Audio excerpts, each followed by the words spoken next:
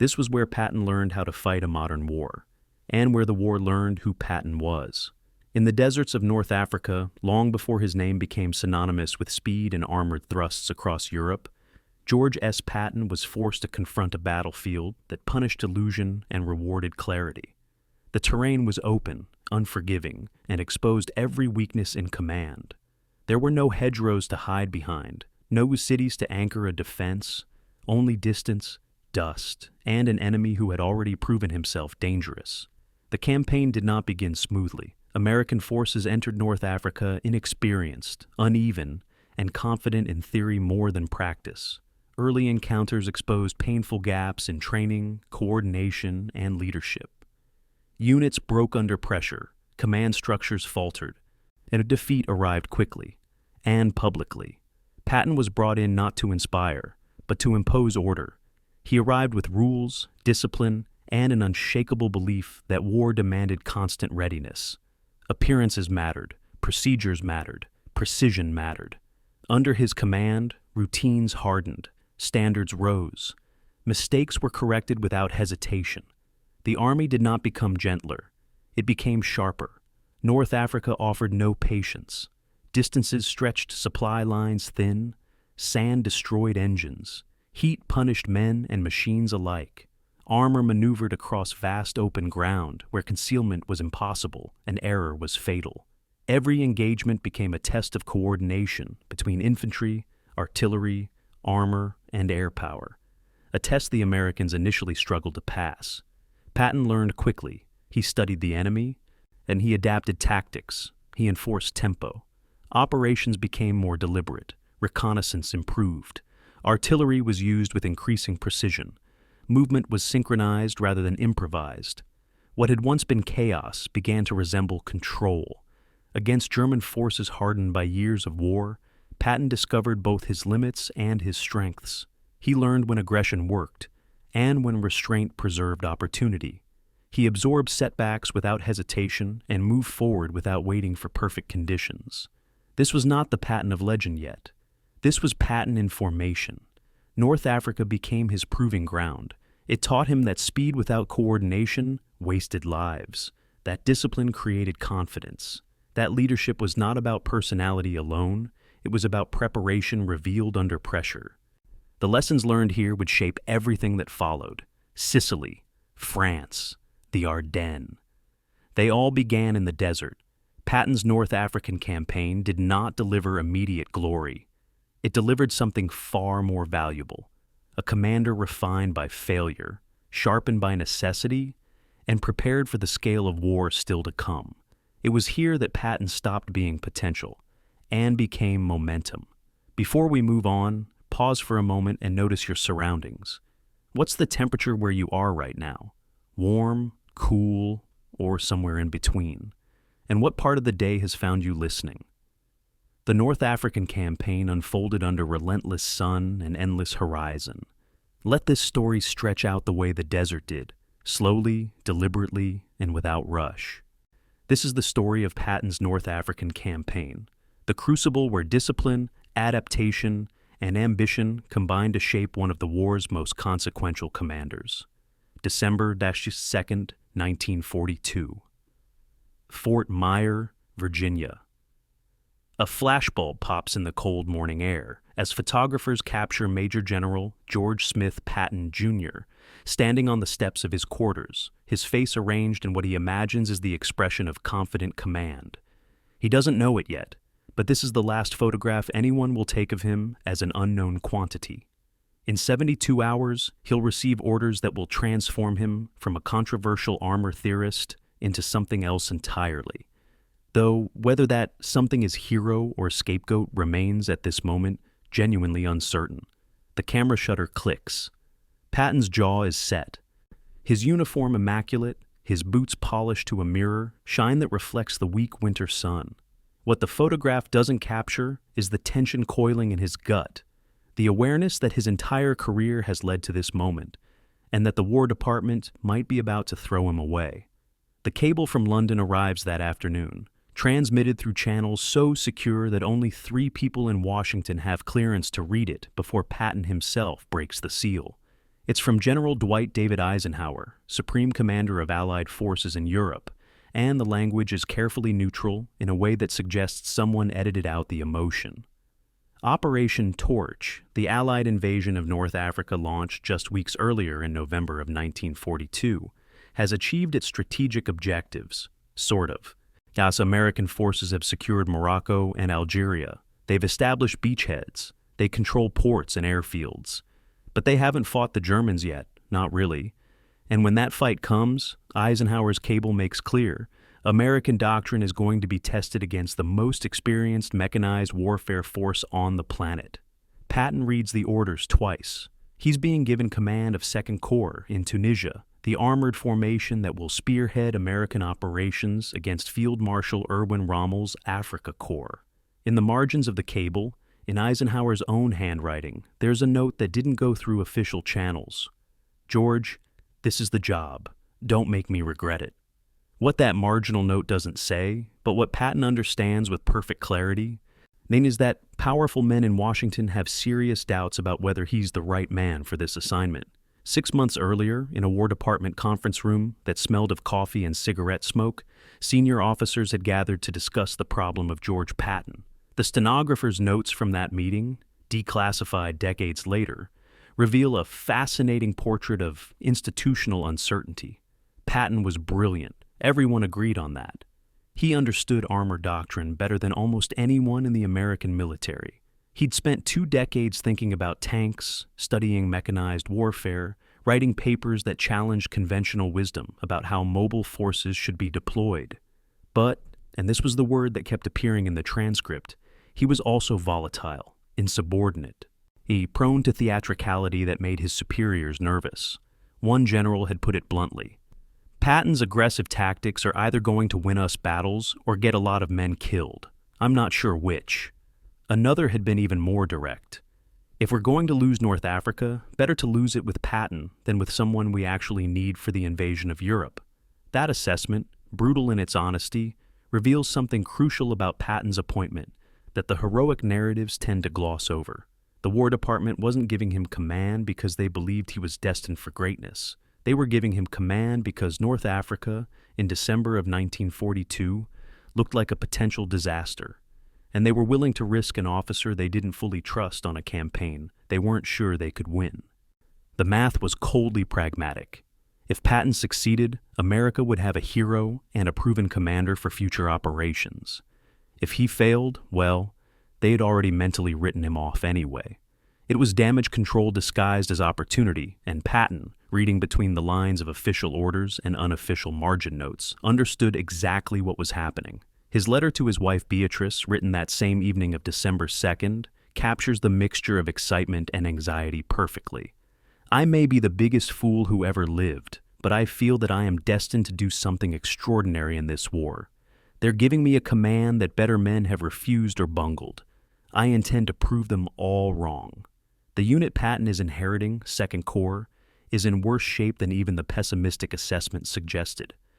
In a secret briefing at 1st Armored Corps headquarters, 3 days after receiving his orders, Patton gets his first comprehensive look at what he's actually commanding, and the picture is genuinely alarming. 2nd Corps had just suffered the most catastrophic American tank defeat of the war to date, at a place called Kasserine Pass in central Tunisia. The battle, fought in late February of 1943, though Patton doesn't know those details yet in early December, will reveal that American armor doctrine is fundamentally unprepared for combat against German mechanized forces. But even before Kasserine, the intelligence briefing makes clear that American tanks are operating with equipment and tactics that are dangerously outdated. The M4 Sherman tank, America's primary armored fighting vehicle, mounts a 75mm gun and carries armor plating of 50mm of homogeneous steel. On paper, those specifications look adequate. In practice, against German Panzer Mark III and Mark IV tanks with their superior sloping armor and longer-range guns, American armor is going to be badly outmatched. The briefing officer, a major who's recently returned from Tunisia, doesn't sugarcoat the situation. American armor crews, he explains, have been trained according to doctrine developed in the 1930s, when the primary threat was infantry and fortified positions. not enemy tanks. American tank versus tank tactics barely exist. Crew training emphasizes speed and maneuver, but not the kind of coordinated fire discipline that German units have perfected through 3 years of combat in Poland, France, and Russia. Any equipment maintenance protocols are inadequate for desert conditions. Sand gets into everything. Engines overheat. Tracks break under stress that peacetime training never simulated. Perhaps most damning, American tactical doctrine treats tanks as supporting arms for infantry, not as independent striking forces capable of deep penetration and encirclement. The Germans, by contrast, have built their entire military strategy around mechanized warfare. They understand how to concentrate armor, how to coordinate tanks with artillery and air support, how to exploit breakthrough and turn tactical success into strategic collapse. The major finishes his briefing with a statement that lands in the silent room like a physical weight. Sir, if we fight the Germans with current doctrine and equipment, we're going to lose. The only question is how badly. Patton sits through this briefing with his face carefully neutral, but his personal diary entry that night reveals the depth of his concern. He writes about the criminal negligence of peacetime training that left American forces unprepared for real war. He catalogs the failures he's inheriting: inadequate crew training, outdated tactical manuals, equipment that hasn't been properly tested under combat conditions, a command structure that doesn't understand the realities of mechanized warfare. But he also writes something else, something that hints at the approach he'll take in the months ahead. The men are not the problem, he writes. The doctrine is not fundamentally flawed. What's missing is belief, the absolute conviction that American soldiers can stand against Germans and win. That belief has to be restored before any tactical reform will matter. Fear is a disease. Confidence is the cure. I need to make these men believe they're capable of victory before I can teach them how to achieve it. That insight, that psychological confidence matters as much as tactical competence, will define Patton's approach to command in North Africa. But in early December of 1942, it's still just a theory, an untested hypothesis about how to salvage a deteriorating situation. The War Department is betting on Patton because they don't have better options. Patton is betting on himself because that's the only bet he knows how to make. And Second Corps, battered and demoralized and facing an enemy that has defeated every opponent it's encountered in North Africa, is about to get a commander who believes that attitude matters more than armor thickness. Whether that belief is visionary or delusional will be determined in the deserts of Tunisia, where American soldiers are about to learn whether courage and confidence can overcome experience and superior equipment. The answer, in December of 1942, is genuinely unknown. The technical realities Patton is confronting are sobering in their specificity.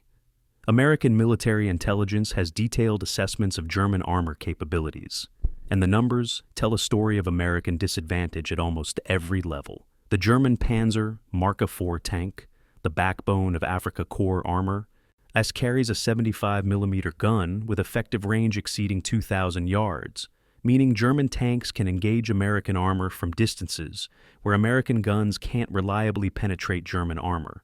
The German 88mm anti-tank gun, originally designed as anti-aircraft artillery, but repurposed for anti-tank warfare, can destroy any American tank at ranges beyond 2,500 yards. American tank crews, by contrast, need to close within 1,000 yards or less to have any chance of penetrating German armor, and closing that distance means exposing themselves to fire they can't effectively return. It's not a fair fight. It's barely even a fight. It's a shooting gallery where Americans are the targets. But equipment disadvantages, while significant, aren't necessarily decisive. That Patton understands something that the technical specifications don't capture, that mechanized warfare isn't just about guns and armor, it's about coordination, concentration, and command.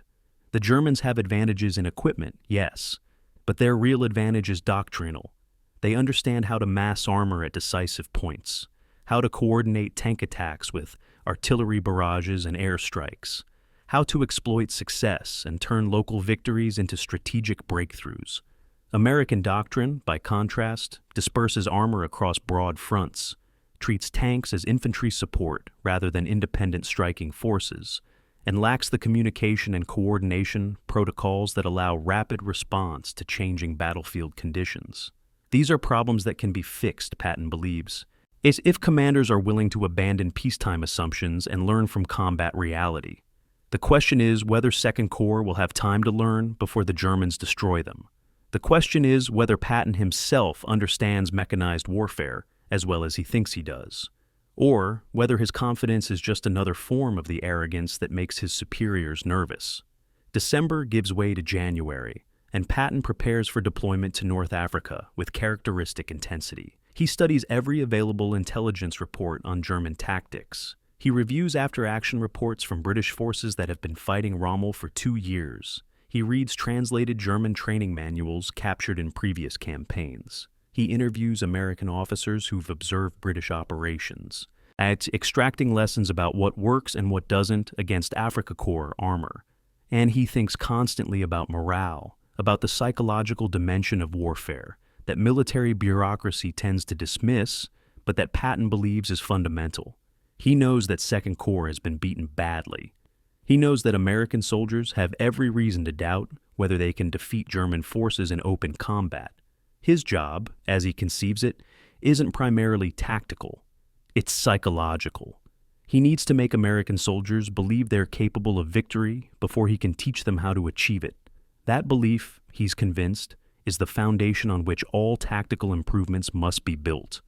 The question hanging over Patton's appointment, the question that won't be answered until American and German armor actually collide in the Tunisian desert, is whether the War Department has found a commander capable of salvaging a deteriorating situation, or whether they've just found an officer willing to take responsibility for a disaster that's already inevitable. Patton himself, packing his gear in Virginia as 1943 begins, believes absolutely in his own destiny. He believes he's the right man for this moment, that his entire career has prepared him for exactly this challenge. But belief, however absolute, isn't the same as reality.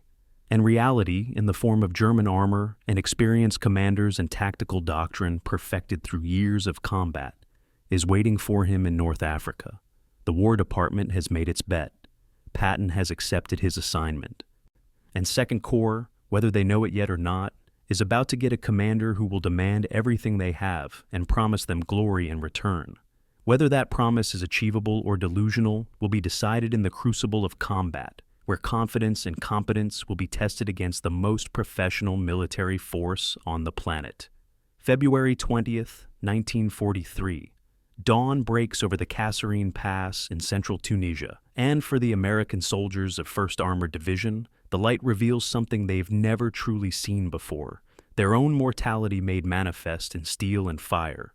The German attack comes out of the half-light with mechanical precision, 106 tons of Mark VI Tiger tank, rolling through defensive positions that were designed to stop infantry, not armor. The sound arrives before the visual comprehension, the grinding thunder of treads on rock, the diesel roar of engines, the pneumatic hiss of turret rotation. Then the firing begins, and American light tanks that had seemed formidable on training grounds in Georgia suddenly look like toys being smashed by an angry child. A single Tiger tank can destroy an M3 Stuart light tank at ranges exceeding 2,000 yards. The American 37mm gun, mounted on the Stuart, can't penetrate Tiger armor even at point-blank range. The math of this engagement is simple and terrible. American tankers are going to die, and there's almost nothing they can do about it. Captain William Lee, commanding a company from 1st Armored Division's Combat Command B, watches the German assault develop and realizes with sick certainty that everything he learned in training is wrong. His orders from division headquarters told him to establish a defensive line and hold it. His training told him that American armor, properly positioned, could stop a German advance. His experience over the next 4 hours will teach him that defensive positioning means nothing when enemy armor can engage from ranges where American guns can't even reach. Lee's company holds 12 M3 Grant tanks, medium tanks mounting a 37mm gun in the turret and a 75mm gun in a sponson on the hull side. On paper, the 75mm gun should be capable of defeating German armor. In practice, the sponson mounting means the gun has limited traverse. The tank has to expose its entire hull to bring the weapon to bear, and German gunners are firing from hold-down positions that protect everything but their turrets. Lee's first tank dies 6 minutes into the engagement, hit by a shell that penetrates the front armor and ignites ammunition storage. His second and third tanks die within the next 10 minutes, killed by fire from enemy they never even saw. The tactical reality of Kasserine Pass is even worse than the equipment disadvantage suggests. 1st Armored Division has been deployed according to American doctrine that treats armor as supporting arms for infantry. Tanks are dispersed across a wide front, assigned to support infantry positions, operating in small packets of 3 or 4 vehicles rather than concentrated masses. The Germans, by contrast, have concentrated their armor into 3 assault columns, each spearheaded by Tiger tanks and supported by Mark III and Mark IV panzers. Where American forces present thin lines that can be pierced at any point, German forces present hammers striking against nails. The tactical result is predetermined. By mid-morning of February 20th, German forces have penetrated American defensive positions at 3 separate points. By afternoon, they've advanced 5 miles through the Kasserine Pass. By nightfall, American units are in full retreat, leaving behind destroyed vehicles, abandoned equipment, and a casualty list that will take days to fully compile. The human cost of Kasserine Pass arrives in letters home, in medical evacuation reports, in the silence of men who survive but can't quite process what they've experienced. So one corporal, writing to his family 3 days after the battle, describes what it felt like to be inside a Sherman tank when a German shell struck. "We had no idea what hit us. There was a sound like someone hitting a steel drum with a sledgehammer, except 1,000 times louder. Then Billy was screaming, and there was fire everywhere, and I don't remember how I got out. I just remember running, and looking back and seeing our tank burning, and knowing that Billy and Mike didn't get out. They told us these tanks would protect us. They lied." That letter, discovered decades later in military archives, captures something that official reports can't: the psychological devastation of soldiers who believed they were adequately equipped and trained, only to discover that belief was an illusion maintained by commanders who didn't understand what they were sending men into. The numbers, when they're finally compiled, tell a story of catastrophic defeat. 2nd Corps, the unit Patton will inherit just 2 weeks after this disaster, suffers 2,400 casualties at Kasserine Pass. 183 American tanks engage German forces during the battle. 98 are destroyed or captured, a loss rate of more than 80% in some battalions. German forces, fighting with numerical parity or even slight disadvantage, advance 50 miles in 48 hours. They capture 6,000 tons of American supplies, 200 vehicles, and enough equipment to outfit an entire regiment.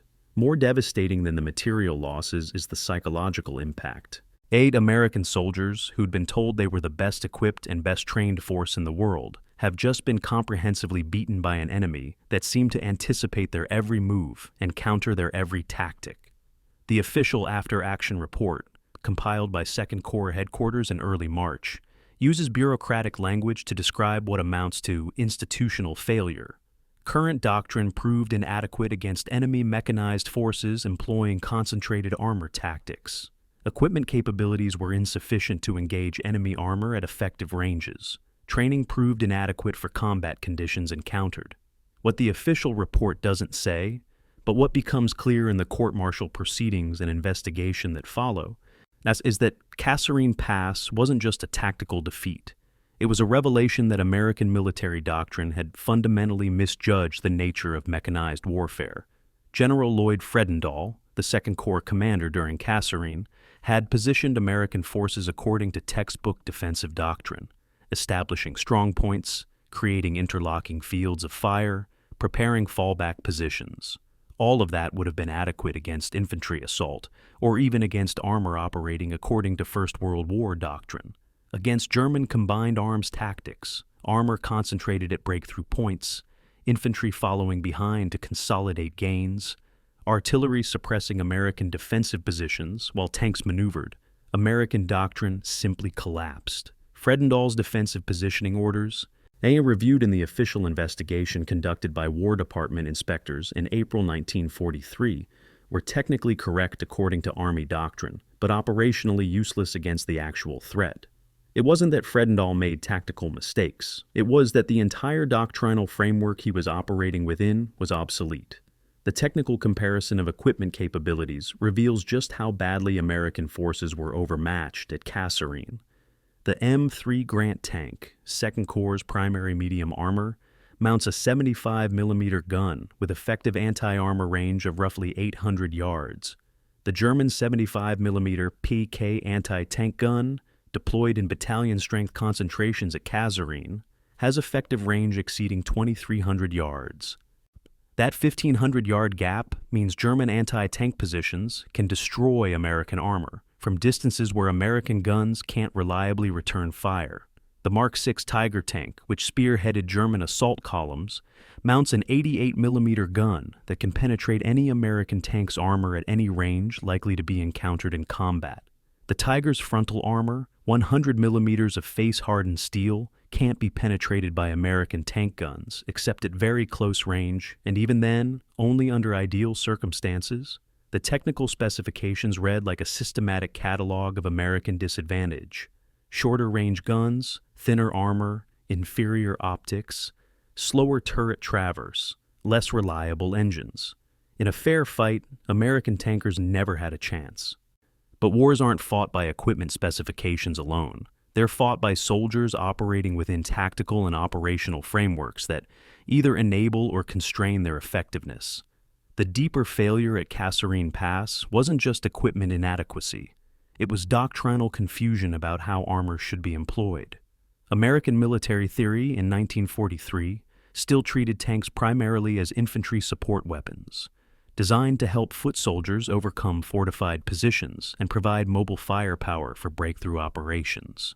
German doctrine, by contrast, treated armor as an independent arm capable of deep penetration, encirclement, and exploitation, tanks operating ahead of infantry, creating opportunities that infantry would then exploit. As that doctrinal difference meant that even when American and German forces fielded similar numbers of tanks, the Germans were using them more effectively because they understood how to concentrate armor at decisive points rather than dispersing it across broad fronts. At Kasserine, American forces had more tanks than the Germans. By some estimates, nearly 400 American tanks faced roughly 220 German tanks. But American tanks were scattered across 6 division sectors, operating in small packets, without coordinated doctrine for mutual support. German tanks were concentrated in 3 assault columns, each capable of overwhelming any single American position they encountered. March 6, 1943. Major General George S. Patton arrives at 2nd Corps headquarters in Jebel Kouaf, Algeria, and takes his first walk through what will later be called the graveyard, rows of destroyed American vehicles that haven't been salvaged yet, physical evidence of what happens when doctrine meets reality and reality wins. Patton walks slowly past wrecked M3 Grants, their turrets blown off or their hulls burned out. He examines the penetration holes where German shells punched through armor that was supposed to protect American crews. He counts the destroyed tanks, 37 visible from where he's standing, and intelligence officers tell him there are dozens more at various battlefield sites across central Tunisia. This is what Patton has inherited, the physical and psychological wreckage of the worst American armored defeat of the war. Soldiers who've learned that their equipment is inadequate and their doctrine is obsolete. And a command structure that hasn't yet figured out how to fix either problem. Patton's recorded comment, noted in several officers' diaries from that day, is characteristically blunt. "Gentlemen, we have a problem. These men have been beaten. They've been beaten badly. My job is to unbeat them. And we have about 3 weeks to do it before the Germans hit us again." The question hanging over 2nd Corps in early March 1943, the question that Patton inherits along with command, is whether American forces can learn from catastrophic defeat quickly enough to avoid catastrophic collapse. Kasserine Pass proved that American soldiers could be beaten, that German tactical doctrine was superior to American doctrine, that equipment advantages weren't sufficient to overcome training and coordination deficiencies. The official U.S. Army Center of Military History report, declassified in 1985 and based on comprehensive analysis of all available documents, concludes that Kasserine Pass exposed systemic failures in American military preparation for mechanized warfare, including inadequate equipment, obsolete doctrine, and insufficient training for armored operations against a professional enemy. Those systemic failures can't be fixed in 3 weeks, but morale can be restored in 3 weeks if the right commander knows how to do it, and doctrine can be adapted in 3 weeks if commanders are willing to abandon peacetime assumptions and learn from recent failure. Whether Patton is that right commander, whether 3 weeks is enough time, that whether American soldiers can recover psychologically from the devastation of Kasserine, those questions will be answered in the deserts of Tunisia, where Second Corps is about to be tested again. March 6th, 1943, 1400 hours. General George S. Patton strides into Second Corps headquarters wearing riding breeches, polished cavalry boots, and a uniform so immaculate it looks like it's never been near actual dust, which, given that he's just arrived in North Africa, is technically true. The staff officers assembled in the headquarters building watch him with expressions that mix curiosity, skepticism, and exhaustion. These men have just survived Kasserine Pass. They've spent 2 weeks trying to reorganize shattered units, account for missing personnel, and salvage equipment from a battlefield that looked like a junkyard. They're not sure what to expect from their new commander, but what they're definitely not expecting is what happens next. Patton walks to the center of the room, turns to face them, and delivers his first order as Second Corps commander. Gentlemen, effective immediately, there will be no alcohol consumption within 20 miles of any combat zone. Every soldier in this corps will wear a helmet at all times when outside covered structures. Every officer will salute every superior officer they encounter, and every soldier will salute every officer they encounter. These things will begin immediately, and they will continue until we defeat the Germans or I'm relieved of command. Whichever comes first. The assembled officers exchange glances that communicate a shared thought. This is their priority? Uniform regulations? In the stunned silence that follows Patton's pronouncement, a major from 1st Armored Division raises a hesitant hand and asks the question everyone's thinking. Sir, with respect, shouldn't we be focusing on tactical training and equipment improvements rather than uniform standards? Patton's response, recorded in multiple officers' diaries from that day, becomes legendary within Second Corps. Major, I need these men to remember they're soldiers, not refugees from a disaster.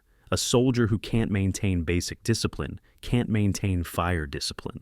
A soldier who doesn't salute his officers won't follow orders under combat stress. You think I care about shiny boots? And I care about men who believe they're part of a functional military organization instead of a beaten mob.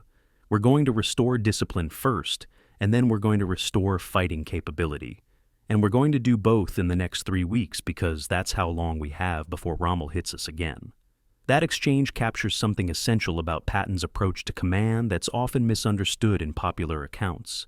He wasn't a tactical genius who won battles through brilliant maneuvers, at least not yet, not in March of 1943.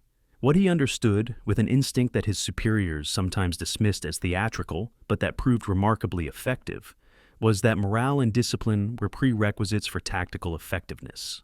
The Second Corps in early March 1943 wasn't just defeated, it was demoralized, convinced that German forces were simply superior, that American equipment was inadequate, that the coming battles were likely to end in further disaster.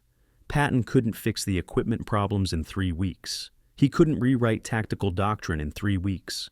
But he could restore belief that American soldiers were capable of defeating Germans, and he could enforce standards that made soldiers feel like they were part of a functional military organization rather than victims of institutional failure. Whether that approach would actually translate to battlefield success remained to be seen. But Patton was gambling that psychological confidence mattered as much as tactical competence. The 72 hours following Patton's arrival at Second Corps become a masterclass in visible command. On March 7th, Patton conducts a personal tour of 3 forward positions, arriving unannounced at battalion headquarters and demanding to see soldiers at work. He walks through tank maintenance areas, observing crew chiefs working on engines. He visits field kitchens, tasting the food and asking cooks whether they have adequate supplies. He stops at defensive positions, examining fields of fire and questioning officers about their tactical plans. And everywhere he goes, he's photographed by war correspondents who've been carefully alerted to his movements, by Signal Corps photographers documenting his command style, by soldiers with personal cameras who want proof they've seen the legendary general. It's theater, absolutely. Yes, but it's theater with a purpose. Every soldier who sees Patton, every soldier who hears about Patton's visit from someone else, gets the message that Second Corps has a commander who cares enough to show up personally, who's willing to expose himself to the same risks they face, who believes the situation is salvageable enough to invest personal effort in salvaging it.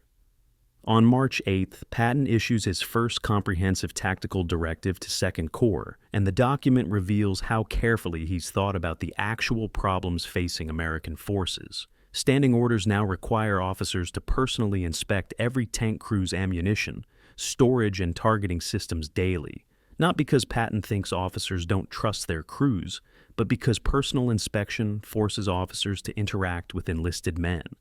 That breaks down the separation between command hierarchy and operational reality, and ensures that equipment problems get identified and reported rather than ignored.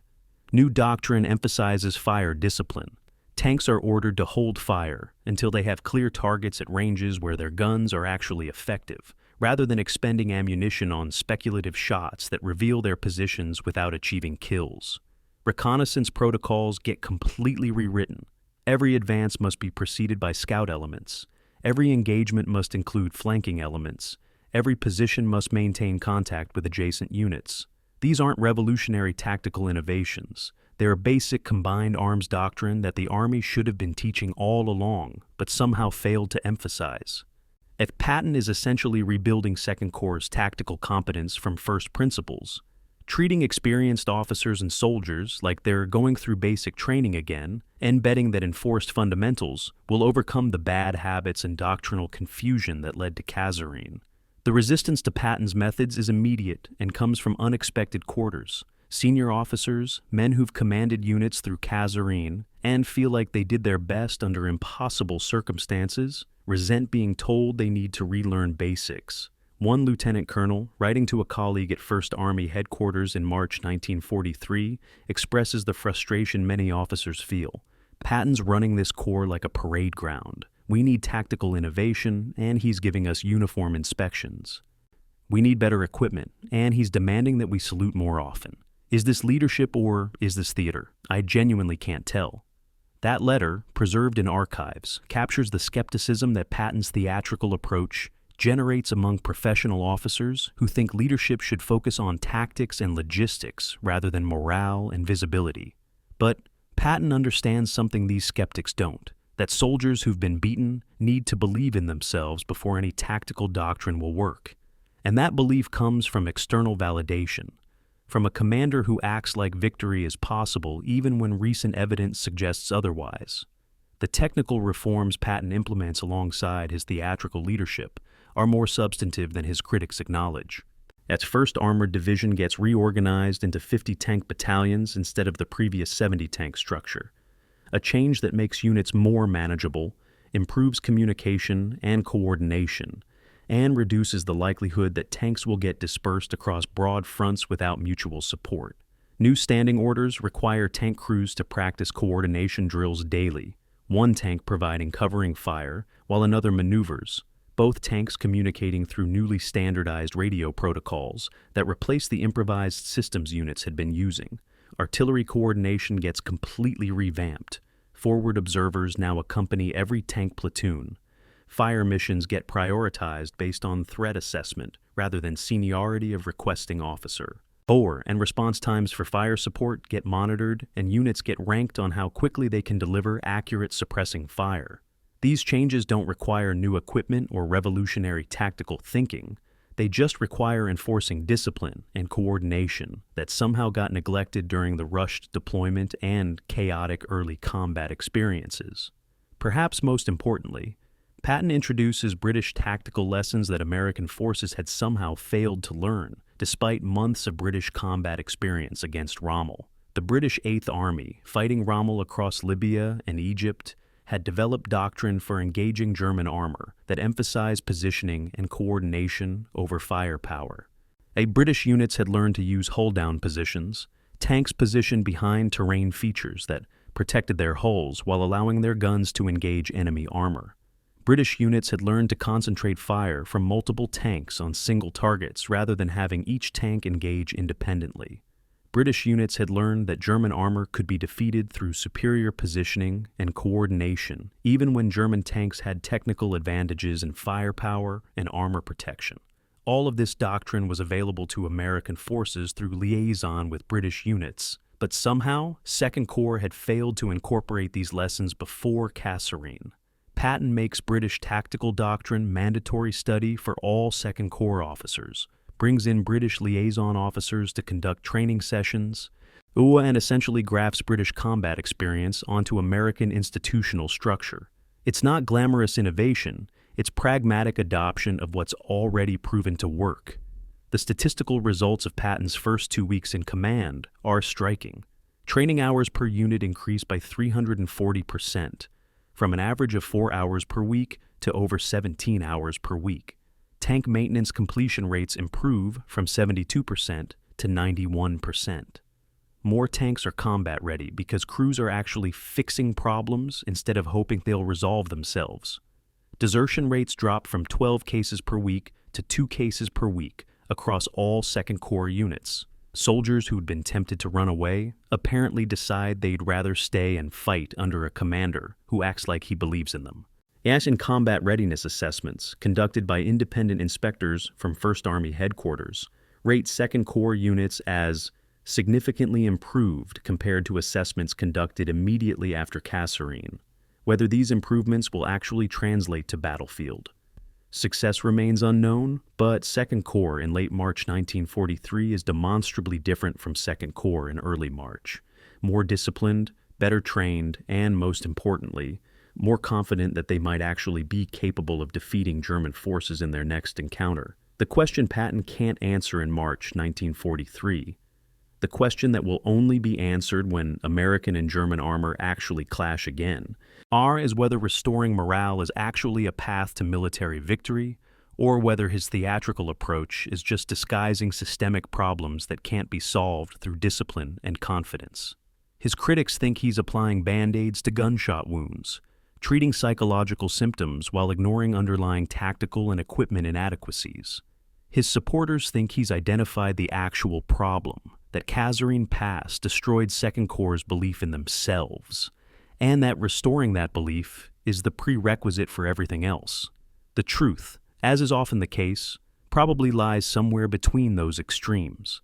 Patton's reforms are genuine and substantive, not just theatrical, but they're also not sufficient by themselves to overcome the technical disadvantages American forces still face.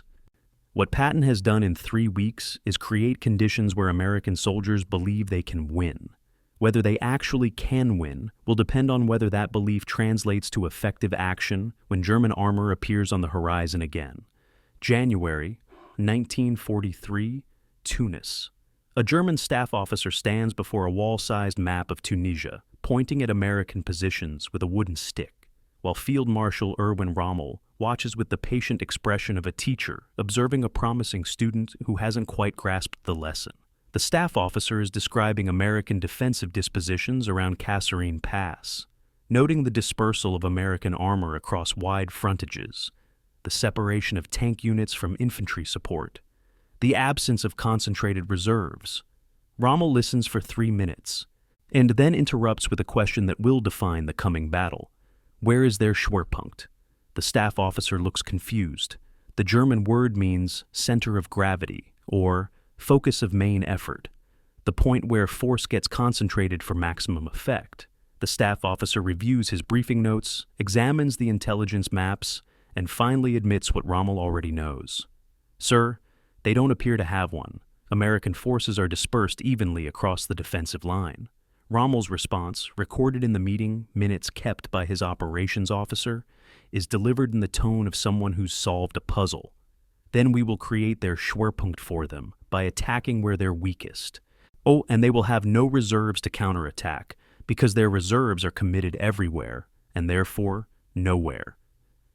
That exchange captures something essential about the tactical gulf separating German and American forces in early 1943.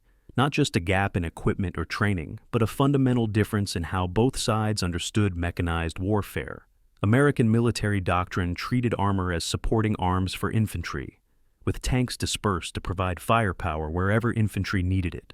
German doctrine treated armor as the Schwerpunkt itself, the concentrated striking force that would penetrate enemy lines, exploit breakthrough, and create opportunities for infantry to consolidate. Americans thought in terms of broad frontages and even distribution of forces. Yet Germans thought in terms of concentration at decisive points and exploitation of success. Americans planned to defend everywhere. Germans planned to attack somewhere, accepting risk on quiet sectors in order to achieve overwhelming superiority at the chosen breakthrough point. These weren't just different tactical approaches. They reflected fundamentally different philosophies about what mechanized warfare was supposed to accomplish. The German tactical system that devastated American forces at Kasserine Pass wasn't invented by Rommel, but he'd perfected it through 3 years of combat in Poland, France, North Africa, and Eastern Europe. The core principle was concentration, massing armor at a selected breakthrough point, suppressing enemy defensive positions with artillery, and then exploiting the penetration with mechanized infantry following behind tanks. What made German tactics so effective wasn't any single innovation, but rather the integration of multiple arms, armor, artillery, infantry, and air support, operating under centralized command with clear objectives and flexible execution. Rommel's directive to his armor commanders before Kasserine was characteristically concise. Find the weak point. Concentrate everything at that point. Penetrate quickly before enemy reserves can respond. Exploit deep. Force enemy to react to you rather than you reacting to enemy. Those 4 sentences, decoded from German radio traffic by British ultra-intelligence and shared with American forces after Kasserine, contained more tactical wisdom than most American field manuals. Yet the specific tactical formation the Germans employed at Kasserine was called the Panzerkeil, literally armor wedge. Picture a triangle with the point forward, the strongest tanks at the tip, forming the penetration force with lighter tanks and mechanized infantry on the flanks and heavier armor in reserve. The formation had been developed on the Eastern Front against Soviet forces, refined through trial and error, and proven devastatingly effective against defenders who tried to maintain continuous front lines. The wedge would hit a single point on the defensive line, the tip absorbing enemy fire while the flanks suppressed defensive positions. And once penetration was achieved, the reserve armor would flow through the gap to exploit deep into enemy rear areas. And American intelligence had reports describing Panzerkeil tactics from British units that had faced them, but somehow that knowledge hadn't translated into defensive doctrine that could counter the formation. It's one thing to know intellectually how an enemy attacks. It's another thing entirely to face that attack in practice and respond effectively under combat stress. The interrogation transcripts from captured German officers in March 1943 revealed just how thoroughly German forces had studied their American opponents and developed tactics to exploit observed weaknesses. A lieutenant from 21st Panzer Division, captured during fighting near Gafsa, explained German tactical doctrine with disturbing clarity. We observed that American units fight bravely but independently, without coordination between armor and infantry, without artillery support planned in advance. They react to our attacks rather than anticipating them. They disperse their armor to defend everywhere, which means they're strong nowhere. Their tank commanders are brave but inexperienced. They charge forward without reconnaissance. They expose themselves unnecessarily.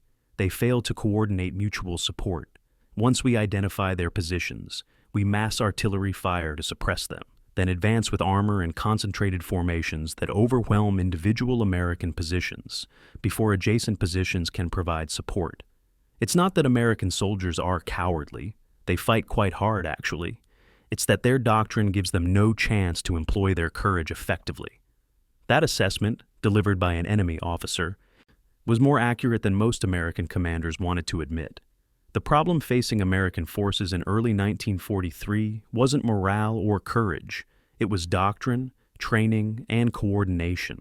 Rommel understood this, which is why his strategic assessment of American forces, transmitted to Berlin in March 1943 and decoded by ultra-intelligence, focused less on American fighting qualities and more on their systemic deficiencies.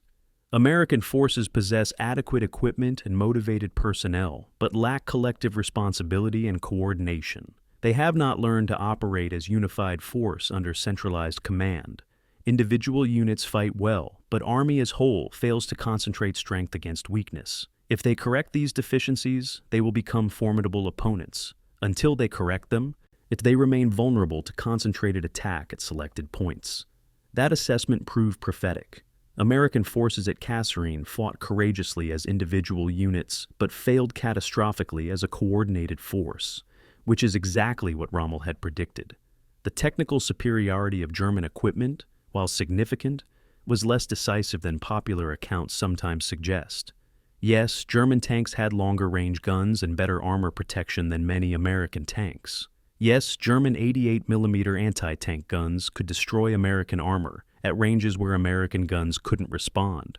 But equipment advantages alone don't explain why 200 German tanks defeated 400 American tanks at Kasserine. The explanation lies in doctrine and employment. German armor was concentrated in 3 assault columns, each capable of overwhelming any single American position through local superiority. American armor was dispersed across 6 division sectors, meaning German columns faced 3-to-1 local superiority, even though Americans held 2-to-1 overall superiority. It's basic arithmetic applied to battlefield geometry. Concentration defeats dispersal, even when the dispersed force has greater total strength. The Germans hadn't discovered some secret of mechanized warfare that others couldn't learn. They'd simply learned through combat experience what worked and what didn't. And they'd institutionalized those lessons in doctrine that every commander understood and applied. The contrast between German and American approaches to armor employment becomes stark when you examine specific unit deployments at Kasserine. German 10th Panzer Division, with 220 tanks, operated as a unified formation under single command. The division would identify a breakthrough point, mass artillery fire to suppress defenders, advance armor in concentrated column, and exploit success immediately with reserves following the leading elements.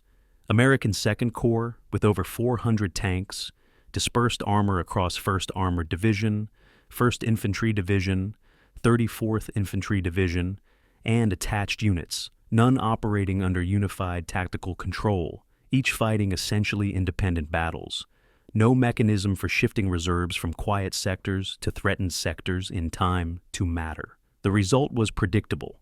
German concentration achieved local superiority at multiple points, penetrated American lines where they were weakest, and forced American units to fight isolated defensive actions rather than coordinated counterattacks. By the time American commanders realized what was happening and tried to mass forces for counterattack, German armor had already exploited deep into American rear areas and created chaos that disrupted communication and coordination. The most damning evidence of American doctrinal inadequacy comes from British combat reports that had been shared with American forces months before Kasserine, but apparently never properly studied. British 8th Army, fighting Rommel across North Africa since 1940, had learned these lessons the hard way through repeated defeats. British after-action reports describe German tactics in explicit detail. Enemy employs concentrated armor attacks against selected points on defensive line. The attack preceded by heavy artillery preparation, typically 2 to 3 batteries concentrating fire on single target area, armor advances in wedge formation, heavy tanks at point, lighter tanks, and mechanized infantry on flanks. Penetration force is followed by exploitation force, which flows through gap to attack rear areas. Effective counter tactics require maintaining mobile reserves, refusing to commit reserves prematurely, allowing penetration to extend before cutting it off at base through counterattack from flanks, rather than frontal assault against penetration point. Every element of that description was validated at Kasserine, and every element had been available to American commanders before the battle, shared by British liaison officers who'd faced exactly these tactics repeatedly.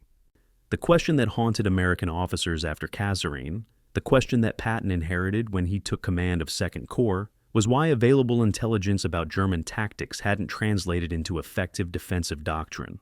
Part of the answer was institutional arrogance. American commanders believed their equipment and training were superior to British forces.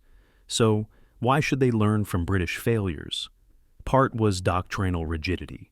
American field manuals didn't cover concentrated armor defense because those manuals had been written before anyone understood what concentrated armor attack looked like. Part was simple inexperience. American commanders in North Africa were facing combat for the first time, while their German opponents had years of experience. But fundamentally, the failure was imaginative. American commanders couldn't quite believe that everything they'd been taught in peacetime was inadequate for wartime reality, couldn't quite accept that enemy forces might understand mechanized warfare better than they did, couldn't quite adapt quickly enough from theoretical knowledge to practical application under combat stress. Rommel's greatness as a commander, and by March 1943, even American officers grudgingly acknowledged his tactical skills, wasn't that he invented new tactics, but that he understood how to apply proven tactics with flexibility and aggression. His famous directive to subordinate commanders captured this approach. Auftragstaktik demands initiative within intent. Auftragstaktik, usually translated as mission-type orders, meant commanders received objectives, but were given freedom to achieve those objectives through methods they determined based on tactical situation. Rommel would tell a panzer commander, "Seize this objective by this time," but wouldn't dictate exactly how to do it, allowing the commander on the ground to adapt to circumstances, exploit opportunities, and respond to threats without waiting for orders from higher headquarters. American doctrine, by contrast, emphasized detailed control from higher headquarters. Commanders received explicit instructions about routes to take, formations to employ, timelines to follow. When those detailed plans met battlefield reality and became obsolete within minutes, American units often froze or continued following obsolete orders rather than adapting. It is because adaptation wasn't what doctrine taught them to do. The captured German documents that American intelligence analyzed after Kasserine revealed how thoroughly German forces understood the war they were fighting and how systematically they'd prepared to fight it. One operations order from German 10th Panzer Division, dated February 15, 1943, 5 days before Kasserine, laid out the coming attack with clinical precision. Enemy forces are dispersed across wide front with insufficient reserves. Penetration at Point H will isolate American 1st Armored Division elements in Sector 4, forcing enemy to counterattack with uncoordinated units we can defeat sequentially. Artillery preparation will last 30 minutes, targeting identified American command posts and communication hubs. Assault will commence at 0600 hours with heavy armor leading. Objective line at Point M by 1300 hours. Exploitation force will pass through at 1400 hours with objective of reaching Point R before American reserves can establish defensive line. That order reads like an exam question where the student has anticipated the correct answer, because German intelligence understood American doctrine better than American commanders seemed to understand it themselves. The psychological impact on American forces of facing an enemy that seemed to understand mechanized warfare at a deeper level than they did cannot be overstated. After Kasserine, Second Corps soldiers knew they'd been beaten not just by superior equipment, but by superior doctrine, and that knowledge was more demoralizing than simple defeat. All equipment could be replaced, training could be improved, but how do you overcome the suspicion that your enemy understands the nature of warfare better than you do? That they've thought more deeply about tactics and coordination, that they've learned lessons through combat experience that you're just beginning to grasp. That's the psychological challenge Patton inherited in March 1943, not just restoring confidence that American soldiers could win, but restoring belief that American doctrine could compete with German tactical sophistication. Whether Patton understood the depth of that challenge, whether he had answers to those questions, whether 3 weeks of training could overcome 3 years of German combat experience, those were the questions that would be answered when Second Corps faced German armor again. At March 16, 1943, 2100 hours. In a command post that smells of diesel fuel and cigarette smoke, General George S. Patton stands before a sand table model of the terrain around Gafsa, Tunisia, using a pointer to explain what will happen at dawn tomorrow. The assembled officers, battalion commanders from 1st Armored Division, artillery coordinators, intelligence officers, watch as Patton sketches out an attack plan that looks deceptively simple. "Gentlemen," he says, his voice carrying the absolute confidence of someone who's either seen the future or is an excellent actor, "tomorrow we will demonstrate that American forces can defeat German armor through superior coordination and artillery support.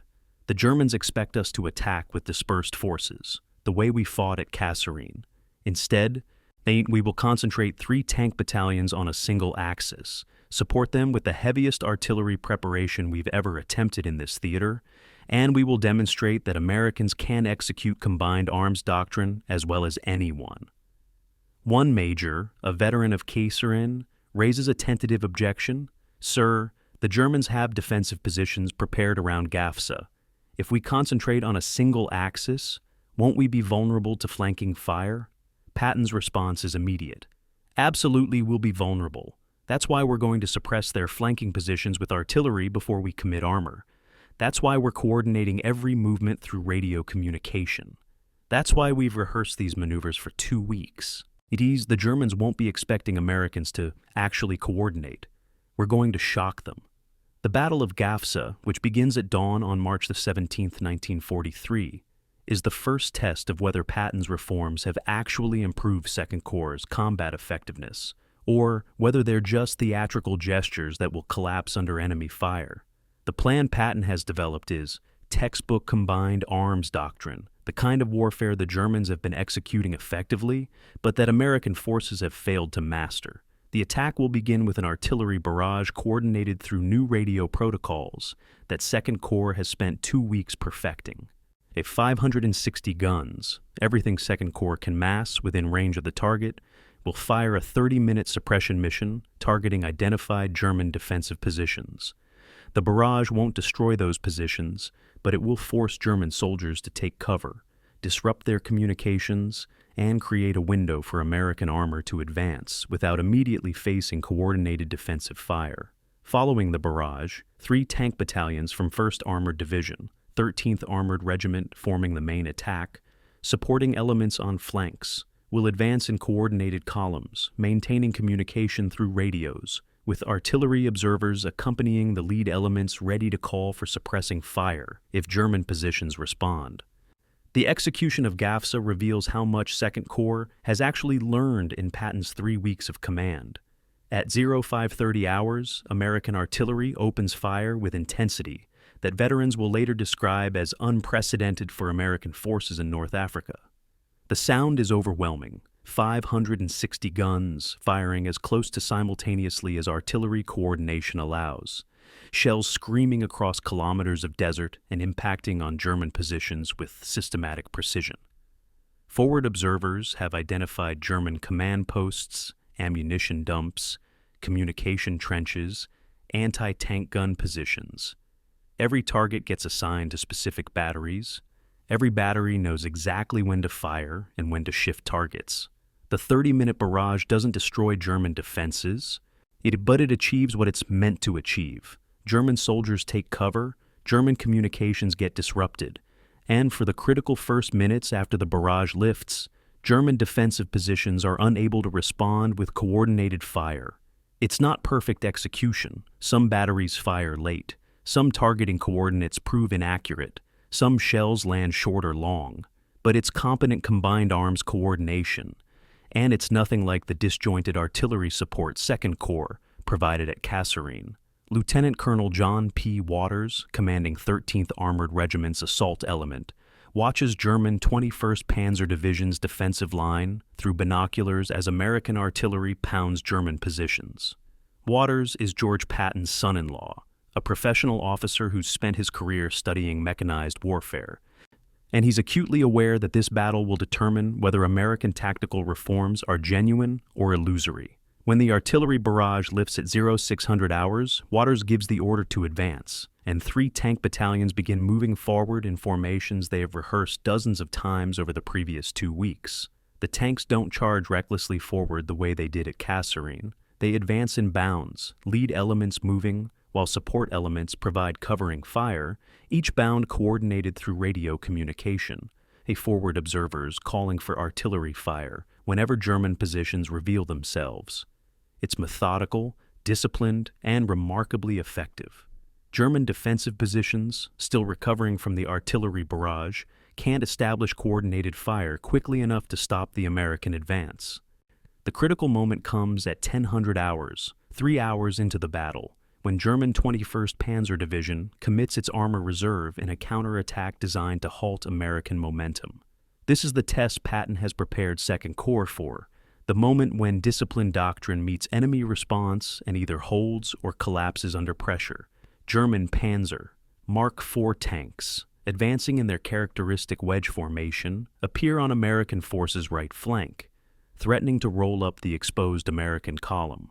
At Kasserine, this kind of counterattack would have panicked American units, broken coordination, turned organized advance into chaotic retreat. At Guettar, something different happens. American tank commanders, instead of panicking or charging forward independently, not execute rehearsed counter-tactics. Tanks on the threatened flank halt and establish hold-down positions. Artillery observers call for fire missions on approaching German armor. Reserved tank elements shift to support the threatened flank, and the entire American formation adjusts to meet the German counterattack without losing cohesion or momentum. It's not perfect. Some units respond slowly, some coordination breaks down under stress, but it's competent defensive reaction, and it's enough to blunt the German counterattack. By 1100 hours, the battle's outcome is becoming clear. German 21st Panzer Division's counterattack has failed to halt American advance. German defensive positions have been overrun or forced to withdraw, and American armor is continuing to push forward toward Guettar. The German response, and monitored through radio intercepts decoded by ultra-intelligence, reveals surprise and confusion. German commanders radio their headquarters. American attack differs from previous patterns. Enemy employing concentrated armor with coordinated artillery. Our counterattack met with prepared defensive response. Recommend withdrawal to prepared positions. At 11:30 hours, German forces begin disengaging, not a panicked rout, but an organized fighting withdrawal that acknowledges they can't hold their current positions against sustained American pressure. It's the first time in North Africa that German forces under Rommel's command have voluntarily retreated from American pressure rather than defeating American attacks or withdrawing for logistical reasons unrelated to tactical pressure. Patton observes the battle from a forward observation post, close enough to see the engagement, but far enough back that his presence doesn't interfere with tactical commanders executing their plans. His recorded remarks, transcribed later by officers present, reveal satisfaction but not surprise. They're not invincible. They're disciplined, they're experienced, they're well-equipped, but they're not invincible. We just proved that Americans can execute combined arms doctrine as effectively as Germans when we actually coordinate our efforts. That assessment is accurate as far as it goes, but it's also oversimplified. Americans didn't execute doctrine as effectively as Germans. German units would have coordinated more tightly, responded faster, adapted more flexibly. But Americans executed well enough to win this particular engagement, and well enough is sometimes sufficient. The question is whether Guettar represents genuine improvement or whether Americans succeeded partially, because Germans were surprised by American competence rather than because Americans achieved tactical parity.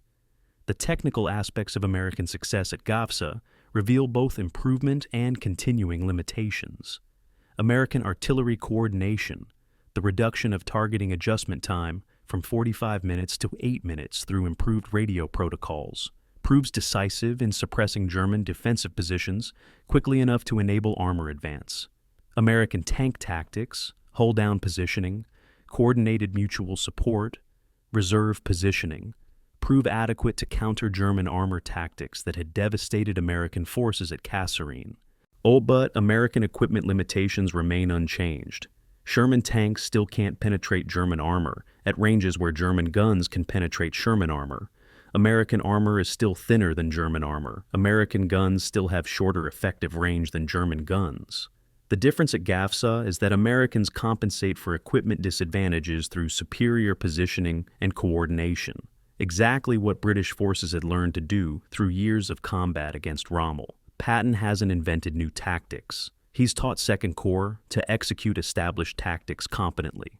The casualty figures from GAFSA tell a story of brutal attrition even in victory.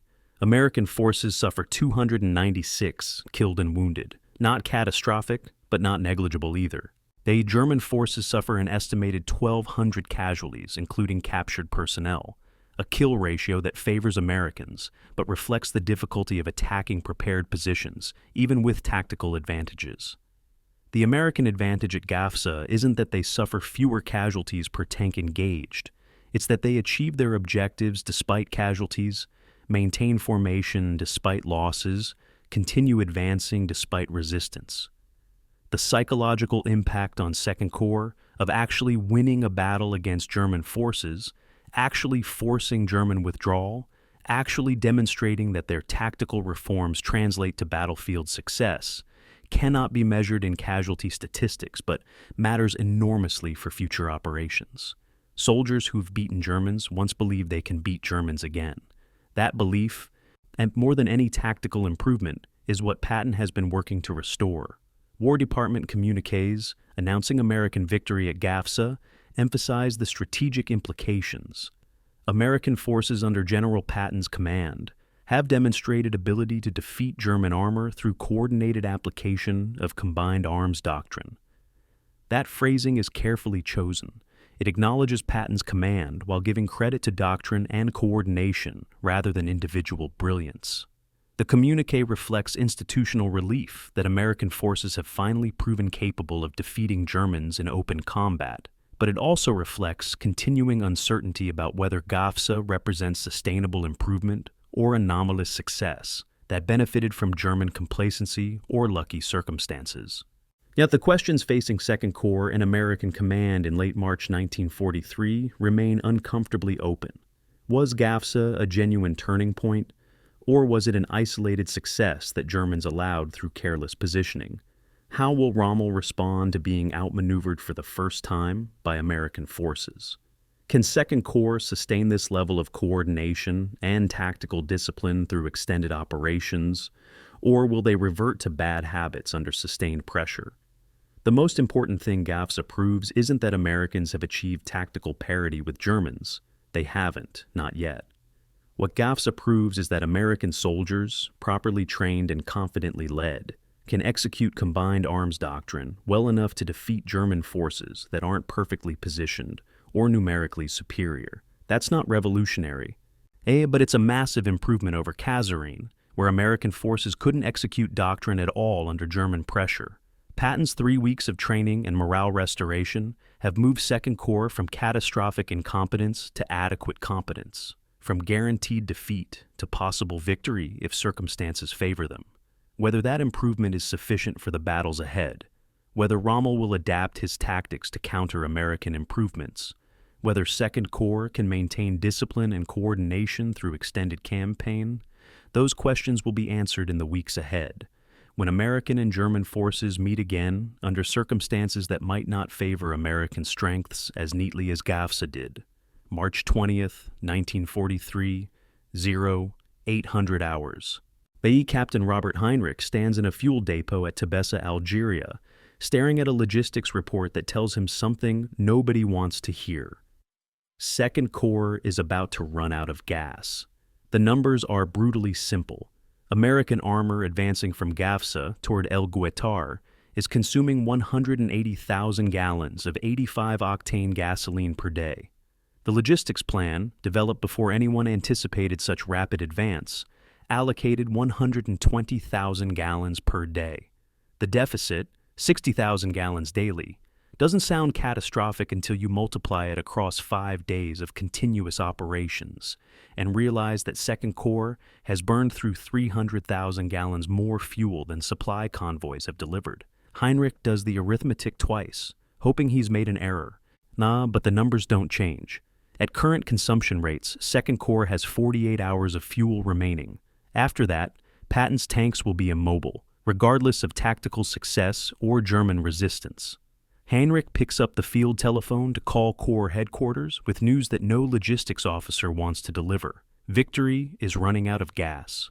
The strategic opportunity created by GAFSA's success depends entirely on whether American forces can exploit momentum before German forces establish new defensive positions.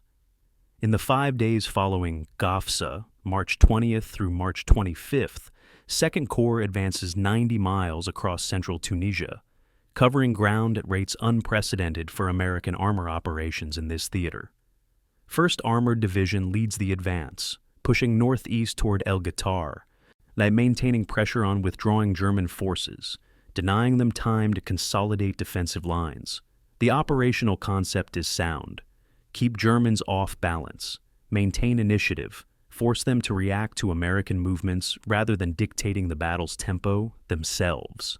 But operational concepts require fuel and ammunition and replacement parts, and the logistics system that's supposed to provide those supplies is straining under demands it wasn't designed to meet.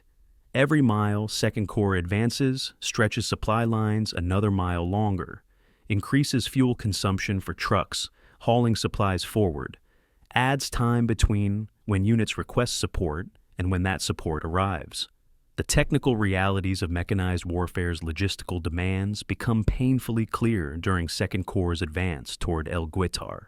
An M4 Sherman tank, the primary American medium armor, consumes approximately 0.84 miles per gallon under combat conditions, meaning each tank needs roughly 60 gallons to travel 50 miles, and a 50-tank battalion needs 3,000 gallons just for daily movement before accounting for combat operations that increase consumption dramatically.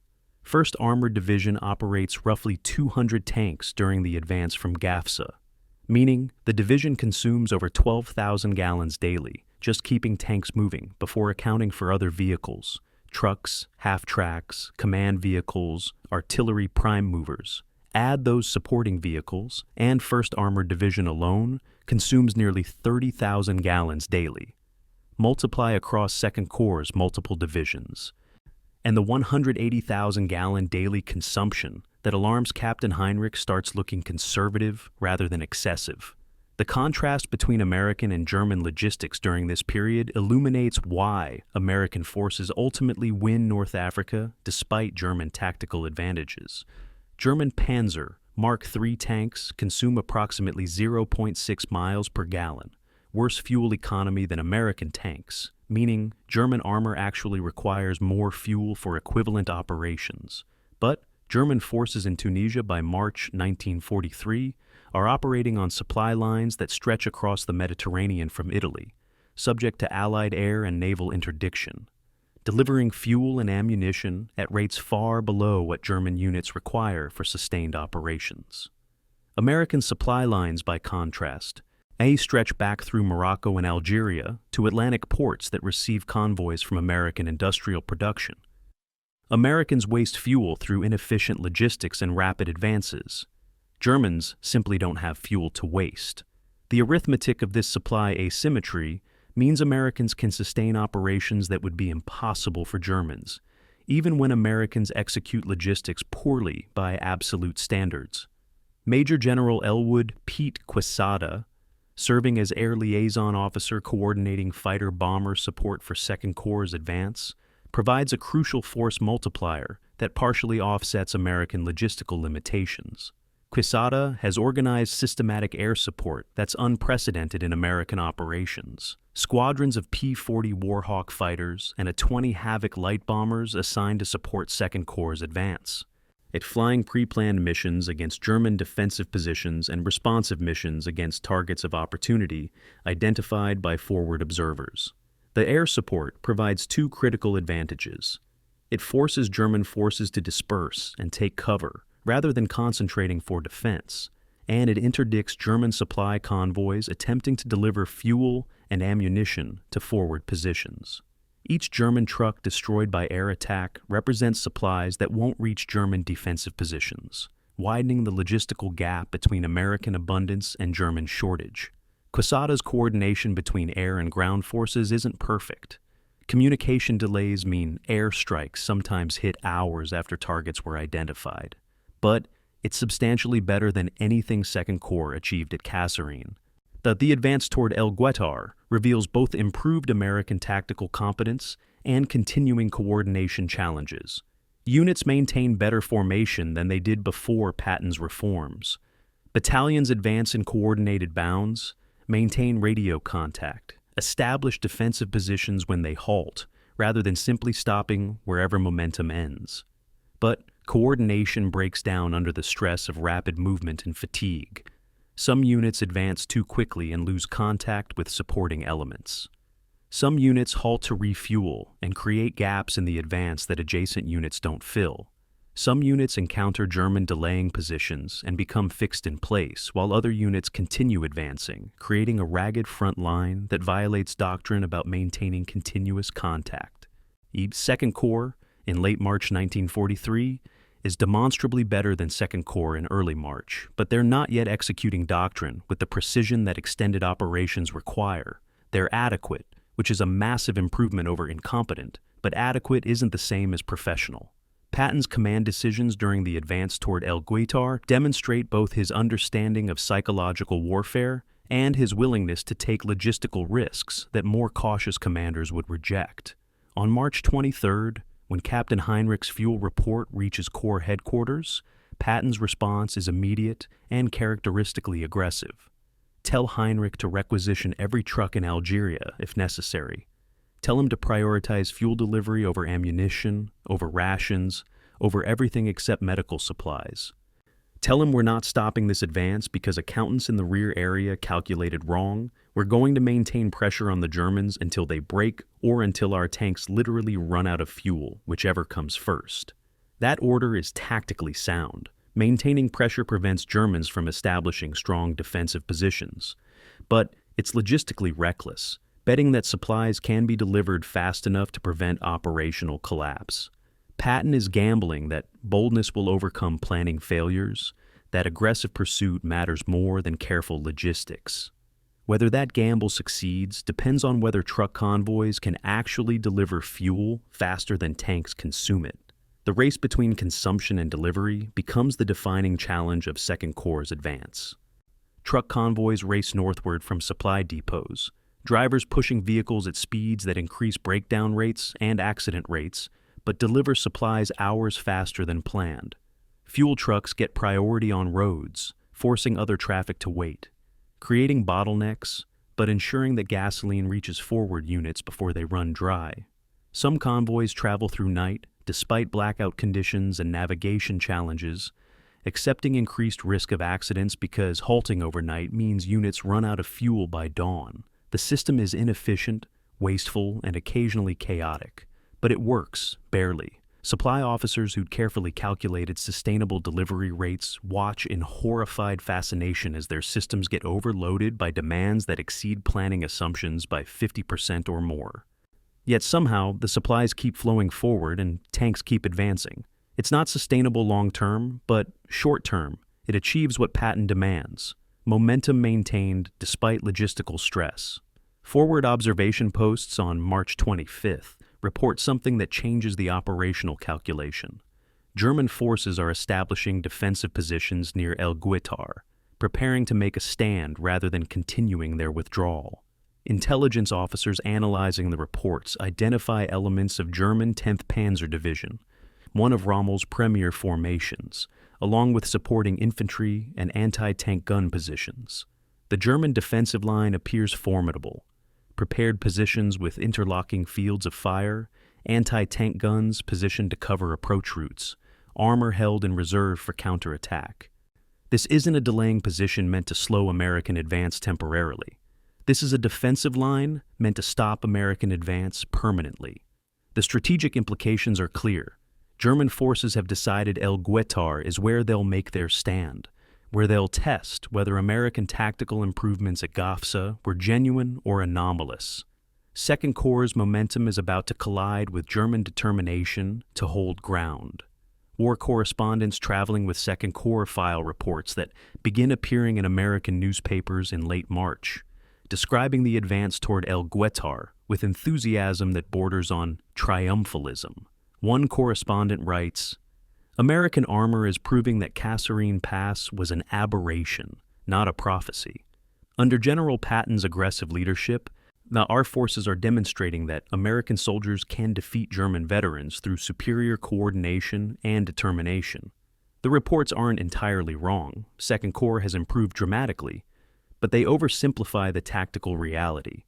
American forces aren't defeating Germans through superior coordination.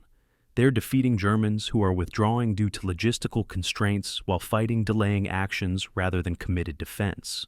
The real test, whether Americans can break through German forces deliberately defending prepared positions, hasn't happened yet.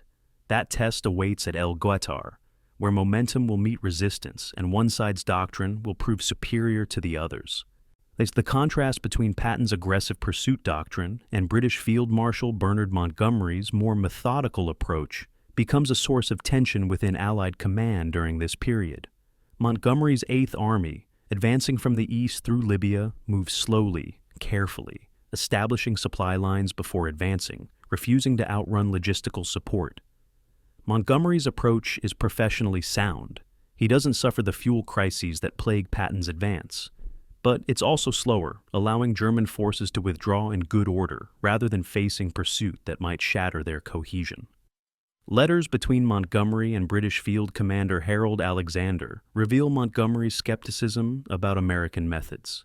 Patton's advance is impressive for its speed, but questionable for its sustainability.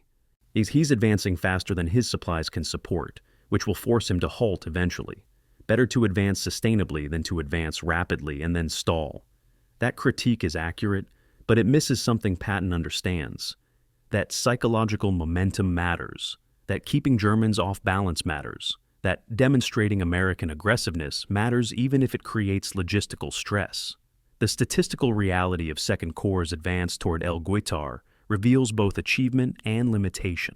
90 miles covered in 5 days represents average daily advance of 18 miles, substantially better than Montgomery's Eighth Army is achieving, roughly comparable to German advance rates during successful offensives.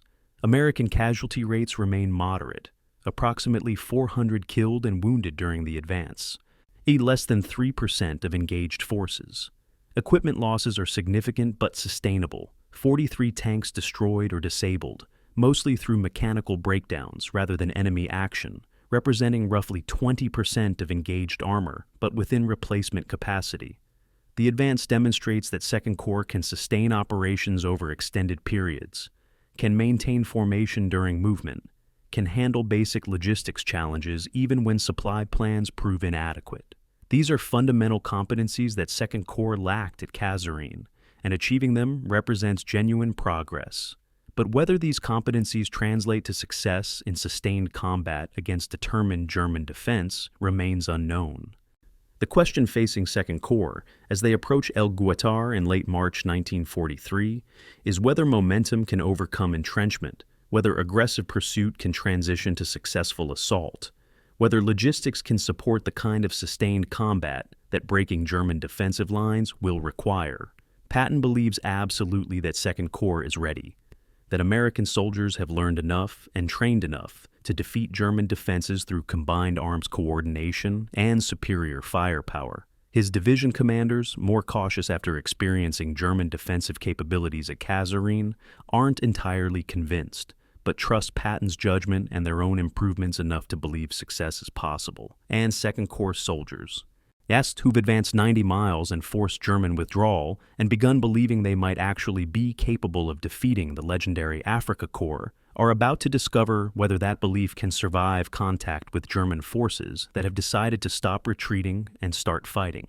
The answer awaits at El Guettar, where American momentum will collide with German resistance, and the outcome will determine whether Second Corps has genuinely transformed from defeated to competent, or whether GAFSA was just a lucky moment before reality reasserts itself. March 28, 1943, 05:55 hours. Sergeant Thomas McKinney sits inside his M4 Sherman tank, hull down behind a ridgeline 300 yards from German defensive positions, waiting for the battle to start. Yes, his tank is one of 96 positioned along a 5-mile front, facing German 10th Panzer Division's prepared defenses near El Guettar. McKinney has been in this tank for 4 hours, since moving into position under cover of darkness, and he's used that time to think about everything that could go wrong. His 37mm coaxial gun can't penetrate German armor except at point-blank range. His 75mm main gun might penetrate German tanks if he hits them precisely right from optimal angle and distance. His tank's armor might stop German 75mm shells if they hit at steep angles. Every might and if in those calculations represents the difference between going home or dying in a metal coffin in the Tunisian desert. At 0600 hours, American artillery will open fire. 30 seconds later, McKinney's tank and 95 others will advance toward positions where German soldiers wait to kill them. McKinney whispers a prayer he hasn't said since childhood and waits for the artillery to begin. The Battle of El Guettar begins exactly on schedule at 0600 hours with an artillery barrage that veterans will later describe as the most intense American fire mission of the North African campaign. 96 artillery pieces, every gun's second corps can mass within range, open fire simultaneously, targeting German defensive positions identified through 3 days of aerial reconnaissance and forward observer reports. The sound is physical, a pressure wave that makes the air vibrate and the ground shake. Shells scream overhead in waves, impacting on German positions with systematic precision. This isn't random bombardment hoping to hit something. This is coordinated suppression targeting specific positions, command posts, ammunition dumps, anti-tank gun emplacements, observation posts, communication trenches. Forward observers have plotted every target, assigned specific batteries to specific objectives, calculated firing solutions that should place shells exactly where American commanders want them. The barrage will last 30 minutes, during which time German soldiers will be forced to take cover, unable to coordinate defensive fire, unable to communicate effectively, unable to do anything except endure and hope their fortifications hold. Inside German defensive positions, the artillery barrage achieves exactly what it's meant to achieve: chaos and suppression. A German artillery officer from 10th Panzer Division, is captured later that day and interrogated by American intelligence, describes the experience. The bombardment was more intense than anything we'd experienced from Americans before. Shells were landing constantly, everywhere, no pause to recover or respond. Communication with higher headquarters was impossible. Telephone lines cut, radio antennas destroyed, runners unable to move through the barrage. We knew the assault would come when the barrage lifted, but we had no way to coordinate defensive fire, no way to alert reserve units, no way to call for artillery support. For 30 minutes, we could do nothing except shelter and hope we survived. That testimony reveals the effectiveness of American artillery doctrine when properly executed, not destroying German positions outright, but suppressing them long enough for American armor to advance without immediately facing coordinated defensive fire. When the artillery barrage lifts at 0630 hours, Sergeant McKinney's tank and 95 others begin advancing toward German positions in formations they've rehearsed dozens of times over the past 3 weeks. The tanks don't charge forward recklessly. They advance in bounds, lead elements moving, while support elements provide covering fire, each bound covering roughly 200 yards before halting to allow the next elements forward. Radio communication maintains coordination. Baker Company advancing to Phase Line Delta, Charlie Company providing overwatch, Dog Company in reserve prepared to commit. The language is formal, almost mechanical, but the formality serves a purpose. It ensures everyone knows what everyone else is doing, maintains situational awareness, prevents units from getting isolated or overextended. This is combined arms doctrine executed competently, not brilliantly, but competently enough to maintain formation and momentum, despite the stress of advancing under fire. The critical moment comes at 0800 hours, 90 minutes into the battle, when German 10th Panzer Division commits its armor reserve in a counterattack designed to halt American momentum and restore German defensive line integrity. 150 German tanks, Panzer Mark IIIs and Mark IVs, plus 6 Mark VI Tigers leading the assault, emerge from prepared positions, and advanced toward American armor in the characteristic wedge formation that devastated American forces at Kasserine. This is the moment that will determine whether American tactical improvements are genuine or illusory, whether 3 weeks of training can overcome 3 years of German combat experience, whether American soldiers can execute Doctrine under the kind of pressure that previously caused their formations to collapse.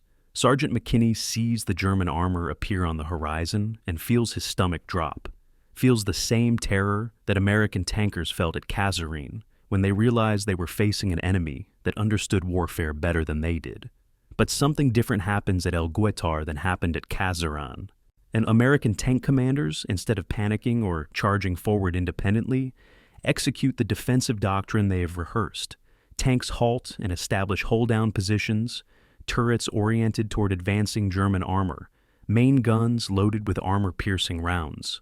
Artillery observers traveling with forward elements immediately call for fire missions on the advancing German armor. Reserve tank elements shift to support the threatened sector, moving into positions that provide enfilade fire against German flanks. And most importantly, American tanks concentrate fire, 3 or 4 tanks targeting single German vehicles, ensuring that even if individual rounds don't penetrate, the concentrated fire will eventually achieve kills through cumulative damage or mobility kills that immobilize German tanks even if they don't destroy them. It's textbook defensive doctrine, executed under combat stress against an enemy that's trying very hard to kill them. It's not perfect. Some tanks fire too early and waste ammunition. Some units respond slowly to changing tactical situation. Some coordination breaks down under pressure, but it's adequate, and adequate proves sufficient. The engagement between American and German armor at Guettar reveals both the continuing technical disadvantages American forces face and the ways tactical doctrine can compensate for technical inferiority. German tanks can engage American armor from ranges of 1,200 yards with reasonable probability of penetration. American tanks need to close within 800 yards for reliable chance of penetrating German armor. That 400-yard difference should give Germans decisive advantage. They can kill American tanks before American tanks can kill them. But the engagement doesn't happen at optimal ranges for either side. It happens at ranges determined by terrain, by positioning, by the defensive arrangements American forces established during their advance. American tanks are hull down behind terrain features that protect their hulls while exposing only their turrets. German tanks are advancing across relatively open ground, fully exposed, presenting larger targets. That positioning advantage partially offsets German technical superiority. Add concentrated fire, multiple American tanks engaging single German targets, and American forces achieve kill ratios that equipment specifications alone wouldn't predict. The human experience of tank combat at Guettar is captured in after-action interviews with crew members who survived the engagement. Sergeant McKinney describes firing 6 rounds from his 75mm gun at a German Panzer Mark IV, watching the first 3 rounds bounce off German armor, seeing the 4th round finally penetrate, and the German tank brew up, slang for catastrophic ammunition fire. "I was terrified," McKinney admits in an interview recorded weeks after the battle. "I kept thinking about Kasserine, about how our tanks couldn't beat theirs, about how we were outmatched. But I kept firing because that's what training taught us to do. And suddenly the German tank exploded, and I realized we'd actually killed it. That moment, watching that German tank burn, was when I started believing we could actually win this fight. Not because our tanks were better, they weren't, but because we were using them smarter." That testimony captures something essential about Guettar's significance. It's the moment when American soldiers began genuinely believing their tactical improvements could overcome German technical advantages. By 1600 hours, 8 hours into the battle, German 10th Panzer Division's counterattack has failed decisively. German armor has lost 68 tanks, 38% of committed forces, without achieving breakthrough or forcing American withdrawal. German infantry supporting the armor assault has been pinned down by American artillery fire and small arms fire from defensive positions. German command, and recognizing that continued assault will simply waste irreplaceable armor without achieving operational objectives, orders withdrawal to secondary defensive positions. The withdrawal is orderly, professional, covered by anti-tank gun fire and artillery, but it's still withdrawal, still acknowledgement that German forces can't overcome American defensive positions through frontal assault. For American soldiers watching German tanks retreat, the psychological impact is enormous. They've faced German counterattack, executed defensive doctrine under combat stress, and forced German withdrawal. They've done what they couldn't do at Kasserine. They've proven that American forces can defeat German armor when Americans fight smart rather than simply fighting hard. The casualty statistics from Guettar tell a story of brutal combat even in victory. American Second Corps suffers approximately 840 killed and wounded during the 4-day Battle of Guettar, March 28th through April 2nd. German 10th Panzer Division and supporting units suffer an estimated 2,000 casualties, including prisoners captured when defensive positions get overrun during follow-up American attacks. American armor losses are significant. 41 tanks destroyed, another 37 damaged but repairable, representing roughly 25% of engaged armor. German armor losses are proportionally higher. 68 tanks destroyed or captured, representing 38% of armor committed to the counterattack. The casualty ratios favor Americans, but the absolute numbers remind everyone that victory in mechanized warfare comes at terrible cost. The burned-out tanks scattered across the battlefield, American and German both, represent hundreds of men who died or were horribly wounded inside vehicles that were supposed to protect them. The technical analysis of tank combat at Guettar, conducted by Second Corps intelligence officers in the days following the battle, reveals the specific factors that enabled American success. Average tank-to-tank engagement range during the battle was approximately 1,200 yards, longer than Kasserine's typical engagement ranges of 400 to 800 yards.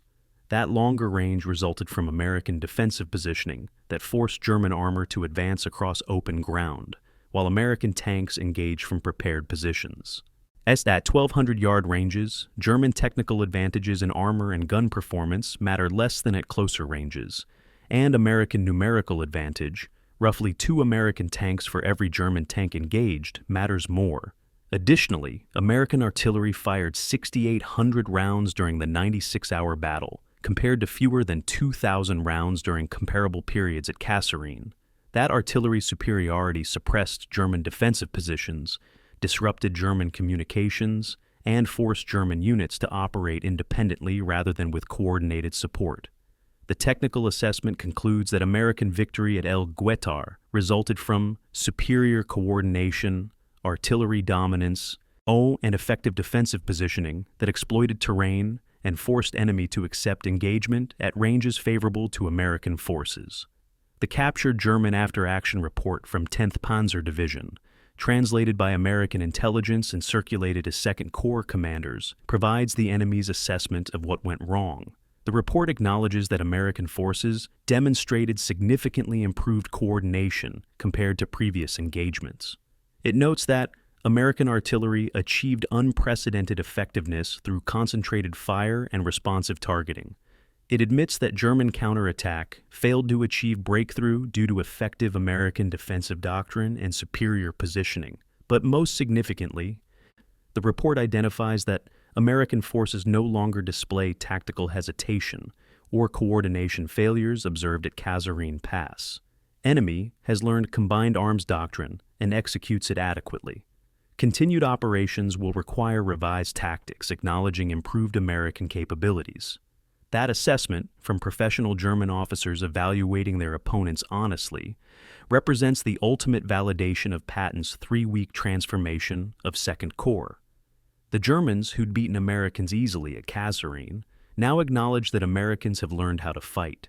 General George S. Patton, observing the battle from forward observation posts where he's close enough to be within German artillery range, but far enough back that his presence doesn't interfere with tactical commanders, or records his reactions in his personal diary on the evening of April 2nd.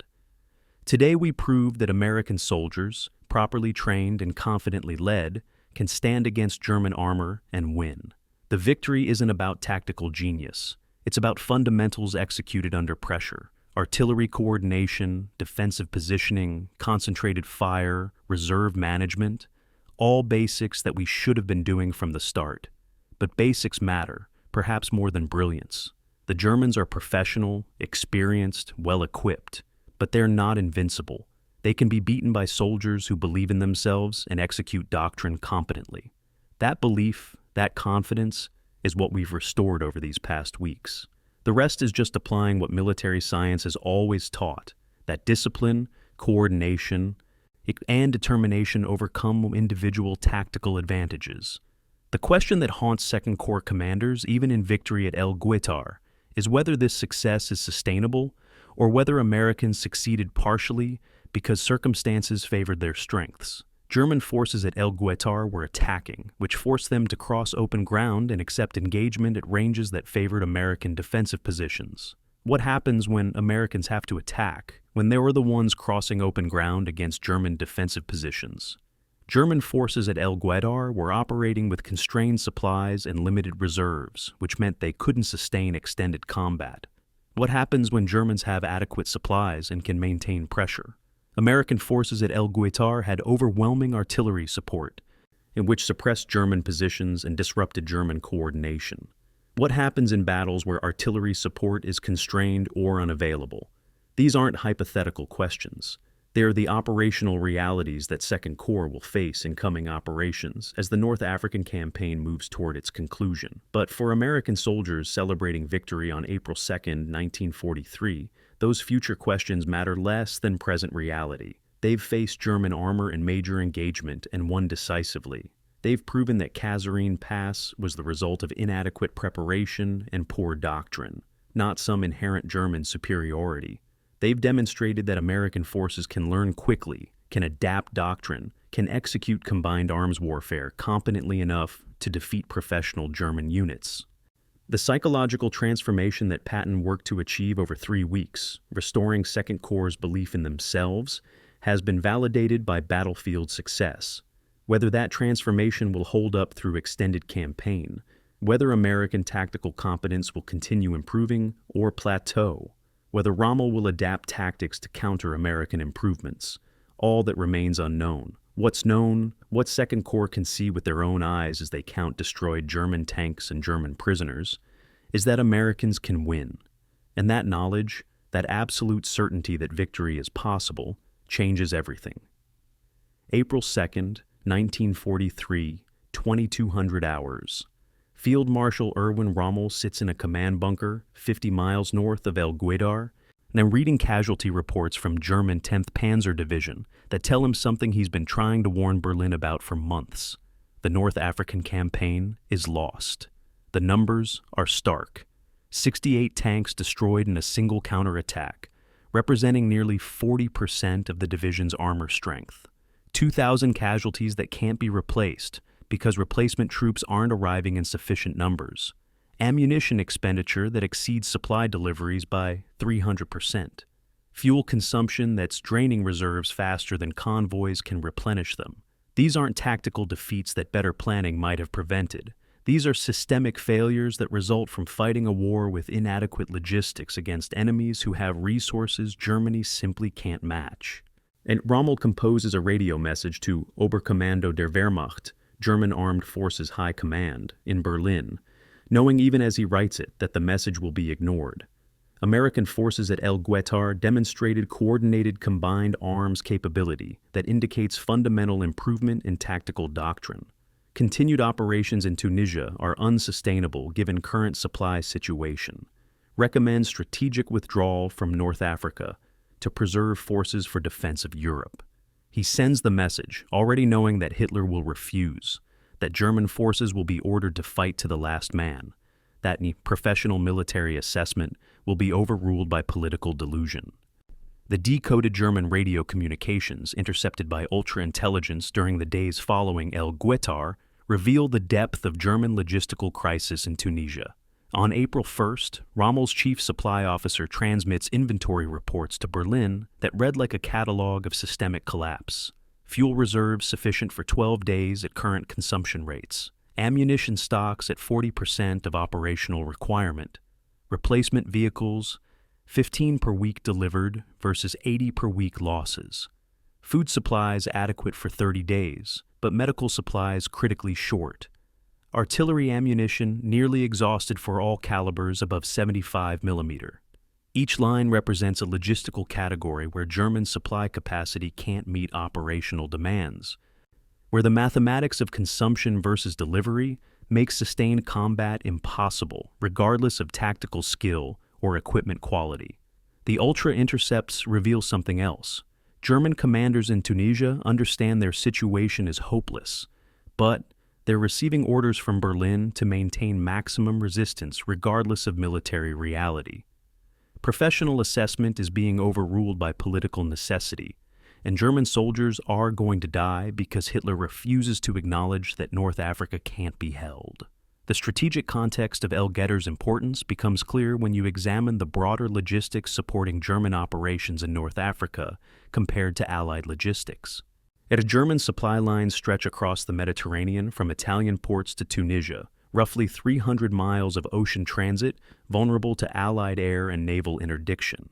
British Royal Air Force bombers and Royal Navy submarines attack German convoys systematically, achieving sinking rates that climb from 20% in January 1943 to over 40% by April. That means less than 60% of supplies loaded in Italy actually reach Tunisia, and the supplies that do arrive must be distributed to forward units across damaged roads under Allied air attack. German logistics officers estimate they need to ship 5 tons of supplies from Italy to deliver 3 tons to frontline units. The other 2 tons get lost to sinking, interdiction, or distribution challenges. Allied supply lines, by contrast, many stretch from American and British ports across Atlantic to Morocco and Algeria, thousands of miles longer than German supply lines, but completely secure from interdiction, delivering essentially 100% of shipped supplies to North African ports, where organized logistics can distribute them to forward units. The arithmetic of these supply differentials means that German forces are fighting a war of attrition they cannot possibly win. German 10th Panzer Division receives approximately 30 replacement tanks per month, barely enough to replace normal mechanical attrition, inadequate to replace combat losses like the 68 tanks lost at Guettar. American 2nd Corps receives over 200 replacement tanks per month, enough to replace combat losses and expand forces simultaneously. Body German units in Tunisia receive approximately 5,000 replacement personnel per month, barely sufficient to replace casualties from all causes. American units in North Africa receive over 30,000 replacement personnel per month, enough to expand forces while maintaining unit strength. These aren't differences in tactical capability or operational skill. These are differences in industrial production capacity and logistics infrastructure that no amount of German tactical brilliance can overcome. Rommel can outmaneuver American commanders. German soldiers can fight more skillfully than American soldiers. German tanks can be individually superior to American tanks. None of that matters when Germans field 200 tanks supported by inadequate supplies against 400 American tanks supported by unlimited supplies. And the German Army records from April 1943, declassified decades later and analyzed by military historians, reveal internal German assessments that are brutally honest about German prospects in North Africa. One operations officer writes in a report to Berlin, "Victory at Kasserine Pass was achieved with 30% of available German forces in Tunisia. Counterattack at Guettar committed 60% of available forces and failed to achieve breakthrough. This indicates not that German tactical doctrine has failed, but that American capabilities have improved and German relative strength has declined. Simple arithmetic suggests that future operations will require committing 100% of available forces to achieve marginal tactical success, which is operationally unsustainable. I'll recommend immediate evacuation of all German forces while evacuation remains possible. That recommendation, like Rommel's similar assessments, gets ignored by Berlin. Hitler's April 5th directive to German forces in North Africa orders fanatical resistance and explicitly forbids any planning for evacuation or withdrawal. The directive acknowledges no military reality, contains no logistical assessment, offers no strategic rationale beyond political determination that German forces will not abandon North African territory regardless of military cost. Field Marshal Albert Kesselring, German commander for Mediterranean theater, finds himself caught between professional military assessment that Tunisia cannot be held and political orders that forbid abandoning Tunisia. His correspondence with Rommel during April 1943, captured by Allied intelligence, reveals the tension between these incompatible imperatives. Kasserine writes to Rommel on April 8th, "I understand your assessment of operational reality, and professionally, I agree that continued resistance in Tunisia serves no strategic purpose and wastes forces that might defend Europe. But political leadership has determined that North Africa will be held, and we serve political leadership. Our responsibility is to execute orders as effectively as possible given available resources, not to determine which orders make strategic sense." That response epitomizes the subordination of military professionalism to political delusion that characterizes German command structure by 1943. Officers who understand military reality must execute orders they know are strategically bankrupt because Nazi political structure doesn't permit professional military judgment to override political determination. Rommel's historical radio communication on April 5, 1943, decoded by ultra-intelligence and shared with American command, contains his assessment of American tactical evolution at El Guettar that proves remarkably prescient. The Americans have learned. They now understand that concentration, firepower, and patience defeat improvisation. Their artillery coordination is effective. Their defensive doctrine is sound. Their tactical commanders execute combined arms operations competently. They retain equipment advantages we cannot match and logistical support we cannot counter. Most significantly, they no longer display psychological uncertainty observed at Kasserine. They fight with confidence that comes from knowing they can win. This psychological transformation may prove more significant than their tactical improvements. An army that believes in victory is more dangerous than an army with superior equipment.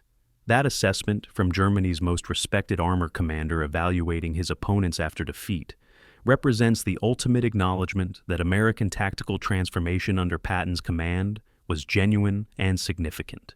The comparison between German victory at Kasserine Pass and German defeat at El Guettar illuminates exactly what changed in American capabilities over 6 weeks. At Kasserine, German forces attacked with numerical parity. Achieved breakthrough through concentrated assaults against dispersed American defenses, exploited success rapidly, and forced American withdrawal while suffering minimal casualties. At El Guettar, German forces attacked with near numerical parity, failed to achieve breakthrough against concentrated American defenses, could not exploit because American reserves countered penetration attempts, and suffered casualties that forced German withdrawal. The difference wasn't German tactical doctrine. They employed the same concentrated assault tactics at both battles. The difference was American response. At Kasserine, Americans fought independently without coordination. At El Guettar, Americans fought with coordinated defensive doctrine that exploited positioning and artillery support. And German tactics didn't fail at El Guettar. They just encountered defenders who understood how to counter them. The broader strategic context reveals why Rommel lost El Guettar despite employing tactics that had defeated every previous opponent in North Africa. British 8th Army, advancing from the east through Libya, had compressed German defensive territory from over 300,000 square miles in January to roughly 8,000 square miles by April. American Second Corps, advancing from the west through Algeria, had forced German forces into defensive positions that could no longer maneuver freely. German forces were being compressed between 2 Allied armies, each individually capable of defeating German forces through attrition, even without tactical brilliance. But the strategic situation meant Rommel was fighting a 2-front battle with declining resources against enemies with expanding resources. El Guettar wasn't lost because German tactics failed, or because American tactics were revolutionary. It was lost because Rommel was fighting a battle he had no logistical capacity to win, and no tactical brilliance could overcome that fundamental arithmetic. The German tactical doctrine that had devastated Allied forces in France, Poland, and North Africa wasn't obsolete by April 1943. It was just facing opponents who'd learned how to counter it. British forces had learned through 2 years of defeats how to defend against German armor. Concentrate anti-tank guns, position tanks hull down in defensive positions, maintain mobile reserves for counterattacks, and suppress German positions with artillery before they can coordinate assaults. American forces had learned the same lessons, partially from British experience, partially from their own defeat at Kasserine, partially from Patton's systematic training. The learning process was brutal and costly, but by April 1943, Allied forces understood German tactics well enough to develop effective counters. German tactical advantages were being neutralized, not through Allied innovation, but through Allied competent application of defensive doctrine that exploited German predictability.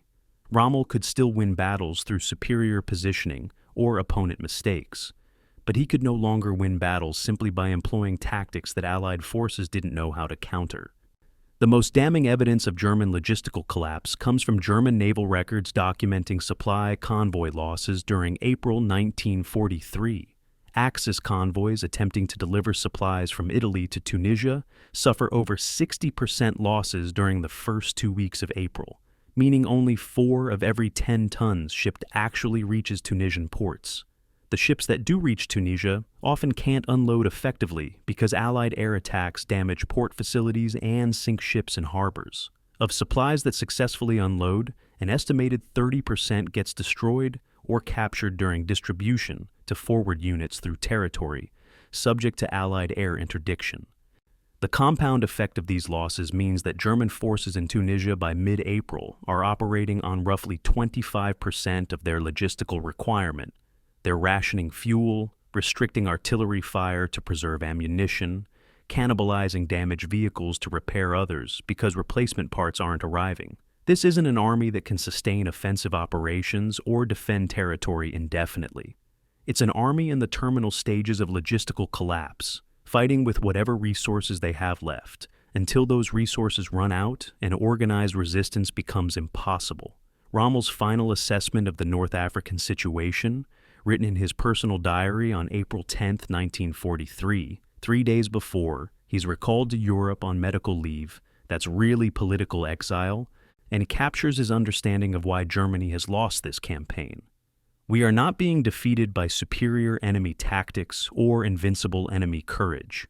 We are being defeated by arithmetic. The Americans and British can replace losses faster than we can. They can supply their forces adequately, while we cannot.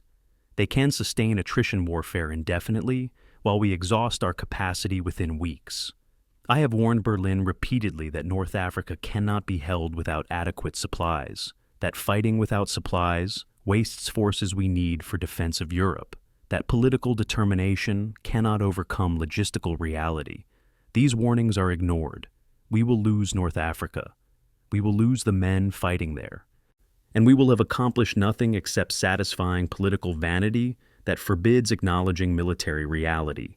That assessment, from Germany's most capable field commander, acknowledges the ultimate truth about Guettar and the broader North African campaign.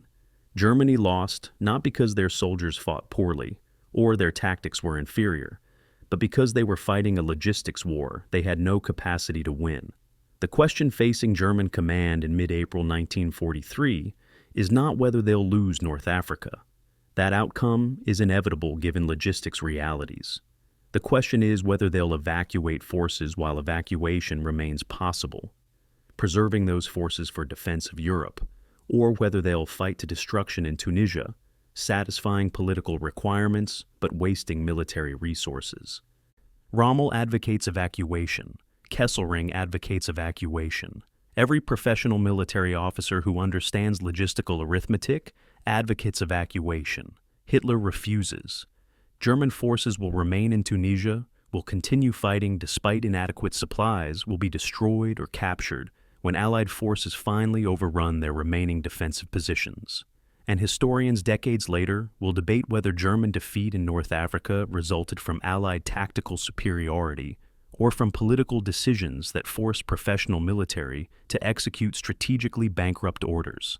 The answer, visible in April 1943 to anyone willing to acknowledge reality, is that defeat resulted from both.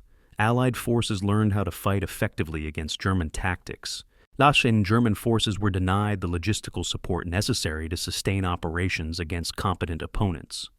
Rommel lost Guettar because Patton's Americans had learned how to fight, and because Berlin refused to acknowledge that learning how to fight wasn't sufficient when fighting without adequate supplies against enemies who had both competence and resources.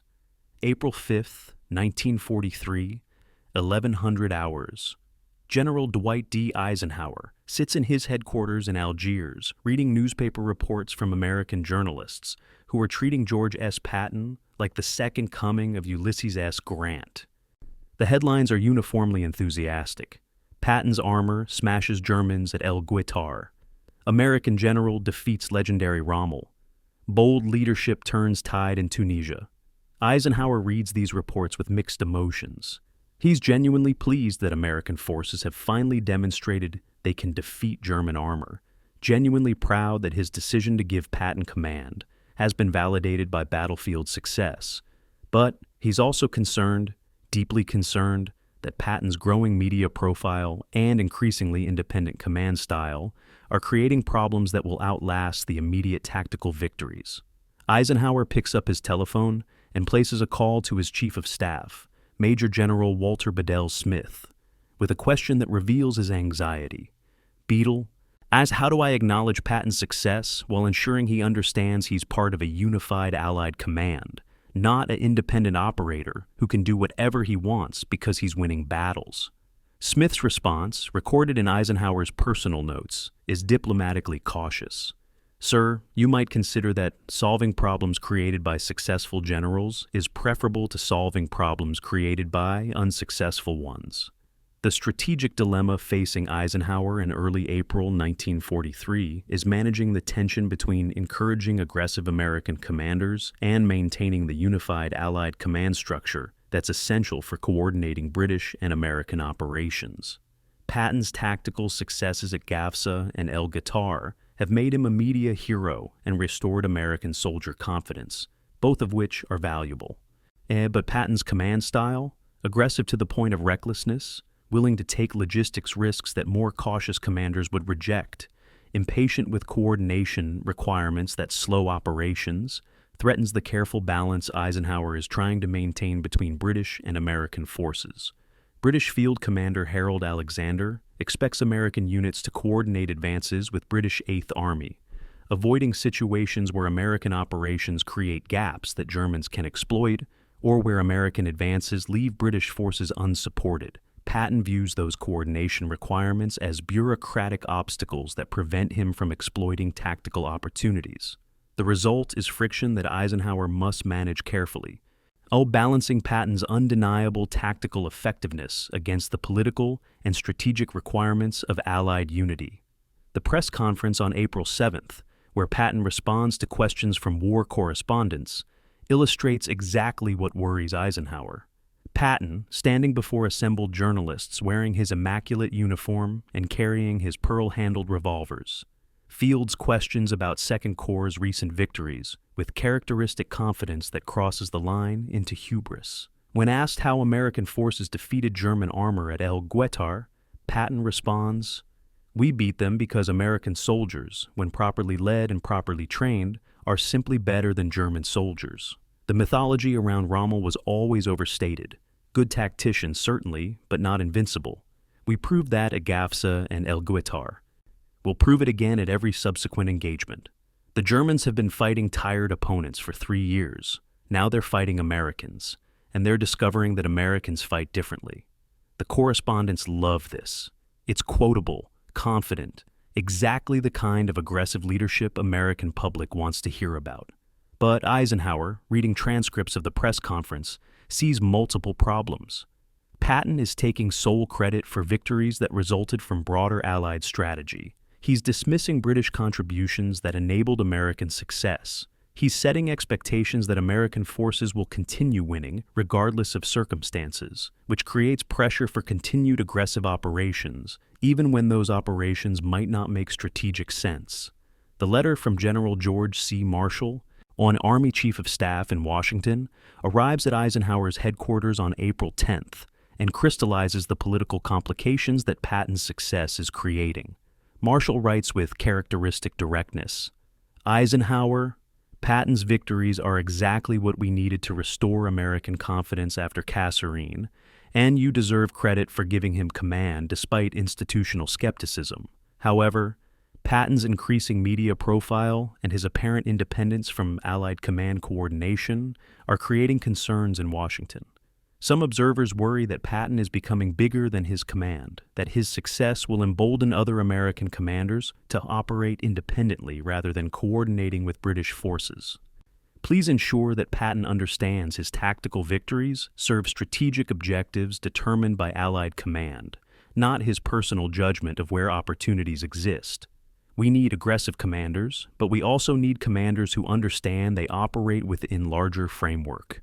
That letter, preserved in official records, represents institutional concern that Patton's theatrical personality and media savvy are creating a public persona that complicates military command relationships. The operational reality supporting Eisenhower's concerns becomes visible when you compare American Second Corps advances with British Eighth Army advances during the same period. By April 10th, Patton's Second Corps has advanced 150 miles from Gafsa in 3 weeks, aggressive pursuit that forced German withdrawal and demonstrated American tactical capability. Montgomery's Eighth Army, advancing from the east, has covered 80 miles in the same period, methodical advance that carefully maintains supply lines and coordinates with air support before committing forces. On paper, Patton's advance looks more impressive, faster movement, more aggressive pursuit, greater tactical dynamism. But Montgomery's advance is more sustainable. His forces aren't outrunning their logistics, aren't creating vulnerable salients that Germans could counterattack, aren't forcing Allied command to divert supplies from other operations to support unsustainable advance rates. The question is whether Patton's aggressive style represents superior leadership, or whether it represents acceptable risk-taking that happens to have worked so far but might fail catastrophically under different circumstances. The British assessment of American tactical operations, documented in War Office memoranda from April 1943, reveals British concern that American aggressive tactics are proving undisciplined and risky despite recent successes. One memo, written by a British liaison officer serving with Second Corps, explains the British perspective. American forces under General Patton display commendable aggressiveness and tactical confidence following victories at Gafsa and El Guettar. However, the American operational methods emphasize speed and momentum at the expense of coordination with adjacent British forces and sustainable logistics. Americans advance rapidly, then must halt when supplies run out. Americans concentrate forces for breakthrough, creating gaps that Germans might exploit. Americans take casualties at rates higher than sustainable for extended operations. Second Corps casualty rates are 35% lower than British Eighth Army, but American replacement rates are 4 times British rates, suggesting Americans can afford higher casualties because they have larger reserves, rather than because their tactics are actually more efficient. That assessment isn't entirely wrong. American tactics do take more risks than British doctrine would accept. Oh, but it also misses something important. Sometimes taking risks achieves results that cautious approaches can't.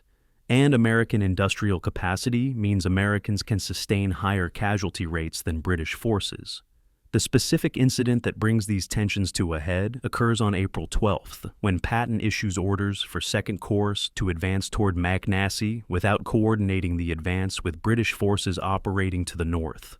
Alexander, the British field commander responsible for coordinating Allied operations, learns about Patton's advance through intelligence reports rather than through official coordination channels. Alexander's immediate response, transmitted through secure radio to Eisenhower's headquarters, now is formally polite but substantively furious. American Second Corps advance toward Magnassi proceeds without coordination with British First Army. Advance creates salient that may be vulnerable to German counterattack. Request immediate clarification of American operational intent and coordination with overall Allied strategy for Tunisia. Eisenhower receives this communication and immediately contacts Patton, demanding explanation. Patton's response, preserved in Eisenhower's personal notes, captures his operational philosophy. I saw an opportunity to exploit German withdrawal. I took it. If I'd waited for coordination approval, the Germans would have established defensive positions. Or sometimes you have to act faster than bureaucracy allows. That exchange illustrates the fundamental tension between Patton's aggressive opportunism and the coordination requirements of coalition warfare. Eisenhower's written directive to Patton, issued April 13th, attempts to balance acknowledgement of Patton's tactical successes with insistence on operational coordination. The directive affirms Patton's command authority and praises Second Corps' recent victories, but adds explicit language about respecting British coordination as requirements and understanding that theater-wide strategy takes precedence over individual commander initiative. The key passage reads, "Your aggressive leadership has transformed Second Corps capabilities and achieved victories that validate the trust placed in your command. However, you must understand that Allied operations require coordination between American and British forces. Your tactical judgment is respected, but strategic decisions about operational priorities rest with Allied command. Future advances will be coordinated with British 8th Army and British 1st Army to ensure unity of effort and mutual support. Aggressiveness is valuable. Independence that undermines Allied coordination is not." Patton receives this directive with what colleagues describe as barely concealed resentment. He understands he's being told to slow down, to coordinate more, to be less independently aggressive. Whether he'll actually follow those instructions remains uncertain.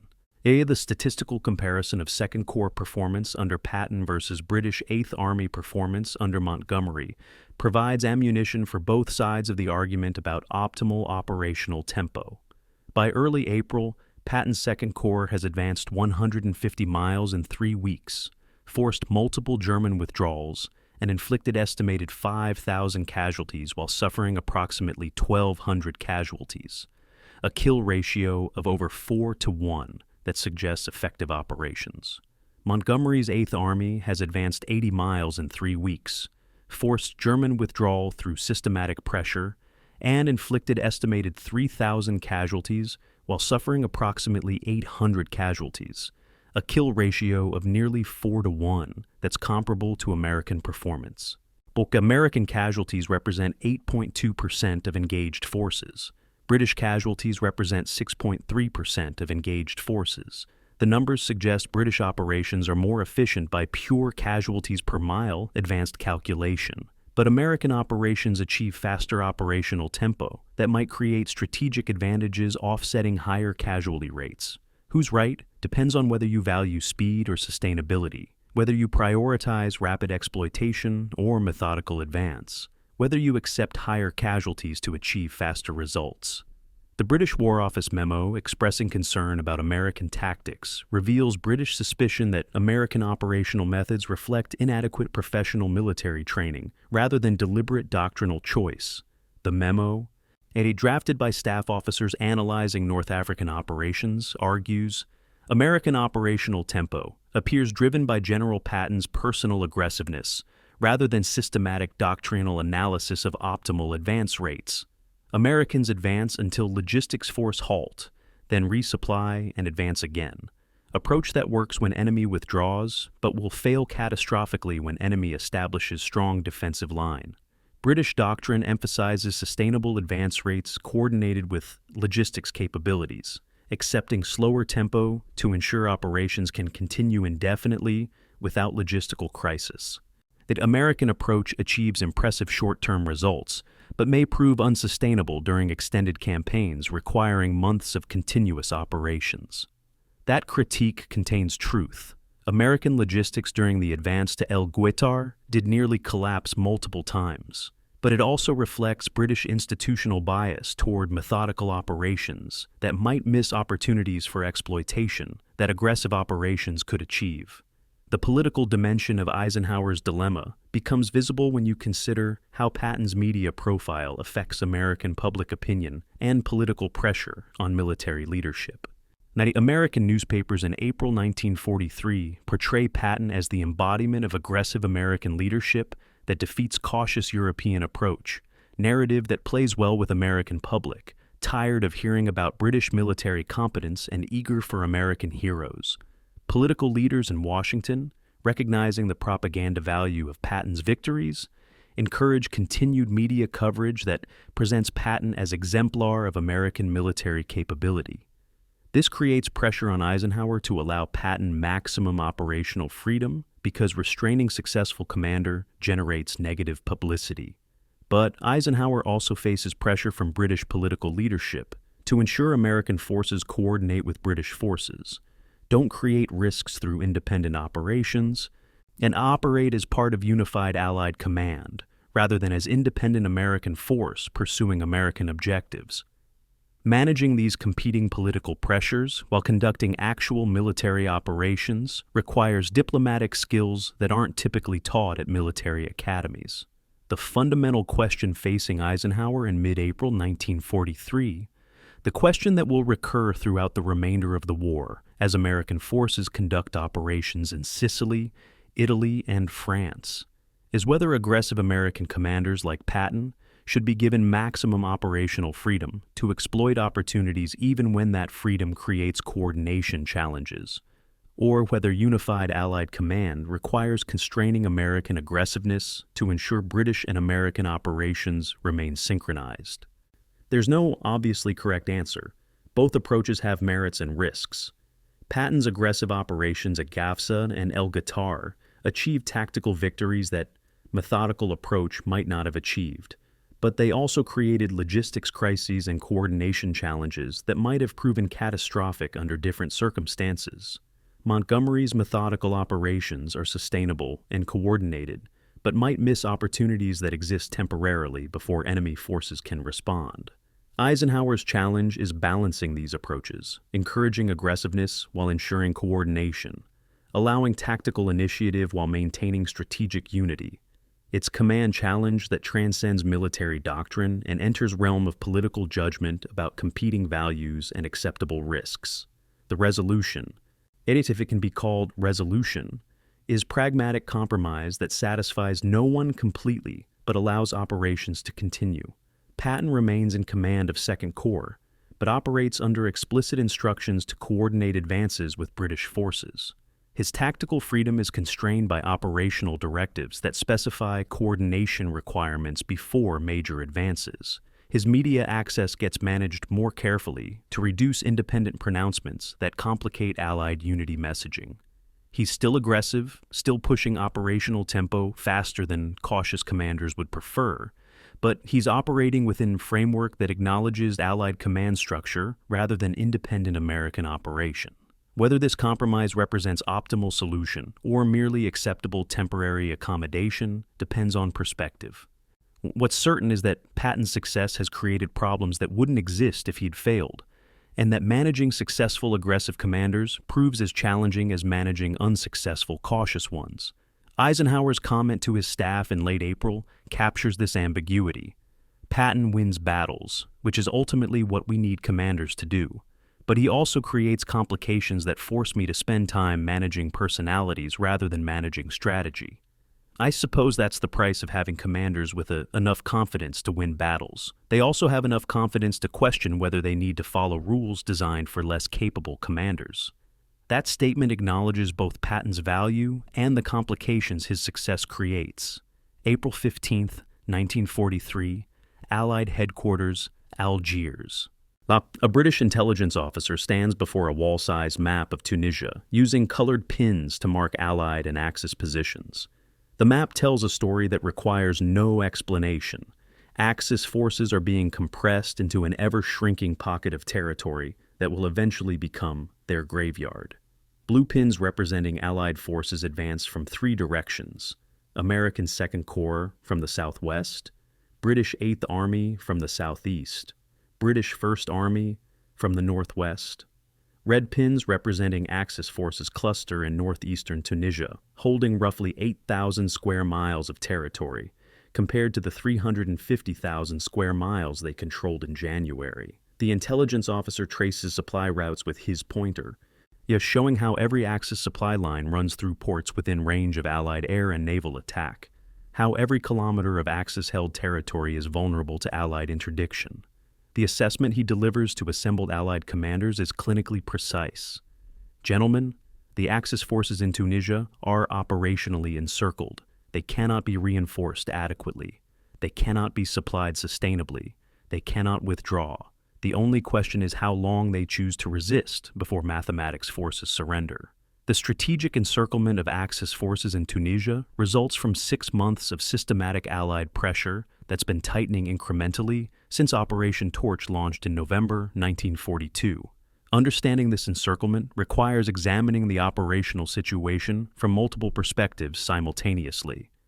From the east, Montgomery's British Eighth Army has been advancing across Libya since defeating Rommel at El Alamein in October 1942. Methodical advance covering over 1,300 miles, forcing German withdrawal through persistent pressure and logistic superiority. From the west, British First Army and American Second Corps have been advancing through Algeria since Torch landings, overcoming initial setbacks at Kasserine to establish momentum toward Tunisia. From above, Allied air forces have been systematically destroying Axis air capability and interdicting supply convoys. The three-dimensional encirclement, ground pressure from multiple directions, plus air superiority that prevents supply or reinforcement, creates a situation where Axis forces can fight skillfully but cannot change operational reality that defeat is inevitable. Air Vice Marshal Arthur Coningham, commanding Allied air forces in North Africa, explains the air campaign to visiting journalists with satisfaction that borders on vindictiveness.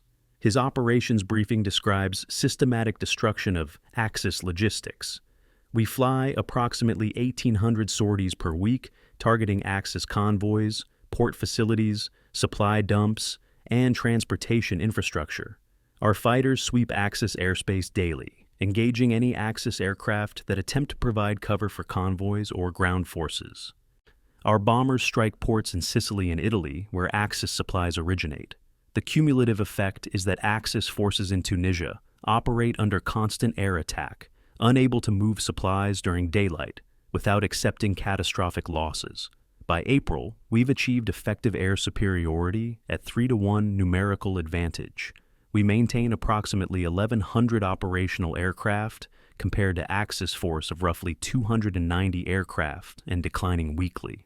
The Axis can't sustain air operations at rates sufficient to contest our dominance, which means they can't protect their supply lines, which means they can't sustain ground operations indefinitely regardless of tactical skill. The statistical reality of Allied air superiority's impact on Axis logistics is documented in German supply records captured after Tunisia's fall. Axis convoys attempting to cross the Mediterranean in April 1943 suffer average losses exceeding 68%, meaning only 3 of every 10 ships successfully deliver cargo to Tunisian ports. Of cargo that reaches ports, an estimated 35% is destroyed in Allied air attacks on port facilities or during distribution to forward units. The compound effect means Axis forces receive roughly 20% of supplies loaded in Italy, 80% waste through sinking, interdiction, or destruction. No army can sustain combat operations receiving 1/5 of required supplies. The arithmetic is simple and devastating. Axis forces are being starved of supplies, while Allied forces receive essentially unlimited logistics through secure Atlantic supply lines. Patton's aggressive advances are operationally significant, but they're occurring within strategic context, where Axis forces lack resources to sustain defense regardless of tactical competence. British Admiral Andrew Cunningham, commanding Allied naval forces in Mediterranean, describes naval operations with a professional satisfaction mixed with acknowledgement of brutal realities. His assessment of convoy interdiction emphasizes systematic destruction that makes resupply impossible. Royal Navy submarines patrol known convoy routes, attacking Axis cargo vessels and tankers with remarkable success rates. Our destroyers conduct night attacks on Axis convoys using radar detection that gives us enormous advantage over enemy ships lacking comparable technology. Our bombers attack Axis ships in port before they can load, or after they've loaded, but before departure. The combination creates a situation where Axis Naval Command must choose between sending convoys that will probably be sunk or not sending convoys and allowing forces in Tunisia to run out of supplies. Either choice leads to same outcome: Axis defeat through logistics collapse. We're not fighting naval battles in traditional sense. We're conducting systematic interdiction that makes enemy supply lines unusable. The geographic compression of Axis-held territory reveals the inexorable nature of Allied encirclement. In January 1943, Axis forces controlled most of Libya and Tunisia, territory including major cities like Tripoli, Benghazi, Tunis, providing depth for maneuver and multiple supply routes. By April, Axis forces control only northeastern Tunisia, territory approximately 100 miles by 80 miles, including Tunis and Bizerte, but little else, with no depth for maneuver and only 2 functioning ports for supply delivery. Every Allied advance compresses this territory further, reduces maneuver space, increases density of Axis forces in remaining territory, making them better targets for Allied artillery and air attack. The compression creates tactical situation where Axis forces can't employ mobile warfare tactics that made them successful earlier in war. There's simply no space for deep penetration attacks or wide flanking maneuvers when your entire army occupies areas smaller than Connecticut. German Africa Corps strength reports from April 1943, decoded by ultra-intelligence, document systematic attrition, reducing Axis combat capability regardless of tactical outcomes. Africa Corps personnel strength declined from approximately 250,000 in December 1942 to roughly 160,000 by April. 90,000 reduction through casualties, disease, and inability to deliver replacement personnel. And tank strength declined from estimated 600 operational tanks in January to fewer than 240 operational tanks by April. Over half the armor force lost through combat, mechanical failure, and inability to deliver replacement vehicles. Artillery strength declined by similar proportions. Roughly 40% of artillery pieces lost or disabled between January and April. These aren't just numbers on administrative reports. They represent systematic reduction of combat capability that makes sustained operations impossible, regardless of tactical skill or fighting determination. The strategic directive from British General Harold Alexander, commanding Allied ground forces in Tunisia, lays out the final phase of operations with brutal clarity. Alexander's April 15th directive specifies coordinated advances by all 3 Allied armies: British First Army from northwest, British 8th Army from southeast, American Second Corps from southwest, designed to compress Axis forces into Cape Bon Peninsula, where they'll have no escape routes and will be forced to surrender or fight to destruction. The directive doesn't emphasize tactical brilliance or innovative maneuvers. It emphasizes systematic pressure from multiple directions that Axis forces cannot counter with limited resources and shrinking territory. Alexander's covering letter to Churchill acknowledges, "We are not winning through superior tactics, though our tactics have improved substantially. We are winning through superior resources applied systematically. The Axis fights well, but cannot replace losses, and it cannot be adequately supplied, cannot maneuver in compressed territory. Victory is mathematically inevitable given current operational conditions. The only question is how many casualties both sides suffer before Axis command acknowledges reality and surrenders." Hitler's directive to German forces in Tunisia, transmitted April 16th and decoded by ultra-intelligence, reveals the political delusion that prolongs Axis resistance despite military hopelessness. The directive orders Fortress Tunisia strategy. German forces will defend remaining territory fanatically, will refuse withdrawal or surrender, will fight until death rather than abandoning North African territory. The directive explicitly forbids any planning for evacuation, calls any officer suggesting withdrawal a defeatist. Nesh demands maximum resistance regardless of casualties or supply situation. Kasserine, receiving this directive from Berlin, understands it's militarily insane but politically mandatory. His April 18th response to Berlin acknowledges orders while hinting at their futility. All forces in Tunisia are committed to maximum resistance as ordered. Current supply situation permits sustained operations for estimated 30 to 40 days, assuming no increase in Allied pressure. Beyond that timeline, operations will be constrained by ammunition and fuel availability regardless of fighting determination.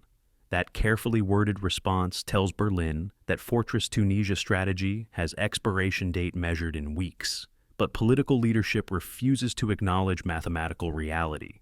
See, American intelligence officers analyzing the overall situation in mid-April produce assessment that captures the strategic importance of Patton's tactical victories within broader operational context. The assessment notes, Second Corps advances from Gafsa through El Guettar to current positions have achieved significant tactical victories and restored American combat confidence. However, these tactical victories represent approximately 15% of total Allied ground advances in Tunisia during same period. British 8th Army advances from east represent roughly 50% of ground taken. British 1st Army advances from northwest represent approximately 35%. American contribution is operationally significant, but not strategically decisive by itself. The decisive factor in Tunisia campaign is combined Allied pressure from multiple directions, supported by overwhelming air and naval superiority, that makes Axis resupply impossible. Patton's victories matter because they demonstrate American tactical competence and contribute to overall Allied momentum, not because they independently determined campaign outcome. That assessment, though accurate, complicates the narrative that American media and military leadership prefer to emphasize, that Patton's aggressive leadership transformed Second Corps from defeated to victorious and thereby changed North African campaign outcome. The reality is more nuanced. Patton's leadership did transform Second Corps from incompetent to competent, did achieve genuine tactical victories, did restore American confidence after Kasserine. But those achievements occurred within strategic context, where Allied logistics superiority and air dominance had already made Axis defeat inevitable, where British advances from east and northwest were constraining Axis maneuver space regardless of American operations, where the encirclement was closing through combined Allied pressure rather than any single commander's brilliance. Acknowledging this broader context doesn't diminish Patton's achievement. Transforming defeated force into competent force in 6 weeks is genuinely impressive military leadership, but it does place that achievement in perspective. Patton helped win battles within campaign that was being won through systematic Allied pressure rather than individual tactical genius. The captured German intelligence assessment of Allied capabilities, found in 10th Panzer Division headquarters after Tunis falls, provides enemy perspective on Allied advantages that determined campaign outcome. The assessment analyzes Allied strengths with professional objectivity. Enemy possesses overwhelming advantages in logistics, air power, and industrial production. Enemy forces can replace casualties and equipment losses at rates we cannot match. Enemy supply lines are secure, while ours are systematically interdicted. Enemy can sustain operations indefinitely, while we exhaust operational capacity within weeks. Enemy tactical competence has improved substantially. Americans, especially now, execute combined arms doctrine adequately. No longer display coordination failures observed at Kasserine. Most significantly, this enemy can accept tactical defeats and continue operations because they have resources to recover, while we cannot sustain tactical victories because each victory depletes irreplaceable resources. The mathematical inevitability of this resource differential makes strategic defeat unavoidable, regardless of tactical outcomes. That assessment, written by professional German officers evaluating their situation honestly, acknowledges that Axis defeat results not from tactical incompetence, but from resource asymmetry that no tactical brilliance can overcome. The question facing Allied command in mid-April 1943 is not whether they'll defeat Axis forces in Tunisia. That outcome is operationally certain. The question is whether they'll force Axis surrender through encirclement, or whether Axis forces will fight to destruction, requiring costly Allied assault on prepared defenses. Alexander's preference is encirclement. Compress Axis forces into territory so small they cannot maneuver, cut supply lines completely, wait until ammunition and fuel exhaustion, forces surrender without requiring frontal assault that would inflict heavy Allied casualties. Patton's preference is assault, continue aggressive operations, maintain momentum, force Axis collapse through sustained pressure rather than waiting for logistics to determine outcome. The difference in approaches reflects different command philosophies. Alexander emphasizes minimizing casualties through patient pressure, and while Patton emphasizes maintaining operational tempo through aggressive action. Both approaches can succeed. The question is which approach Allied command will authorize for final operations against compressed Axis forces holding their last defensive positions in Tunisia. That decision will determine whether North African campaign ends with calculated siege or climactic assault, and will determine how many Allied soldiers die achieving victory that's already mathematically inevitable. April 15th, 1943, 1400 hours. Lieutenant Colonel James Alger stands in 2nd Corps, forward command post, studying a map that shows 130 miles of desert between his current position and Tunis. His 1st Armored Division has orders to advance toward Kairouan as part of the final Allied push to capture Tunisia's capital, and Alger is calculating whether his battalion has sufficient fuel to actually reach the objective. The arithmetic is unforgiving. Each Sherman tank in his battalion consumes approximately 1 gallon per mile under combat conditions. His battalion operates 50 tanks. 130 miles means 6,500 gallons minimum, just to move tanks from current position to objective, before accounting for maneuvering, combat operations, or any contingencies.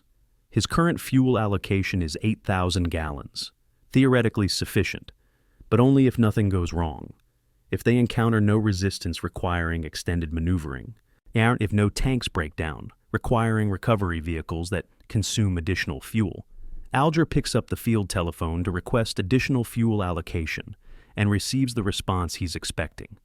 Negative on additional fuel. Current allocation is all that's available. Make it work. Alger hangs up and turns to his operations officer with a statement that captures the final phase of North Africa. We're going to race our logistics. Either we reach Tunis before we run out of gas, or we run out of gas trying. There's no safety margin here. The operational concept for the final Allied offensive toward Tunis is conceptually simple, but logistically complex. 3 Allied armies advancing on converging axes, compressing Axis forces into progressively smaller territory until organized resistance becomes impossible. American 2nd Corps advances from the southwest toward Kairouan and eventually Tunis. British 8th Army advances from the southeast toward Tunis through coastal routes. British 1st Army advances from the northwest directly toward Tunis and Bizerte. The converging advances create geometric compression. Axis forces defending against attacks from 3 directions simultaneously, unable to concentrate reserves because every sector faces pressure. Unable to withdraw because there's progressively less territory to withdraw into. It's textbook encirclement strategy, proven effective throughout military history. The challenge isn't conceptual, it's logistical. Can Allied forces sustain rapid advance rates while maintaining supply lines that stretch longer with every mile gained? Can they coordinate 3 separate advances so they compress Axis forces simultaneously rather than sequentially? Can they maintain momentum when fatigue and equipment breakdown threaten to slow operations? The advance begins on April 23rd with artillery barrage that's become standard procedure for 2nd Corps operations. Concentrated fire targeting identified Axis defensive positions. Suppression that creates window for armor advance. 1st Armored Division leads 2nd Corps' advance, moving northeast from positions near El Guettar toward Kairouan. The initial advance covers 12 miles on day 1. Adequate progress, but slower than optimistic planning, predicted because Axis forces are conducting fighting withdrawal. Are establishing temporary defensive positions that force American units to deploy and suppress resistance before continuing. Each delaying position costs time and fuel and ammunition, slowing operational tempo and consuming resources that can't be easily replaced. By evening of April 23rd, Lieutenant Colonel Alger calculates his battalion has consumed 1,100 gallons of fuel, roughly 15% of total allocation, to advance 12 miles. Extrapolating those consumption rates suggests his fuel will run out around mile 75, 55 miles short of Tunis. He requests emergency fuel delivery and receives promise that tanker trucks will reach his position by dawn. The logistical challenge facing Second Corps during the advance toward Tunis is maintaining supply flow to units advancing faster than logistics system was designed to support. Truck convoys hauling fuel, ammunition, and rations race northward from supply depots in Algeria, drivers pushing vehicles at speeds that cause breakdowns and accidents, but deliver supplies hours faster than planned. The statistics are sobering. Average truck convoy loses 12% of vehicles per day to mechanical failure, enemy action, or accidents. Replacement rate for trucks is roughly 8% per day, meaning convoy strength is declining by 4% daily, sustainable for approximately 3 weeks before logistics capacity collapses. The Second Corps is racing against this degradation curve. They need to capture Tunis before their logistics system breaks down from unsustainable operational tempo. Division logistics officers monitoring supply status track fuel, ammunition, spare parts, rations, medical supplies, each category showing consumption rates exceeding planned allocation. The system is being overloaded deliberately, accepting inefficiency and waste because maintaining momentum matters more than maintaining sustainable logistics. Major General Elwood Quesada's air support operations proved critical during the advance, compensating for logistics limitations through effective interdiction of Axis supply lines and defensive positions. Fighter bombers fly 4 sorties per day on average, targeting Axis vehicles attempting to withdraw northward, as Axis artillery positions supporting defensive lines, Axis supply dumps, and communication nodes. The air attacks force Axis forces to move at night, hide during day, disperse rather than concentrate, all of which slow Axis withdrawal and create opportunities for American ground forces to close distance. Quesada coordinates closely with ground commanders, establishing procedures where forward observers can request air support within 2 hours rather than the 6 to 12-hour delays that characterized operations before Patton's reforms. The coordination isn't perfect. Weather delays missions, communication failures cause strikes on wrong targets. Bombs sometimes hit American positions through navigation errors, but it's substantially better than anything Second Corps achieved at Kasserine. And the cumulative effect is that Axis forces can't establish strong defensive positions because air attack disrupts their preparations. The human cost of sustained advance becomes visible in medical evacuation reports and unit readiness assessments. By April 28th, 5 days into the advance, Second Corps has suffered approximately 900 casualties, killed, wounded, or missing. The casualty rate is lower than Kasserine, but higher than El Guettar because sustained operations create cumulative attrition through combat, accidents, disease, and exhaustion. Medical officers report increasing cases of battle fatigue, soldiers who've been in continuous combat for weeks, showing psychological symptoms that reduce combat effectiveness. Equipment readiness ratings decline as tank crews push vehicles beyond recommended operating parameters, as maintenance crews work 20-hour days trying to keep equipment functional, as spare parts become scarce because supply priorities favor fuel and ammunition over maintenance supplies. By April 30th, 1st Armored Division reports 68% of tanks operationally ready, down from 85% at start of offensive. The division is still combat effective but degrading daily, and continued operations will further reduce readiness unless they halt for maintenance and recovery period that operational tempo doesn't permit. Lieutenant Colonel Alger's battalion reaches Kairouan on May 2nd after 9 days of continuous advance covering 84 miles, average of 9.3 miles per day, and slower than planned but faster than Kasserine-era operations would have achieved. His fuel status is critical, 400 gallons remaining of 8,000 allocated, plus emergency deliveries that arrived irregularly throughout advance. His casualties are moderate, 37 personnel killed or wounded, 9 tanks destroyed or disabled. His ammunition status is concerning, 75mm tank ammunition at 42% of basic load, requiring resupply before continuing operations. His personnel are exhausted. Average sleep duration over 9 days estimated at 4 hours per night, inadequate for sustained performance. When he reports battalion status to division headquarters, the response is immediate. Understood. Resupply convoy arriving your position 0600 tomorrow. A's prepare to continue advance toward Tunis on 0800. We're not stopping.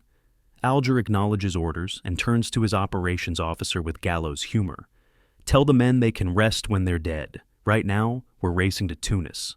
The broader operational picture by early May shows all three Allied armies closing on Tunis from converging directions, compressing Axis forces into territory roughly 40 miles by 30 miles, shrinking pocket that will become final battleground.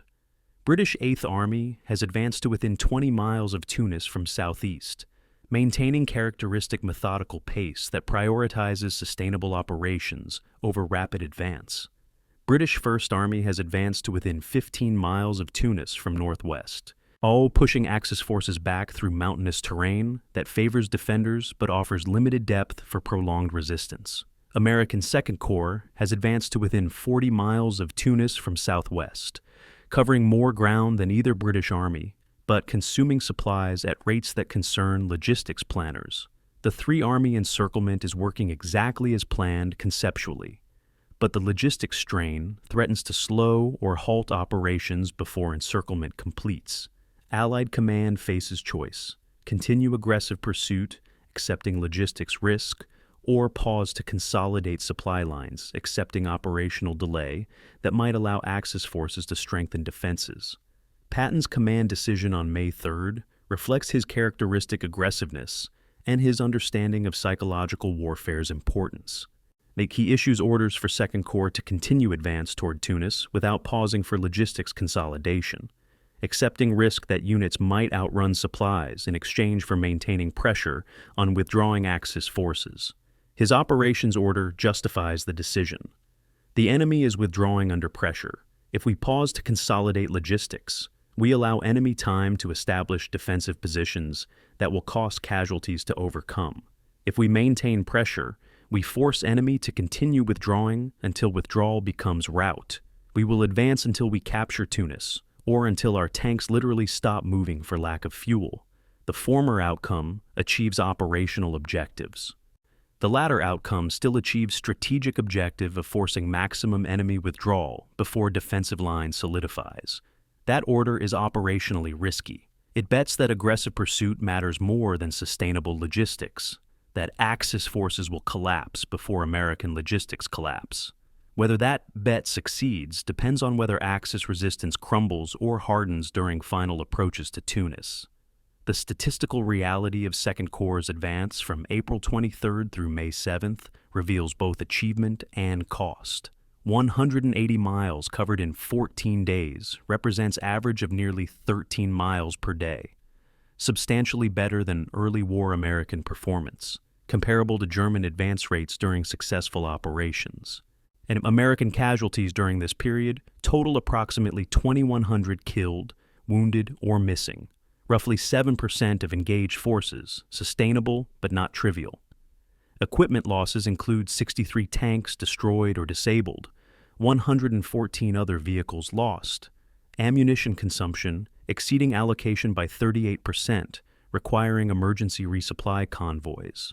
The advance demonstrates that 2nd Corps can sustain extended operations, can maintain formation during continuous movement, can handle logistics challenges even when supply system operates beyond designed capacity.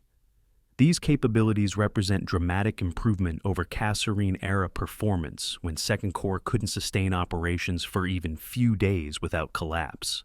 But the costs, casualties, equipment losses, all logistics strain, remind everyone that victory in mechanized warfare is expensive even when operations are successful. The German perspective on Allied final offensive, documented in captured situation reports and decoded radio communications, reveals Axis command understanding that continued resistance is militarily futile but politically mandatory. Axis situation reports from early May describe coordinated enemy advance from 3 directions, creating unsustainable pressure on defensive positions. American 2nd Corps demonstrates improved coordination and sustained operational tempo that prevents establishing strong defensive line. British forces maintain characteristic methodical pressure that cannot be countered with available resources. Air superiority allows enemy to interdict supply lines and disrupt defensive preparations. Our current supply situation permits maximum 15 additional days of sustained resistance before ammunition exhaustion forces operational collapse, regardless of fighting determination. These assessments are being transmitted to Berlin and being ignored by Hitler, who continues ordering fanatical resistance while refusing to acknowledge that fanatical resistance without adequate supplies simply means soldiers die faster without achieving any operational purpose. The captured Axis soldier being interrogated by American intelligence officers in early May provides ground-level perspective on Axis situation that strategic assessments can't capture. The soldier, a corporal from German 15th Panzer Division, describes conditions that approach operational breakdown. "We've been withdrawing for 3 weeks. Every time we establish defensive position, enemy artillery forces us to abandon it. We move at night because daytime movement means enemy aircraft attack. We're rationing ammunition. Squad leaders tell us to fire only at targets we're certain to hit, because there's no resupply. Food is adequate, but fuel is critically short. Half our trucks are abandoned because there's no fuel to move them. We know we're being surrounded. We know the Americans and British are closing from 3 directions. Nobody talks about winning anymore. We talk about when surrender will come, whether our officers will allow it, whether we'll die because political leadership in Berlin refuses to acknowledge reality that everyone here understands." That testimony from ordinary soldier experiencing operational collapse firsthand and reveals the human cost of political leadership's refusal to accept military reality. The race toward Tunis in late April and early May 1943 is ultimately raced between Allied operational tempo and Axis defensive preparations. Whether Allied forces can maintain pressure fast enough to prevent Axis from establishing defensive line that would require costly frontal assault to overcome. The answer becomes visible on May 7th, when American reconnaissance elements reach positions overlooking Tunis and report that Axis defensive positions appear hasty and incomplete, indicating that Allied pressure has prevented Germans from preparing strong defenses. The reconnaissance report transmitted to 2nd Corps headquarters states, "Enemy defensive positions detected at map coordinates designating approaches to Tunis. Positions appear incomplete, limited field fortifications, anti-tank guns visible but not in prepared emplacements, no indications of extensive minefields or wire obstacles. Assessment: enemy has not had time to prepare strong defensive line. Recommend immediate assault to exploit before enemy can strengthen positions." That assessment validates Patton's aggressive pursuit strategy. By maintaining pressure and accepting logistics risks, 2nd Corps prevented Axis forces from establishing defenses that would have required extended operations and heavy casualties to overcome. The question facing 2nd Corps on May 7th, as they prepare for final push into Tunis, is whether American logistics can support assault, or whether weeks of aggressive pursuit have exhausted supplies to a point where attack isn't sustainable. And division logistics officers compile supply status reports that reveal just how close 2nd Corps is to operational collapse. Fuel stocks at 38% of basic load, ammunition at 47%, spare parts nearly exhausted, rations at 72%. These numbers represent minimum levels for sustained combat operations. Below these thresholds, units can attack but can't sustain attack if resistance requires extended engagement. Patton reviews these reports and issues characteristically aggressive order. "We advance tomorrow regardless of supply status. We've pushed the Germans this far. We're not stopping 50 miles from Tunis because logistics officers are nervous. Tell every commander that we're taking Tunis, or we're dying trying. Oh, there's no alternative." That order reflects Patton's understanding that operational momentum has psychological value that transcends logistics arithmetic, that maintaining aggressive pursuit creates psychological pressure on defenders that carefully calculated logistics can't capture. Whether his assessment is brilliant operational insight or reckless gamble will be determined in the next 48 hours, when 2nd Corps assaults final Axis defensive positions, protecting Tunis. May 3rd, 1943, 0900 hours. Captain Richard Walsh sits across a table from a German prisoner who looks exhausted, dehydrated, and more than willing to talk. The prisoner is an Unteroffizier, sergeant, from German 21st Panzer Division, captured during fighting near Gafsa 2 weeks earlier. And standard interrogation protocol covers military information, unit strength, command structure, defensive positions, supply status. But Walsh notices something the prisoner mentions almost casually while describing his capture. The Americans who captured us were angry about bodies. They kept asking about German soldiers killing prisoners, as if we did that. We don't execute prisoners. That's not Wehrmacht practice. But they seemed convinced we do, so maybe they think it justifies what they're doing. Walsh stops the interrogation and asks for clarification. The prisoner becomes more guarded. Some American units execute prisoners instead of processing them. Maybe not all units, but some. We know this from soldiers who escaped, from bodies found after Americans advance. From the way your soldiers act like killing prisoners is normal procedure, they're just returning. Walsh finishes the interrogation, files his report, and tries to ignore the uncomfortable question forming. Are American units executing prisoners, and if so, whose orders are they following? The allegations that begin surfacing in April and May 1943, documented in prisoner interrogation transcripts and soldier letters home, suggest that some American units during the rapid advance toward Tunis are executing Axis prisoners rather than processing them through proper prisoner of war channels. The evidence is fragmentary, contested, and difficult to verify. Exactly the kind of war crimes, allegations that investigations struggle to resolve decades later because contemporaneous documentation is incomplete and witness testimony is contradictory. But the allegations exist, recorded in enough independent sources that dismissing them as entirely fabricated becomes difficult. German prisoners report finding bodies of German soldiers, hands bound, shot in the head, in areas American forces had occupied. Some American soldiers write letters home describing executions justified as necessary because units couldn't spare personnel to guard prisoners during rapid advance.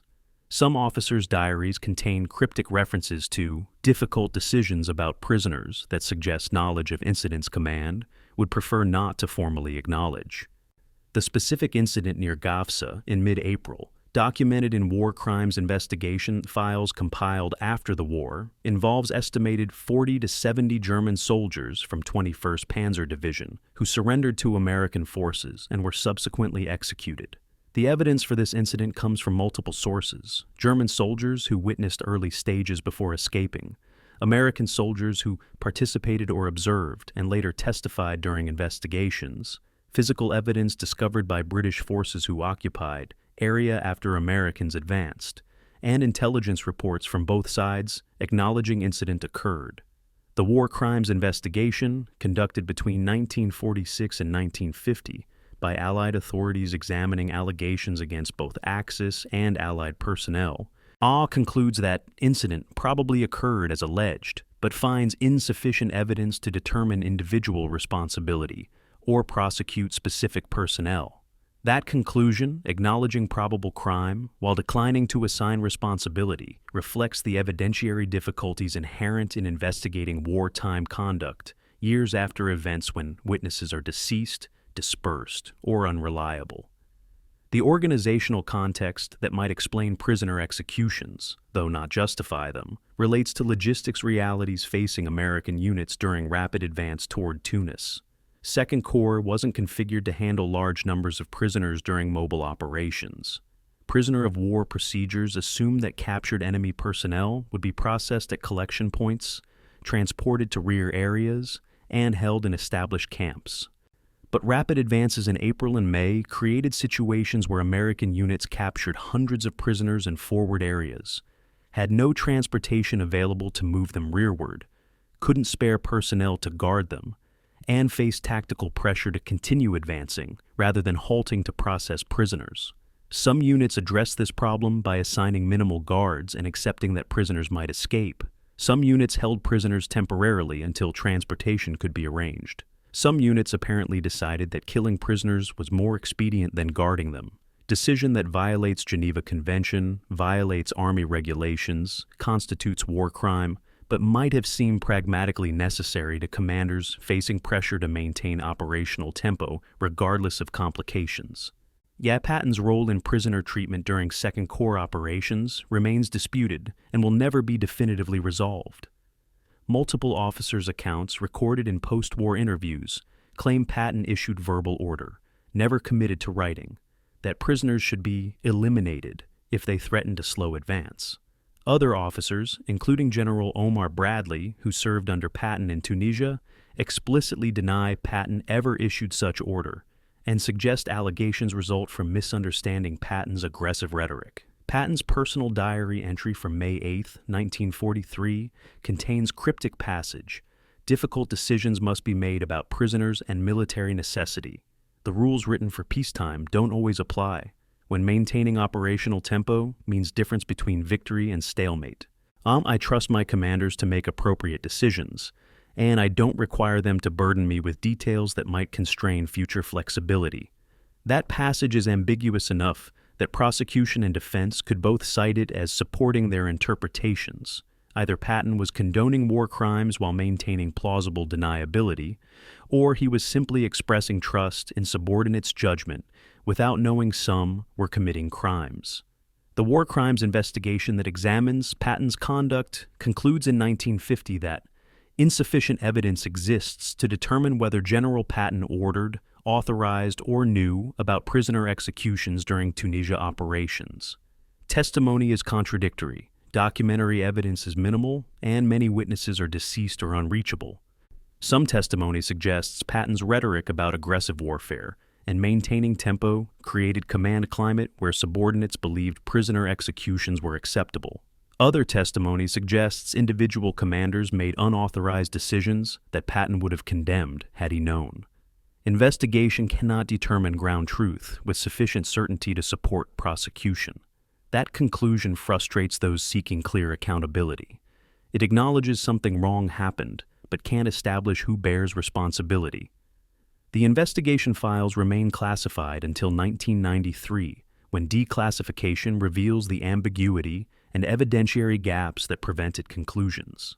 The technical logistical details about prisoner handling capacity provide context without excusing conduct. A Second Corps during April to May advance had designated prisoner collection capacity of approximately 200 personnel per day, meaning logistics system could process, transport, and house 200 captured enemy personnel daily. Actual prisoner intake during this period exceeded 1,000 per day during peak periods, 5 times designed capacity. Prisoner transport trucks weren't available in sufficient numbers because trucks were prioritized for fuel and ammunition delivery. Guards weren't available in sufficient numbers because personnel were needed for combat operations. The resulting capacity shortfall created situations where units captured more prisoners than they could process, and some units apparently resolved this problem through executions rather than through improvised alternatives like temporary holding, release, or halting operations to await transport. Those alternatives existed, meaning executions were choices rather than necessities. But the logistics constraints explain pressure commanders faced, even if they don't justify decisions some commanders made.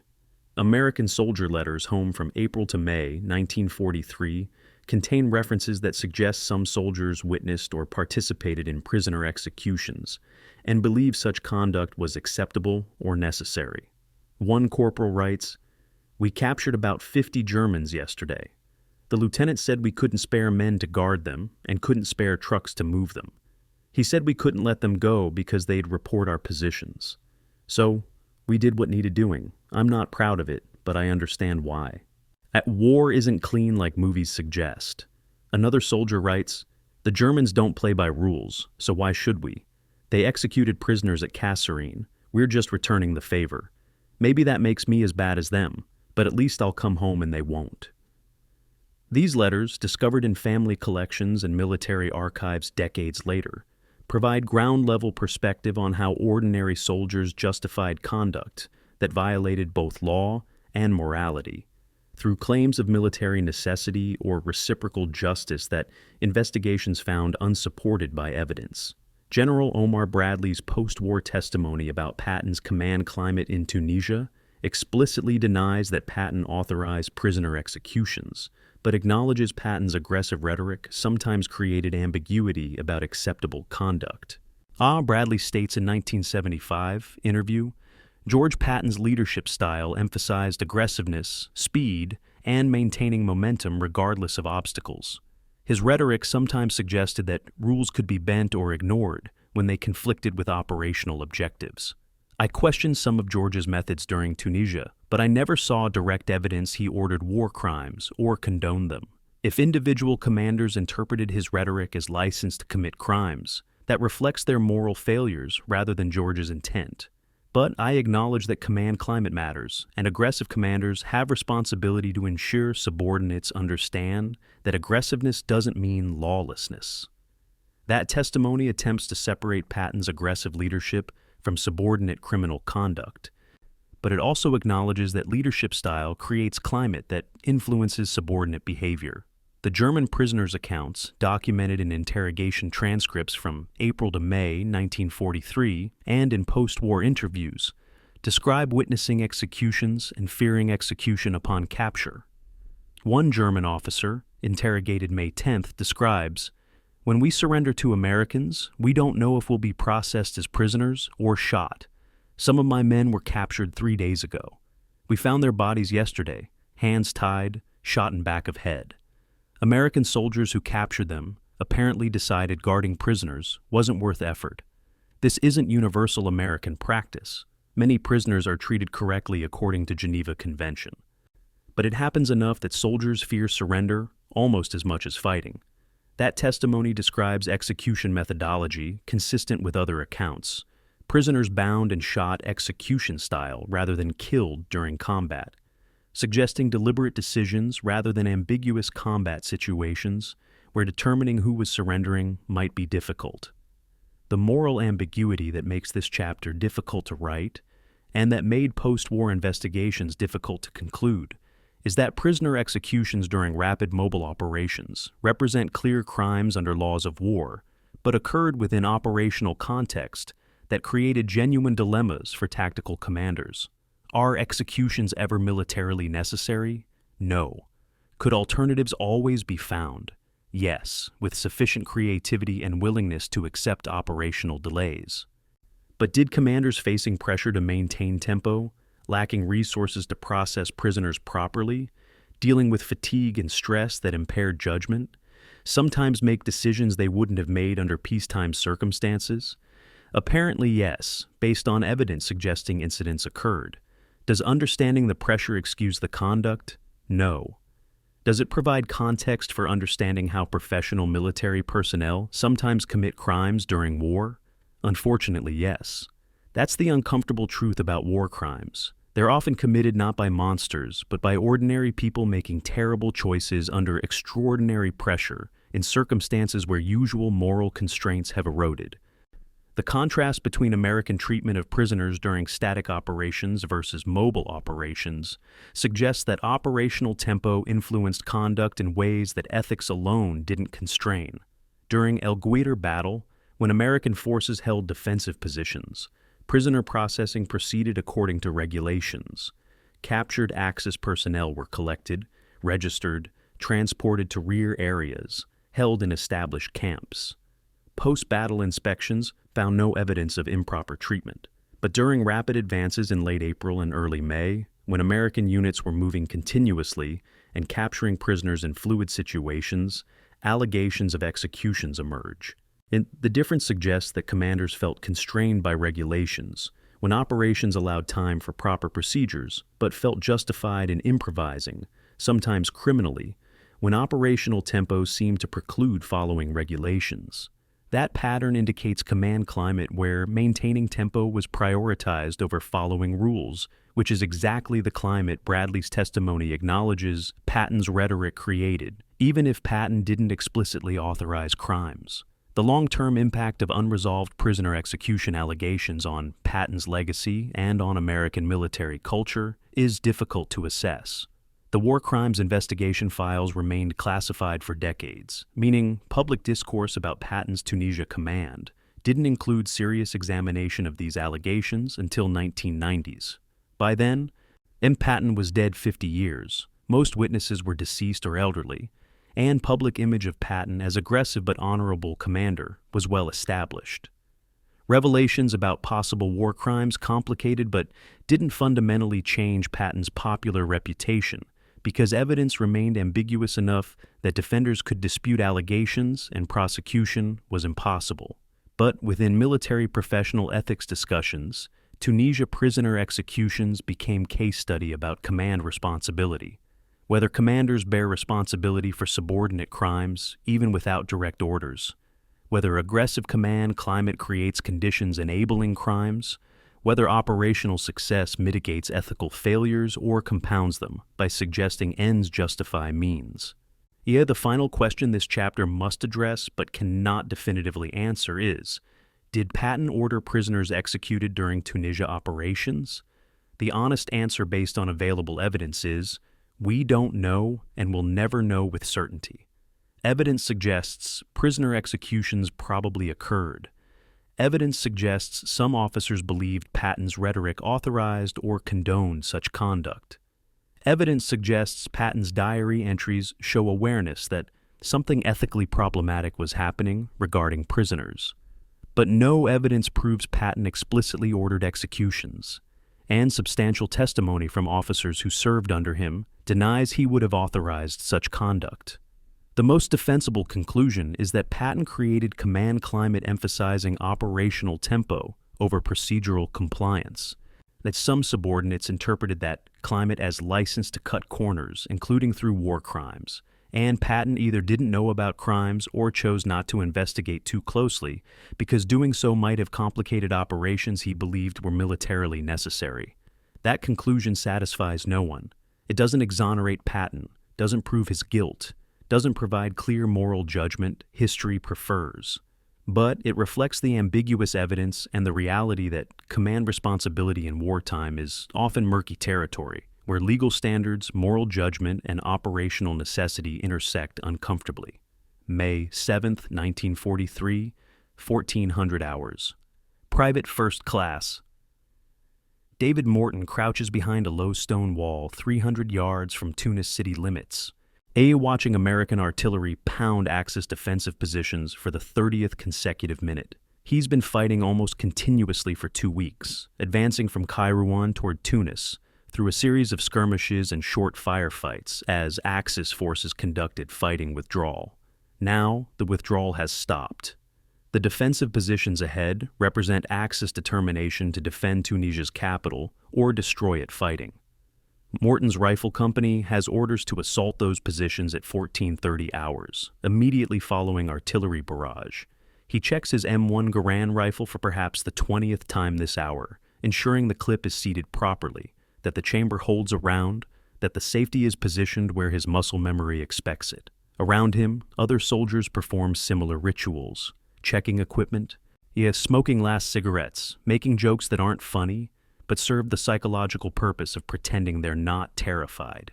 At 14:29, the artillery barrage lifts. At 14:30 precisely, whistles blow, and Morton stands and begins running toward positions where Axis soldiers wait to kill him. The assault on Tunis begins simultaneously at multiple points around the city's perimeter, as American Second Corps, British First Army, and British Eighth Army launch coordinated attacks designed to penetrate Axis defensive lines and capture Tunisia's capital before Axis forces can establish last-stand defense deeper in the city. The coordination represents months of planning and multiple rehearsals. Artillery fires must lift at precise times to avoid hitting advancing infantry. All armor must advance on specific axes to avoid creating targets for friendly fire.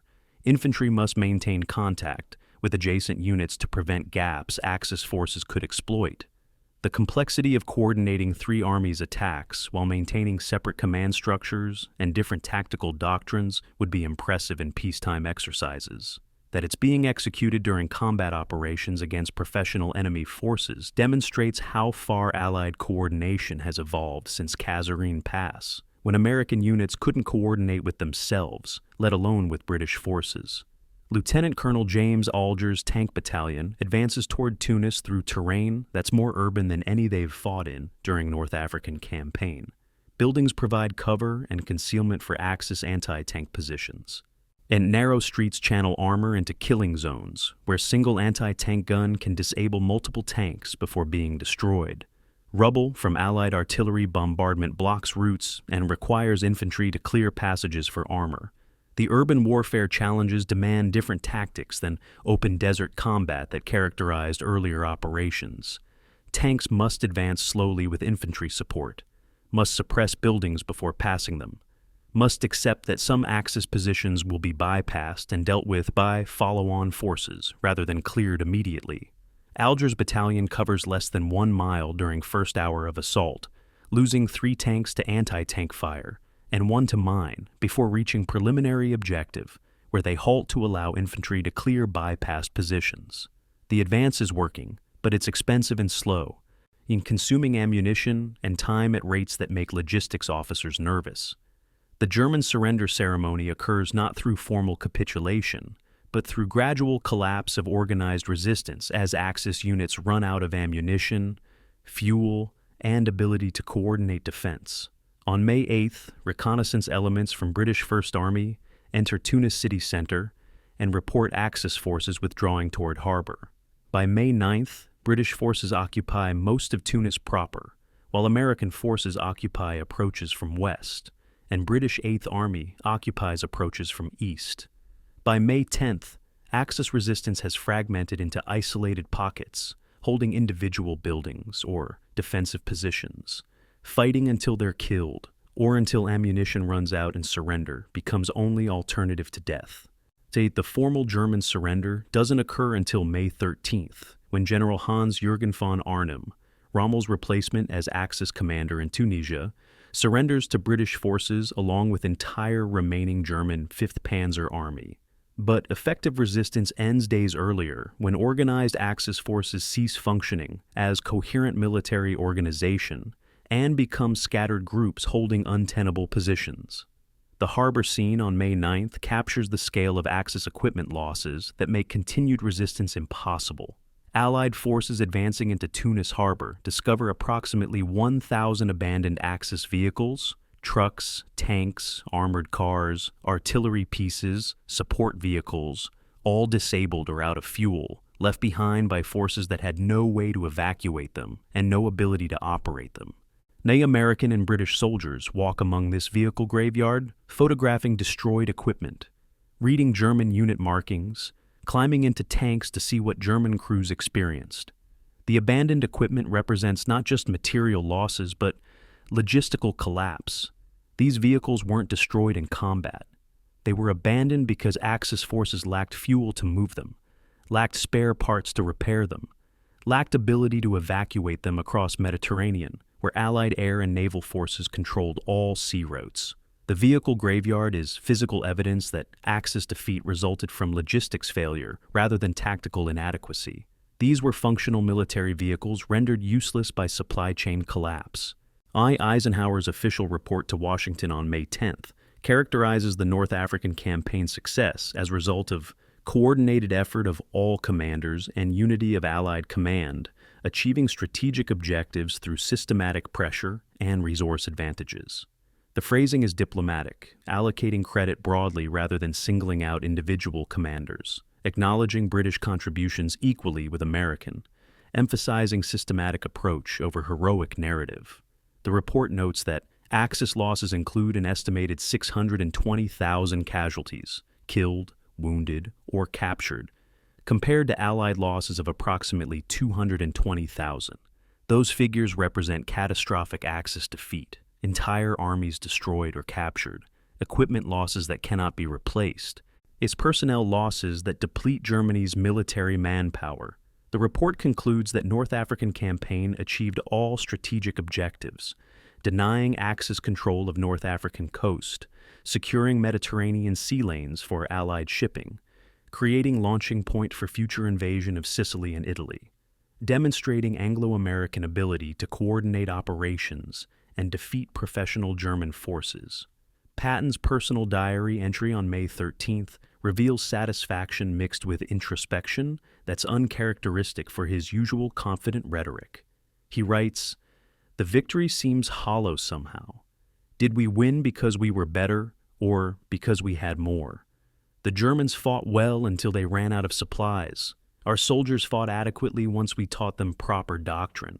But the decisive factor was logistics. We could replace losses and they couldn't. That's not tactical brilliance. That's industrial production. I transformed Second Corps from defeated to competent, and I'm proud of that achievement. But I wonder if history will remember this campaign as proof of American tactical prowess, or merely as proof that overwhelming resources eventually prevail, regardless of tactical skill.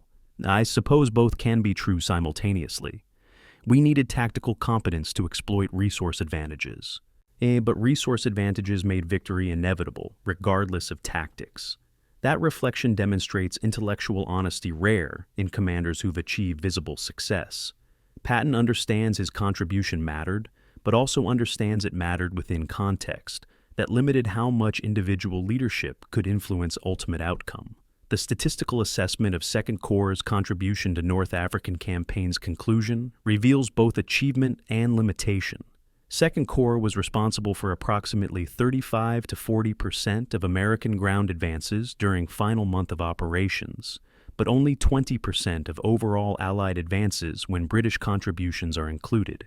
The Second Corps inflicted estimated 8,000 Axis casualties during final operations, while suffering approximately 2,800 casualties. Kill ratio of nearly 3-to-1, suggesting effective operations, but not dramatically better than British performance achieving similar ratios. Second Corps captured approximately 30,000 Axis prisoners during final week of fighting, when organized resistance collapsed, representing significant achievement, but only 12% of total Axis prisoners captured by all Allied forces.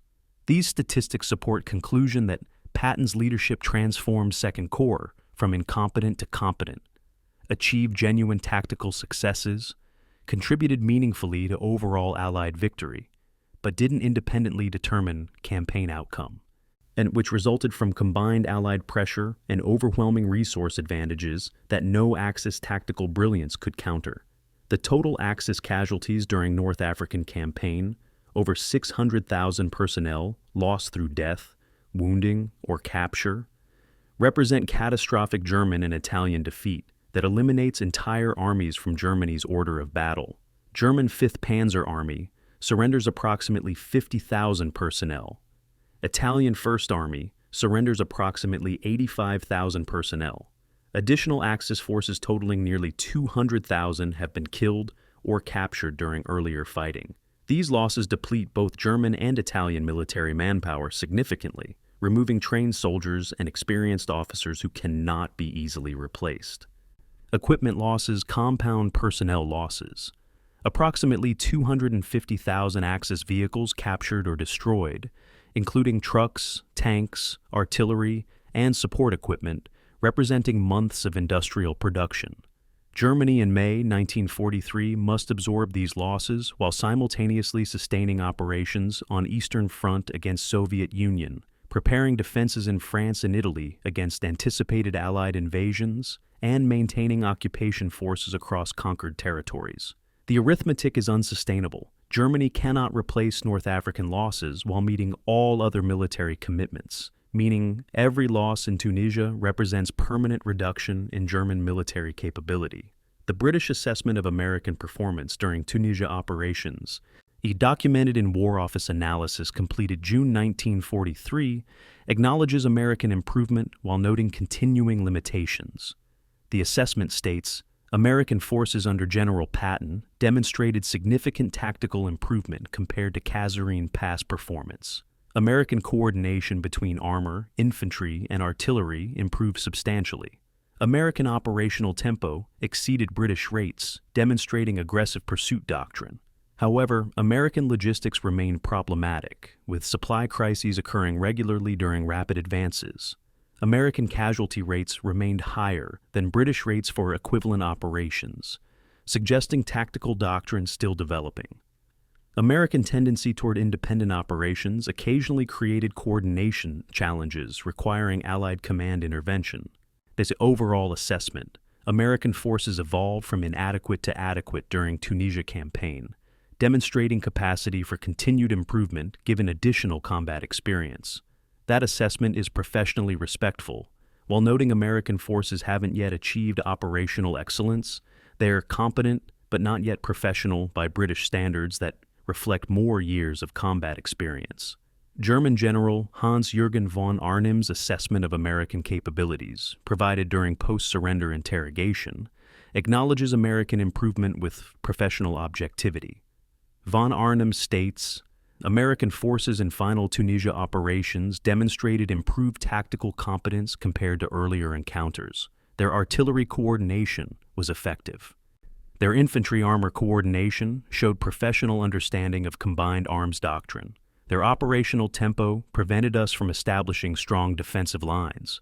Most significantly, their psychological confidence was transformed. They fought like soldiers expecting to win rather than soldiers fearing defeat.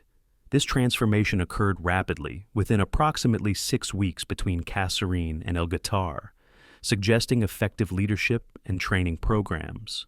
The decisive factor in American success was not superior tactics, but superior resources. They could sustain operations indefinitely while we exhausted our capacity within weeks. Against adequately supplied defenders of equivalent skill, American tactics would be less decisive. Against undersupplied defenders fighting two-front encirclement, American pressure was more than sufficient to force collapse. The captured equipment inventoried at Tunis Harbor and surrounding areas reveals the scale of Axis logistical failure that made continued resistance impossible.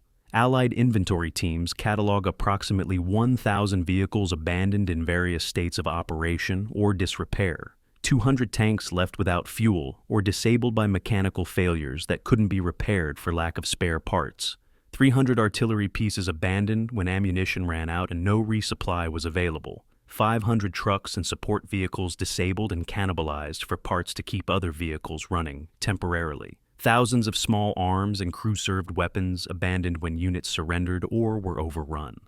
Yet the inventory represents not battlefield losses destroyed by Allied fire, but abandonment resulting from logistics collapse, functional military equipment rendered useless because support infrastructure couldn't sustain operations.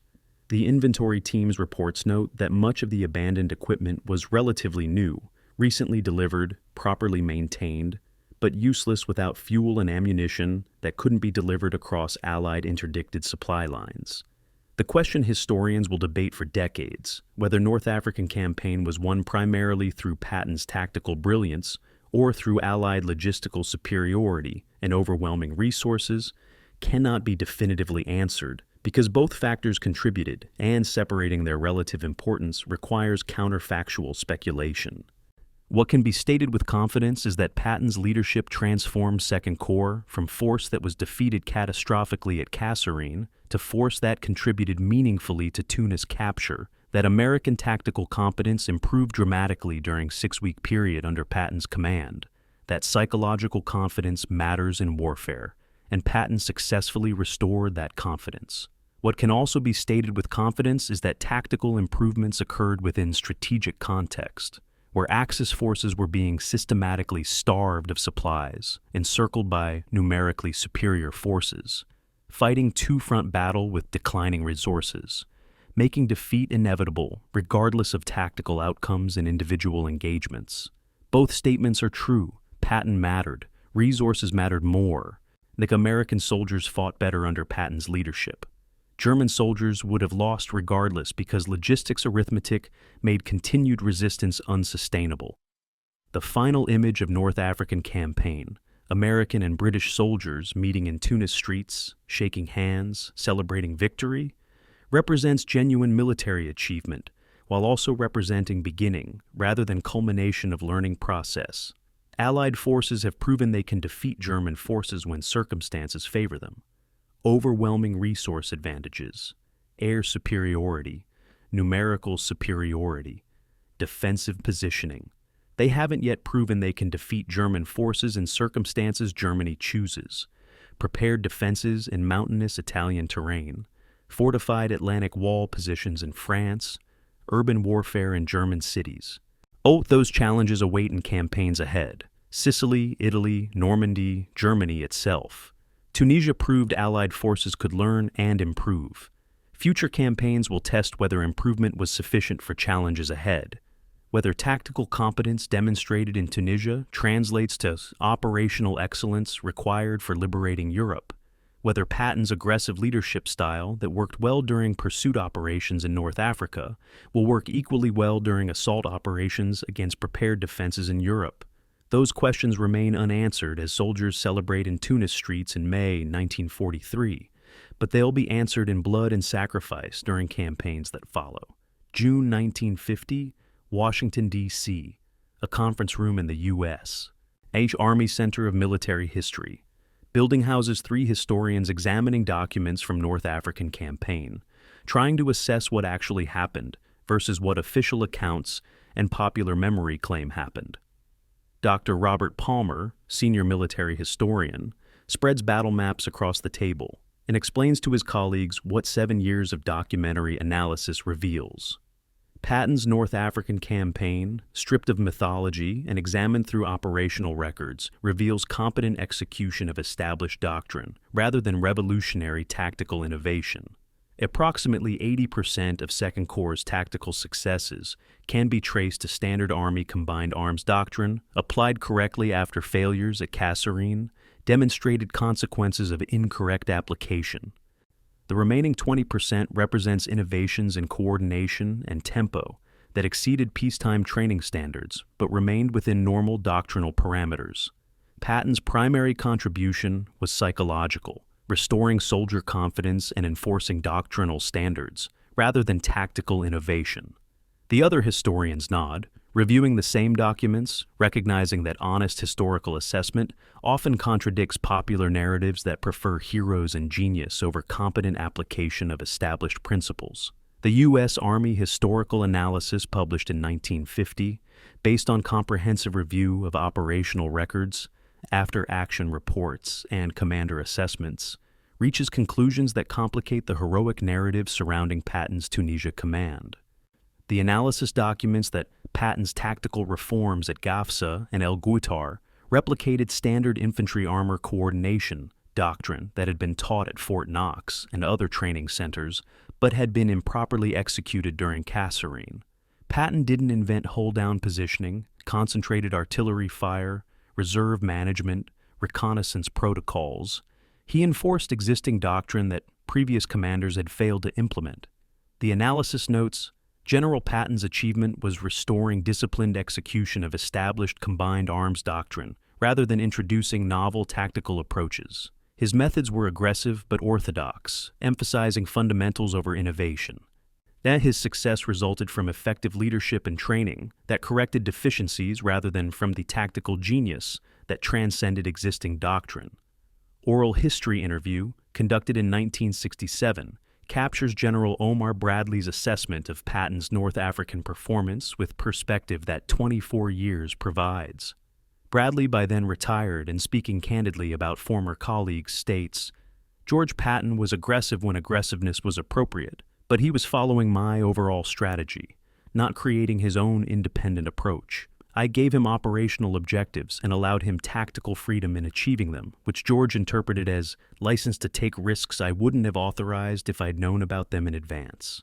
His victories at Gafsa and El Guettar were genuine achievements that restored American confidence after Kasserine, but they were also victories that any competent Corps commander should have achieved given the resources and intelligence support George had available.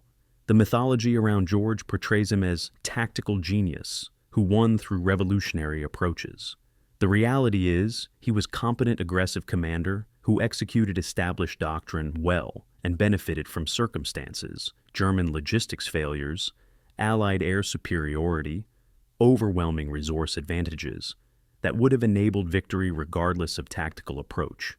That assessment, from officer who served alongside Patton and later commanded him in Europe, provides perspective that contemporaneous accounts lack. The British Military Historical Assessment, declassified in 1976, provides Allied perspective on American tactical evolution during Tunisia campaign with professional objectivity that's remarkably blunt. British historians conclude, American tactical success at El Guettar represented effective replication of tactics Britain had perfected through 2 years of combat against Rommel in Egypt and Libya. American artillery coordination techniques were adapted from British models shared through liaison officers. American defensive positioning replicated British experiences learned at Alam Halfa. American counterattack doctrine followed British practices demonstrated at El Alamein. The American contribution was learning quickly and executing competently rather than innovating independently. General Patton deserves credit for institutional learning process that absorbed British experience and adapted it effectively. But portraying American tactics as revolutionary innovations misrepresents historical reality. Americans learned from British experience what British had learned from German tactics, creating three-step doctrinal evolution rather than independent American innovation. The German military assessment, compiled from post-war interviews with surviving officers and published in 1953, acknowledges American improvement while attributing defeat primarily to logistics rather than tactics. German General Fritz Bayerlein, who commanded panzer forces in Tunisia, states in memoir, American forces in final Tunisia operations fought competently but not brilliantly, or their tactics were orthodox combined arms doctrine executed with adequate coordination. Their equipment remained inferior to German equipment by technical specifications. Their soldiers remained less experienced than German veterans. The decisive American advantage was logistics. They had unlimited supplies while we had nearly none. American artillery could fire thousands of rounds while we rationed every shell. American tanks could be replaced within days while our losses were permanent. American soldiers knew their logistics advantages meant time favored them, which gave them psychological confidence that affected battlefield performance. We lost Tunisia not because Americans fought better, but because we couldn't sustain fighting regardless of tactical outcomes. The comparative statistical analysis conducted by military historians in 1985, using comprehensive data from both Allied and Axis records, reveals that Patton's tactical performance was effective but not exceptional by measurable standards. The analysis compares Patton's Second Corps advance rates with Montgomery's Eighth Army rates. Patton averaged 8 miles per day over a 6-week period. Montgomery averaged 6 miles per day over an 8-week period. The difference, 25% faster American tempo, represents meaningful but not revolutionary improvement. The analysis compares casualty ratios. American Second Corps achieved approximately 3.2 to 1 kill ratio, favoring Americans. British Eighth Army achieved approximately 3.8 to 1 ratio, favoring British. The difference suggests British operations were actually more efficient than American operations by casualty per advance calculation. The analysis concludes, statistical evidence supports conclusion that General Patton's tactical approach achieved adequate success through aggressive pursuit and competent execution, but did not demonstrate superiority over alternative methodical approaches employed by British forces. Both approaches succeeded because Axis logistics failures made defense unsustainable regardless of Allied tactical choices. The technical re-evaluation of American armor performance during Tunisia operations, published in 1992 by U.S. Army Armor School, challenges popular mythology about Sherman tank effectiveness through careful analysis of engagement data. The evaluation notes that Sherman tanks during Tunisia operations achieved kill ratios against German armor, not through superior one-on-one performance, but through numerical superiority and tactical positioning that compensated for technical inferiority. At El Guettar, American forces typically engaged German armor with 2-to-1 or 3-to-1 local numerical superiority from hold-down positions that protected American tanks while exposing German tanks. In situations where engagement occurred on more equal terms, similar numbers, open terrain, meeting engagement without prepared positions. German armor achieved superior exchange ratios reflecting better armor protection, longer range guns, and more experienced crews. The evaluation concludes, American armor success in Tunisia resulted from tactical doctrine that exploited numerical advantages and avoided situations where technical disadvantages would be decisive, not from superior tank versus tank combat performance. The specific unit analysis of 1st Armored Division's performance at El Guettar, conducted by Army historians in 1985, attributes American tactical success primarily to artillery coordination rather than armor maneuver or Patton's command decisions. The analysis documents that American artillery fired 6,800 rounds during El Guettar battle compared to estimated 1,500 rounds fired by German artillery, 4.5 to 1 advantage in suppressive fire that prevented German forces from coordinating defensive positions effectively. German after-action reports captured after battle repeatedly cite American artillery as decisive factor preventing effective counterattacks. The historical analysis concludes, American victory at El Guettar resulted primarily from overwhelming artillery superiority that suppressed German defensive positions and disrupted German coordination, rather than from superior American armor tactics or command brilliance. Artillery advantage reflected American logistic superiority and willingness to expend ammunition at rates German forces couldn't match. The official U.S. Army Center of Military History assessment, published in comprehensive form in 1985 after years of documentary analysis, reaches conclusions that disappoint those seeking validation of Patton as genius narrative. The assessment states, General Patton's tactical innovations during Tunisia campaign were within normal Army doctrine parameters and did not represent revolutionary approaches to mechanized warfare. His primary contributions were leadership that restored unit morale after Kasserine Pass defeat, enforcement of training standards that corrected earlier deficiencies, and aggressive operational tempo that exploited German logistics weaknesses. These contributions were militarily significant, but did not fundamentally alter campaign outcome, which was determined by Allied logistics superiority, air dominance, and numerical advantages that made Axis defeat inevitable, regardless of tactical approaches employed by individual commanders. General Patton deserves credit for transforming Second Corps from defeated to competent force, which represents genuine achievement. He does not deserve credit for winning North African campaign through tactical genius, which misrepresents both his contribution and the broader strategic context determining campaign outcome. The reassessment of American casualty rates during Tunisia operations challenges narratives that portray American aggressive tactics as more efficient than British methodical approaches. American Second Corps suffered approximately 12,000 casualties during Tunisia campaign, 8.2% of engaged forces. British 8th Army suffered approximately 18,000 casualties, 6.3% of engaged forces. The raw numbers suggest American operations were less efficient than British operations by casualties as percentage of force calculation. However, the American forces advanced faster and covered more ground, suggesting American approach accepted higher casualty rates in exchange for operational tempo. The question of whether that trade-off was militarily sound depends on whether operational tempo provided advantages worth additional casualties.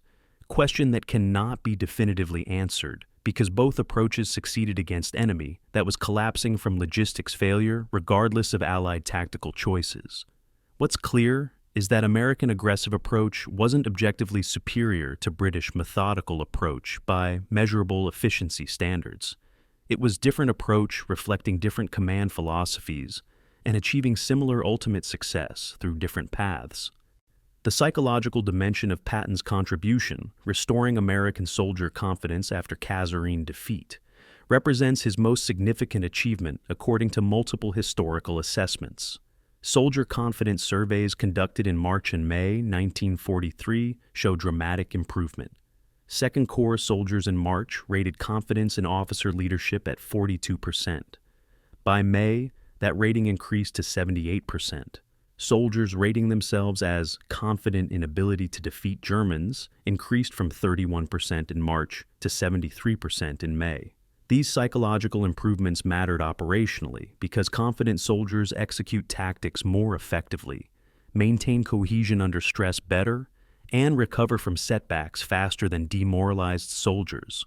That Patton's achievement was creating conditions where soldiers believed they could win, which became self-fulfilling prophecy as belief translated to improved performance.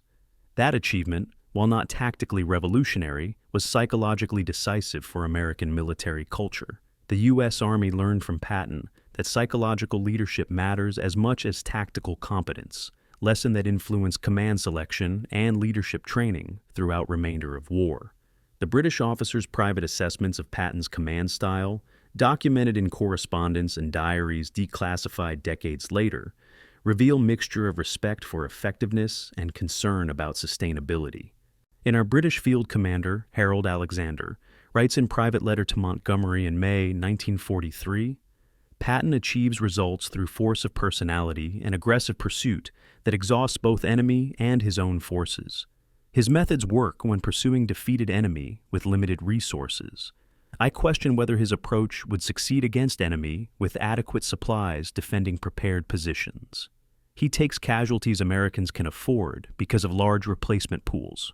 British forces cannot sustain equivalent casualty rates, so we employ more cautious approaches. Both methods succeed in current context. These future operations against stronger defenses may reveal limitations of aggressive approach that current operations don't expose. That assessment proved prophetic. Patton's aggressive tactics that worked well during Tunisia pursuit would face greater challenges during Sicily and Italy operations against prepared German defenses. The final historical consensus emerging from decades of analysis is that Patton's North African campaign represents competent execution of established doctrine during operations where overwhelming Allied advantages made victory highly probable regardless of tactical approaches. Patton transformed Second Corps from incompetent to competent, restored psychological confidence, enforced disciplined execution of combined arms tactics, and achieved operational tempo exceeding peacetime standards. These accomplishments matter and deserve recognition, but portraying Patton as tactical genius who won North Africa through revolutionary innovations misrepresents both his contribution and the strategic context. North Africa was won through systematic Allied pressure, logistic superiority, air dominance, and numerical advantages that German tactical skill couldn't overcome. Patton contributed to that victory meaningfully, but not decisively. His legacy from Tunisia is psychological rather than tactical. He proved American forces could learn quickly, could defeat German forces when properly led, and could recover from catastrophic defeat through effective leadership and training. Those lessons influenced American military culture throughout remainder of war and beyond, making Patton's North African campaign historically significant, even though his tactical contribution was less revolutionary than popular mythology suggests. The reckoning reveals a competent commander, achieving adequate success in favorable circumstances rather than a genius transcending constraints through revolutionary innovation, which is perhaps more historically important lesson than the mythology would suggest, because it demonstrates that wars are won by competent execution of sound doctrine rather than through heroic individuals transcending military science. June 1943, Sicily staging area. General George S. Patton sits in a command tent, writing what he titles Observations on Command, an informal document meant for circulation among American officers preparing for Sicily invasion. At least the document doesn't describe revolutionary tactics or innovative approaches. Instead, it catalogs lessons learned from Tunisia about leadership, morale, and institutional culture that enabled Second Corps' transformation from defeated to competent. Patton writes, "The greatest victory I achieved in North Africa wasn't capturing Tunis. It was proving to American soldiers that they could stand against Germans and win. That psychological achievement, transforming self-doubt into confidence, created foundation for everything else. Soldiers who believe they can win execute tactics more effectively than soldiers who doubt themselves, regardless of equipment or training quality. My task in Tunisia was restoring belief before teaching technique. The lessons I learned, visibility matters, standards matter, confidence is contagious, and leadership is primarily psychological rather than tactical." He finishes writing and hands the document to his staff officer for distribution, understanding that his true contribution to North Africa was demonstrating that American soldiers, properly led, were capable of defeating supposedly superior German forces, lesson that would prove more valuable than any tactical innovation during campaigns ahead. The post-campaign soldier confidence surveys document the psychological transformation Patton achieved during 6 weeks commanding 2nd Corps. In early March 1943, before Patton assumed command, 2nd Corps soldiers responded to anonymous surveys with pessimism bordering on defeatism. 68% rated their confidence in defeating Germans as low or very low. 73% rated their confidence in officer leadership as fair or poor. 42% reported believing American equipment was inadequate for fighting German forces. Those numbers represented psychological crisis that threatened operational effectiveness. Soldiers convinced they couldn't win don't fight effectively regardless of tactical doctrine. By late May, after El Guettar and the advance to Tunis, the same surveys showed dramatic reversal. 73% rated confidence in defeating Germans as high or very high. 78% rated confidence in officer leadership as good or excellent. Only 21% still believed equipment was inadequate, down from 42% 3 months earlier. The numerical improvement documented quantifiable psychological transformation that Patton achieved through visibility, standards enforcement, and successful operations that validated his confidence. Junior officers who served under Patton during Tunisia operations, interviewed decades later for oral history projects, consistently describe psychological rather than tactical lessons as Patton's primary contribution. Lieutenant James Harrison, interviewed in 1978, recalls, "Patton taught us that confidence matters as much as competence. He acted like victory was inevitable, like we were obviously superior to Germans despite Kasserine proving otherwise. That confidence was infectious. We started believing we could win because he so obviously believed it. And once we believed it, we executed tactics better because we weren't hesitating or second-guessing ourselves. The tactical improvements, better coordination, proper artillery support, defensive positioning, those came from training and following doctrine. But following doctrine effectively required psychological confidence that Patton restored through personal leadership and visible presence. He made us believe we were winners before we'd actually won anything, and that belief became self-fulfilling prophecy. The training program Patton developed for 2nd Corps during March to April 1943 became template for American armor training throughout remainder of war. The program emphasized fundamentals, coordination between armor and infantry, artillery fire support procedures, reconnaissance protocols, communications discipline, defensive positioning techniques. None of these topics were innovative. They were standard Army doctrine that previous commanders had failed to emphasize. Patton's contribution was recognizing that 2nd Corps needed to relearn basics after Kasserine exposed deficiencies in fundamental skills. Training schedule increased from 4 hours per week to over 17 hours per week under Patton's command, increase of over 300% that reflected his understanding that competence requires practice. The training wasn't glamorous, endless repetitions of basic maneuvers, radio communications drills, gunnery practice, coordination exercises. But the repetition created muscle memory and procedural confidence that enabled soldiers to execute doctrine under combat stress.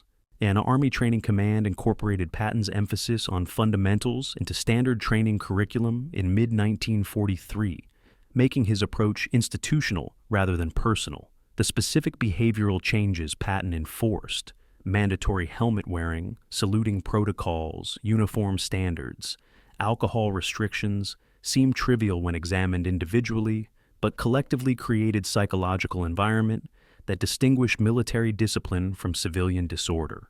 Patton's insight, which military sociology later validated, was that external discipline reinforces internal discipline, that soldiers who maintain standards in garrison will maintain standards in combat. And though the statistical correlation supports his approach, units with higher rates of uniform violations and disciplinary infractions showed lower combat effectiveness ratings compared to units maintaining strict discipline. Patton didn't enforce standards because he was obsessive about appearance. He enforced standards because standards created psychological framework distinguishing professional military force from disorganized mob. 2nd Corps in early March resembled disorganized mob psychologically, even though they were military force organizationally. By late March, after 3 weeks of standards enforcement, Second Corps soldiers acted and thought like professional military force because external discipline had created internal discipline. The letter from General George C. Marshall in June 1943, congratulating Patton on Tunisia's success, contains significant caveat that reveals Marshall's understanding of Patton's limitations alongside his strengths. Marshall writes, "Your transformation of Second Corps from defeated to victorious force represents exceptional leadership achievement that validates my confidence in giving you command despite institutional skepticism. Your ability to restore soldier confidence and enforce disciplinary standards demonstrates leadership qualities we need in aggressive commanders. However, I advise avoiding headlines in future assignments. Your military value comes from competent command of operations, not from celebrity status created through media attention. Focus on military effectiveness rather than public reputation, and you will have a successful career. Focus on publicity rather than effectiveness. Yes, and you will create problems that undermine your military contributions." That advice, delivered by Army's senior officer to one of its most successful field commanders, acknowledges Patton's effectiveness while warning against personality cult that could complicate future command relationships.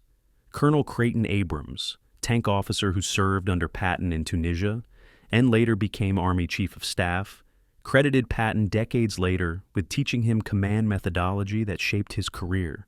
Abrams states in 1971 interview, "Patton taught me that command is primarily about enabling subordinates to succeed rather than about brilliant planning by commanders. He gave us objectives and let us determine methods. He enforced standards but allowed tactical flexibility. He was present at forward positions but didn't micromanage execution. That command philosophy, combining clear objectives with execution flexibility, enabled initiative at every level and created institutional culture where subordinates felt empowered to make decisions rather than waiting for orders. I carried that lesson through my entire career, and it influenced how I commanded in Vietnam decades after Tunisia. Patton's greatest legacy wasn't tactical innovation, but command philosophy that empowered subordinate initiative within disciplined framework." The strategy memo Patton wrote in July 1943, preparing for Sicily invasion, explicitly identifies Tunisia as foundation for understanding combined arms operations in European theater. The memo catalogs lessons learned, importance of artillery coordination, necessity of air superiority, value of logistics planning that anticipates consumption rather than reacting to shortages, requirement for infantry armor coordination during urban operations, psychological importance of maintaining operational tempo. The memo doesn't claim revolutionary insights. It presents systematic catalog of lessons learned through experience. Patton's concluding statement captures his understanding of what Tunisia taught. North Africa proved that American soldiers, properly trained and confidently led, can defeat German forces when operations are planned and executed according to sound doctrine. We don't need to invent new tactics. We need to execute existing doctrine competently and aggressively. Our advantages are industrial capacity, logistics capability, and numerical superiority. Our challenge is translating those advantages into tactical success through disciplined execution of combined arms doctrine. Tunisia was education in how to do that. Sicily and subsequent operations will test whether we've learned the lessons. The desertion rate reduction during Patton's command, from 12 cases per week in early March to 2 cases per week in late May, provides quantifiable evidence of psychological transformation Patton achieved. Desertion occurs when soldiers lose confidence in leadership, doubt mission success, or fear death more than they fear disciplinary consequences. Reducing desertion by 83% indicates fundamental shift in soldier psychology from despair to confidence. I exit interviews with soldiers who deserted before Patton assumed command, cite belief we couldn't win, lack of confidence in officers, and feeling we were being sent to die for no purpose. Soldiers who remained through entire Tunisia campaign cite Patton's visible leadership, successful operations that validated confidence, and restored belief that American forces could defeat Germans. The desertion rate reduction represents measurable confirmation that Patton's psychological leadership achieved intended effect. Soldiers who believe they're part of winning organization don't desert even when facing danger and hardship. The institutional incorporation of Patton's leadership methods into Army doctrine occurred throughout 1943 as Training Command analyzed Tunisia operations and identified replicable lessons. All Army leadership schools incorporated emphasis on visibility. Commanders must be present at forward positions to influence soldier morale. Training schedules incorporated increased emphasis on fundamentals. Basics matter more than advanced tactics if basics aren't mastered first. Disciplinary standards got reinforced across Army. External discipline creates internal discipline that matters during combat stress. These lessons weren't Patton's inventions. Military leadership theory had emphasized these principles for centuries, but Patton's successful application during Tunisia operations validated principles and demonstrated their relevance for modern mechanized warfare. The institutional incorporation of his methods made them systematic rather than personal. That is ensuring American commanders throughout remainder of war benefited from Tunisia lessons regardless of whether they served under Patton directly. The question historians continue debating is whether Patton's leadership style was uniquely effective or whether any competent aggressive commander would have achieved similar results given Second Corps' circumstances after Kasserine. The counterfactual cannot be definitively answered, but comparative analysis provides insight. Other American Corps commanders during Tunisia campaign achieved similar tactical results without Patton's theatrical leadership style, suggesting that competent execution of doctrine was sufficient for success given overall Allied advantages. However, those other commanders didn't face challenge of restoring confidence after catastrophic defeat. They commanded units that hadn't experienced Kasserine's psychological devastation. Patton's unique contribution was transforming defeated force, not just commanding competent force. Whether other commanders could have achieved that psychological transformation is unknowable, but the historical record shows Patton did achieve it, that his methods worked for his circumstances, and that American military culture benefited from his demonstration that aggressive, confident leadership could restore effectiveness after defeat. The final assessment of Patton's educational contribution during Tunisia campaign must acknowledge both his achievements and their limitations. He proved American soldiers could defeat Germans when properly led, essential lesson that validated American military capability and influenced strategic planning for subsequent operations. He demonstrated that psychological confidence matters operationally, and that leadership can create confidence through visibility, standards, and successful operations. He showed that aggressive pursuit doctrine could exploit enemy vulnerabilities when circumstances favored momentum over consolidation. These lessons mattered and influenced American military culture throughout remainder of war, but Patton also demonstrated limitations that subsequent operations would expose. His aggressive style worked better during pursuit than during assault. His emphasis on tempo sometimes created logistics crises that more careful planning would avoid. And his theatrical personality created command relationship challenges that more diplomatic commanders didn't face. The education Tunisia provided wasn't that Patton's methods were universally optimal, it was that his methods worked for specific circumstances, and that understanding which circumstances favor which approaches requires judgment that comes from experience. That judgment, more than any specific tactical lesson, was what American military learned from Patton's Tunisia campaign, and what made his educational contribution valuable despite limitations that mythology often obscures. July 1943, Hollywood, California.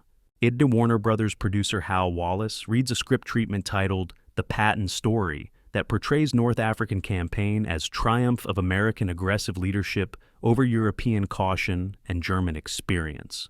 Wallace makes notes in margins about scenes that need more drama, dialogue that needs more quotable lines, a love interest that needs to be developed for commercial appeal. The script portrays Patton as visionary, who understood mechanized warfare better than his superiors, who defied cautious orders to achieve brilliant victories, whose tactical genius transformed defeated army into victorious force through revolutionary tactics and inspiring leadership. Its compelling narrative perfectly suited for wartime audience hungry for American heroes. It's also substantially inaccurate. But accuracy matters less than emotional impact for commercial cinema. Wallace approves the script for development, understanding that Patton, who's cooperating with producers and has provided detailed input on how he should be portrayed, will become cinematic legend regardless of how closely Hollywood version corresponds to historical reality. The mythology is being constructed in real time, while actual events are still unfolding, and the mythological Patton will eventually become more culturally influential than the historical Patton, whose achievements were significant but not revolutionary. The June 1943 press conference, where Patton describes North African operations, demonstrates his active participation in constructing his own mythology. The war correspondents ask about tactical innovations that enabled victory at Guettar. Patton responds with quotable phrases that newspapers reproduce eagerly. "I love the smell of victory. It smells like dust and cordite and German equipment burning. My soldiers love it too because they know they're part of something bigger than themselves. They're part of American destiny, proving that free men fight better than totalitarian automatons." Correspondents frantically scribble notes, recognizing that Patton provides the kind of dramatic quotes that editors love and readers devour. One correspondent asks whether Patton studied German tactics before Tunisia operations. Patton responds, "I didn't study German tactics. I studied how to beat German tactics. There's a difference. Studying enemy makes you reactive. Studying victory makes you proactive. I taught my soldiers that we weren't trying to be as good as Germans. We were trying to be better, to fight our way using our advantages rather than copying their methods." That answer sounds profound, suggests innovative approach, and makes for excellent copy. It's also misleading. Patton absolutely studied German tactics and largely adopted British counter-tactics rather than inventing American approaches. But the mythology requires hero who innovates rather than learns, who leads through genius rather than through competent execution of established doctrine. The magazine articles published during summer and fall 1943 create narrative that emphasizes Patton's personal contribution, while downplaying broader strategic context. A Life magazine features Patton in August 1943 with headline, "America's Desert Fox, How Patton Beat Rommel at His Own Game." The article describes Patton's aggressive tactics as revolutionary innovations, portrays Guettar as tactical masterpiece comparable to great battles of military history, emphasizes Patton's personal courage and visible leadership as decisive factors transforming defeated force into victorious army. The article mentions Allied air superiority, logistics advantages, and British contributions only briefly in final paragraphs, focusing narrative on Patton as individual hero rather than Patton as competent commander operating within favorable strategic context. Time magazine features similar profile in September, emphasizing Patton's colorful personality, his pearl-handled revolvers, all his profanity-laced speeches, his riding breeches and cavalry boots that distinguished him from conventional officers. The profiles create public persona that emphasizes theatrical elements over professional military competence, making Patton celebrity rather than simply successful commander. The careful curation of Patton's public image extends to his cooperation with Hollywood producers during script development for biographical film. Patton reviews early script drafts, suggests modifications that emphasize his aggressive leadership and downplay British contributions, recommends dialogue that makes his character more quotably heroic. He coaches actors on his mannerisms, how he stands, how he speaks, how he gestures during command decisions. His personal involvement in constructing his cinematic portrayal demonstrates understanding that public reputation matters as much as military achievement for post-war career prospects. The letters between Patton and Hollywood producers, preserved in studio archives, reveal his attention to how history portrays him.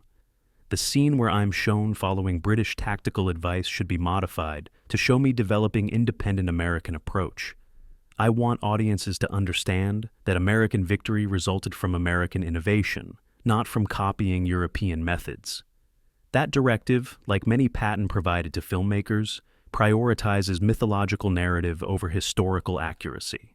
The post-war autobiography, War as I Knew It, published in 1947 after Patton's death, a presents carefully curated version of North African campaign that emphasizes Patton's tactical brilliance and subordinates' incompetence while downplaying broader strategic factors that determined outcomes. The book describes Kasserine Pass as a result of inadequate leadership that I was brought in to correct. It portrays Guettar and Guettar as tactical masterpieces achieved through aggressive pursuit doctrine that other commanders feared to attempt. It presents Tunisia capture as vindication of American tactical superiority over European caution. The narrative throughout emphasizes Patton as hero overcoming institutional resistance, bureaucratic obstacles, and subordinate incompetence to achieve victories that more conventional commanders couldn't achieve. The book becomes bestseller and influences public understanding of North African campaign for generations, establishing mythological narrative that historical scholarship will spend decades trying to complicate without ever fully displacing from popular consciousness.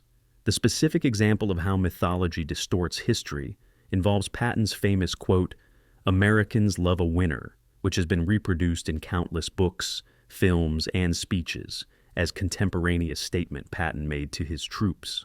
Historical research reveals that no contemporaneous documentary evidence supports this attribution. No soldier letters, no official records, no war correspondent reports from Tunisia period contain this quote. The earliest documented appearance is in post-war accounts written years after alleged statement, based on paraphrased recollections by people who may have heard something similar, but not this exact phrasing. By 1970, when major Patton biography is published, the quote is presented as established fact, despite lack of contemporaneous documentation. The mythology has transformed possible paraphrase into established quotation, and subsequent history is repeated, because correcting the record requires explaining complex evidentiary gaps that popular audiences find less compelling than quotable aphorism attributed to dramatic historical figure. The media metrics document systematic inflation of Patton's visibility during and after Tunisia campaign. That American newspapers mentioning Patton increased from approximately 40 articles per month in February 1943 to over 140 articles per month by May. 340% increase that reflects both his military success and his media savvy in cultivating correspondent relationships. Magazine profiles featuring Patton appeared in 8 major publications during summer 1943, compared to 0 profiles of other successful American Corps commanders in Tunisia, demonstrating that media attention focused on personality rather than distributing credit equally among commanders who achieved similar tactical results. Radio broadcasts mentioning Patton's Tunisia operations aired 260 times between April and August 1943. In making him most frequently mentioned American military commander, despite leading only one of multiple American corps, and contributing only portion of overall Allied success. The quantitative analysis demonstrates systematic media focus that created public perception of Patton as primarily responsible for North African victory, despite more complex historical reality. The Patton Papers, his personal instructions to public information officers serving with Second Corps, reveal systematic management of media coverage to emphasize specific narratives. Instructions dated March 1943 specify: press briefings should emphasize aggressive American pursuit, forcing German withdrawal, downplay logistics challenges and coordination with British forces, focus on American tactical initiatives rather than following established procedures. Correspondents should be given access to forward positions where they can observe American aggressiveness firsthand. These instructions demonstrate Patton understood media management and actively shaped coverage to support preferred narrative.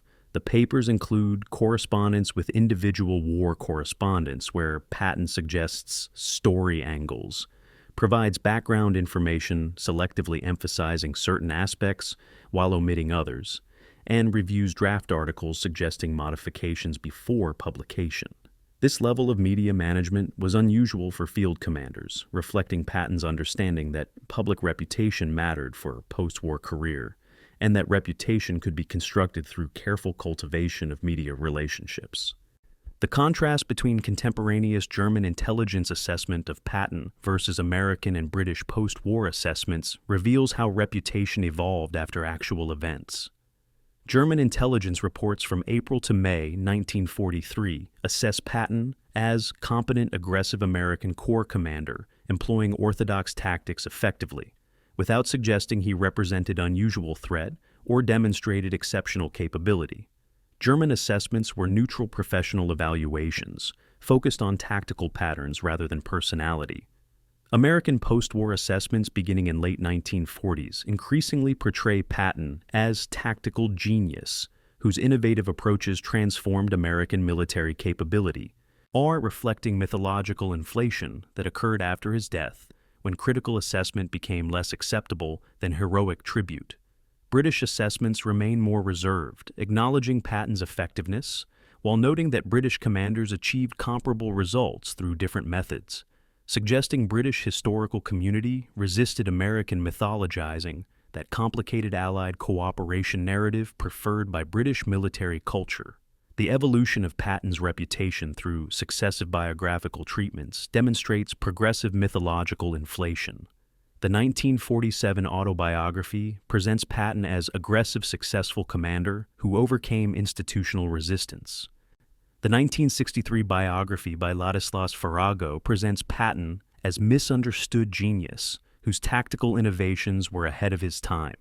The 1970 biography by Martin Blumenson presents Patton as flawed but brilliant commander whose aggressive style was necessary corrective to excessive caution. The 1985 biography presents Patton as quintessential American warrior whose individualistic approach embodied national character. Each successive treatment inflates Patton's significance, smooths away complexities and contradictions, emphasizes heroic elements while minimizing failures or limitations.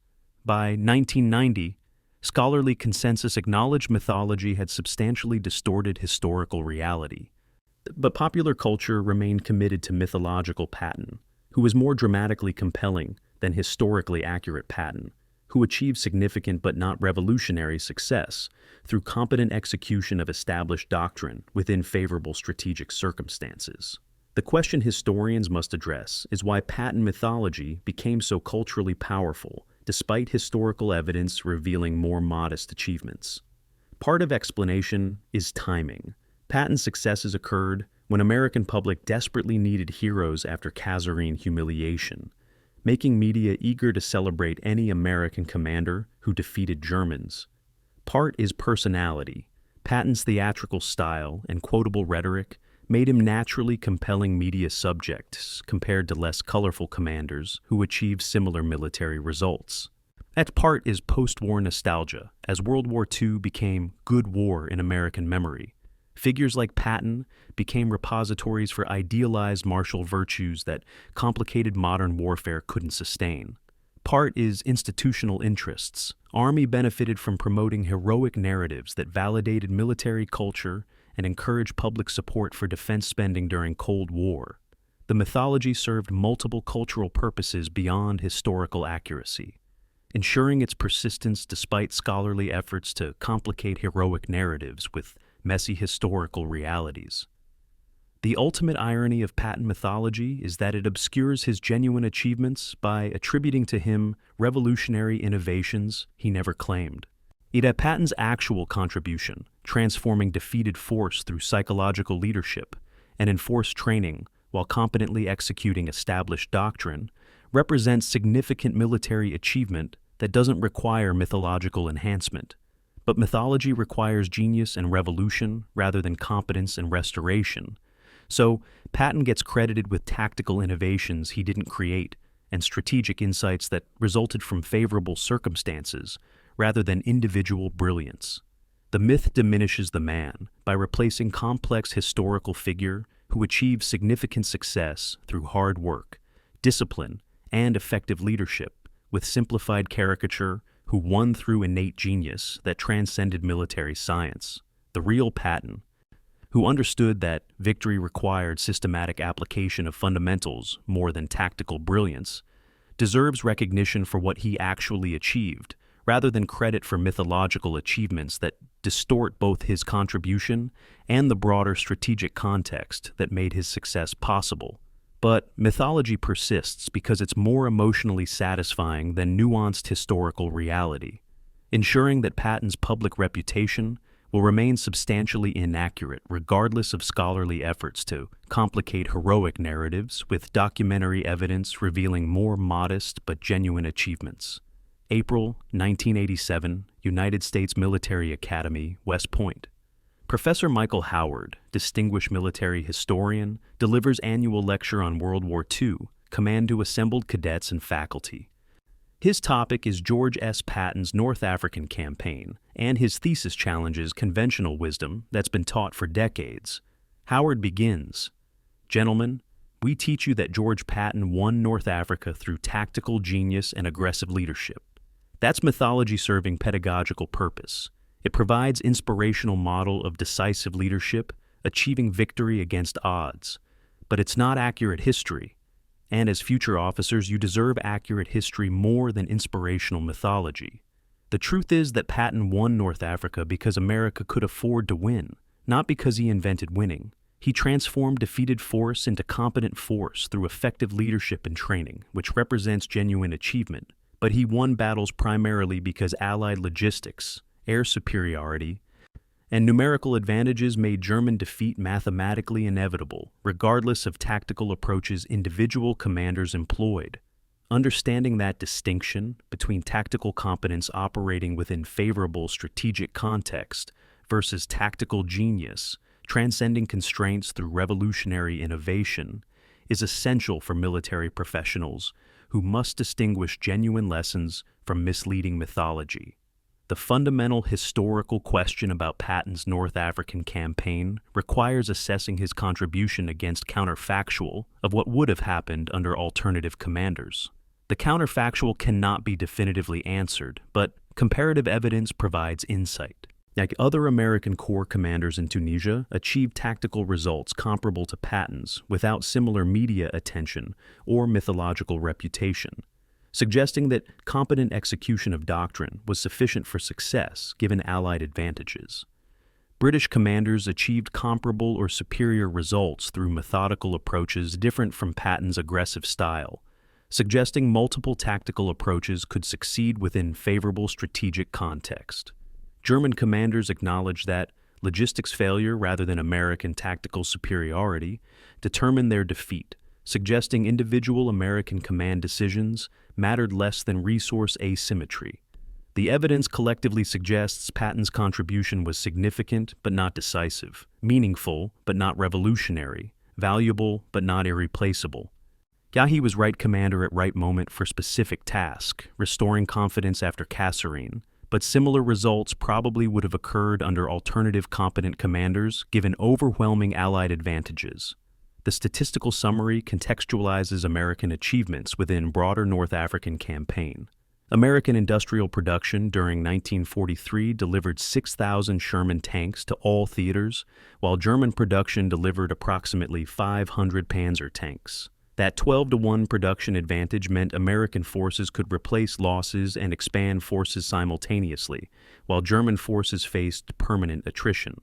And Allied air forces flew approximately 40,000 sorties per month over Tunisia during final campaign phase, while Axis air forces flew approximately 3,000 sorties, 13-to-1 advantage that prevented German resupply and interdicted German defensive preparations. Allied naval forces controlled Mediterranean sea lanes sufficiently to prevent German reinforcement or evacuation, ensuring Axis forces in Tunisia fought isolated from strategic reserves or withdrawal routes. These asymmetries determine campaign outcome, regardless of tactical approaches, making individual commander contributions significant but not decisive. Patton mattered. Resources mattered more. The institutional legacy of Second Corps under Patton's command continued after North Africa, as Second Corps evolved organizationally. The unit was redesignated as Third Army for subsequent European operations, continuing under Patton's command through Sicily, France, and Germany. The tactical lessons learned in Tunisia, importance of coordination, value of aggressive pursuit when circumstances favor it, necessity of morale and training, continued influencing American operations throughout war. Former Second Corps officers carried Tunisia lessons to other commands, spreading doctrinal improvements beyond single unit. The institutional impact extended beyond immediate military applications, as post-war Army incorporated Tunisia lessons into doctrine development, leadership training, and historical studies. And Second Corps' transformation from Kasserine defeat to Tunisia victory became case study demonstrating institutional learning capacity and command leadership's impact on unit effectiveness, ensuring Patton's contribution influenced American military culture beyond his direct command relationships. The technical assessment of combined arms doctrine, post-North Africa, acknowledges that American forces learned to execute coordination competently, but didn't innovate beyond existing frameworks. American artillery coordination improved dramatically between Kasserine and Guettar, reducing response time from 45 minutes to 8 minutes through better communications and training. But the coordination techniques were established doctrine that British forces had been executing for years. Americans learned to do properly what they'd been doing inadequately, rather than inventing new approaches. American armor infantry coordination improved through training and experience, but again, the improvements represented competent execution of existing doctrine rather than innovation. The technical legacy is that North Africa taught American military to execute combined arms warfare according to established principles, creating foundation for subsequent operations without requiring revolutionary tactical innovations. The perspective synthesis drawing from multiple national viewpoints reveals convergent assessment despite different emphases. And British officers acknowledged American tactical competence improved substantially during Tunisia campaign, while noting improvement represented learning rather than innovation. German officers acknowledged American operational effectiveness increased, while attributing ultimate defeat to logistics rather than tactics. American officers acknowledged that victory resulted from resource advantages and competent execution rather than revolutionary approaches. The convergent assessments from participants with different national interests and institutional perspectives suggests historical consensus. Tunisia campaign proved American forces could learn quickly and execute doctrine competently, but didn't demonstrate tactical superiority or revolutionary innovations. The consensus validates interpretation that Patton's contribution was restoring competence and confidence rather than creating tactical revolution. The three fundamental questions about Patton's North African campaign can now be answered with reasonable confidence based on comprehensive historical evidence. Was Patton tactical genius? No. He was competent commander who applied existing doctrine effectively without revolutionary innovations. Was he historically important? Yes. But importance derives from restoring American confidence and demonstrating rapid institutional learning rather than from tactical brilliance. What does this reveal about military leadership? That greatest commanders often excel within constraints rather than transcending them. That successful leadership requires matching approach to circumstances. That psychological leadership can matter as much as tactical expertise, and that institutional culture and resource advantages often determine outcomes more than individual brilliance. These lessons are more valuable than mythology portraying Patton as tactical genius, because they're applicable to broader range of military situations and reflect realistic understanding of how wars are actually won. The documentary evidence accumulated over decades of historical research, operational records, casualty statistics, logistics data, prisoner interrogations, participant testimonies, decoded intelligence, collectively supports interpretation that North African campaign was won through systematic Allied pressure, exploiting overwhelming resource advantages rather than through tactical genius of individual commanders. Patton's role within that broader context was significant. He transformed Second Corps from defeated to competent, restored psychological confidence essential for effective operations, enforced training and standards that enabled tactical improvements, demonstrated that American forces could learn quickly and compete effectively against experienced German forces. These contributions mattered operationally and psychologically, but they occurred within strategic context where Axis logistics failure made defeat inevitable, where Allied air and naval superiority prevented resupply and reinforcement, where numerical advantages permitted sustaining casualties and continuing operations when Germans couldn't, where industrial production enabled replacing losses and expanding forces simultaneously. Understanding Patton's contribution requires acknowledging both his achievements and their limitations, recognizing that competent execution within favorable circumstances represents genuine accomplishment without requiring mythological enhancement, suggesting transcendent genius. The final judgment must balance competing historical imperatives. Accuracy requires acknowledging limitations. Mythology obscures, but fairness requires recognizing genuine achievements. Mythology sometimes exaggerates. Patton transformed defeated force through psychological leadership and enforced training, genuine achievement deserving recognition. He demonstrated aggressive pursuit. Doctrine could exploit enemy vulnerabilities when circumstances favored momentum, legitimate tactical contribution. He proved American soldiers could defeat German forces when properly led, psychologically significant demonstration affecting American military culture. These accomplishments matter and constitute successful military leadership. But portraying Patton as tactical genius, whose revolutionary innovations won North Africa, misrepresents both his contribution and historical reality.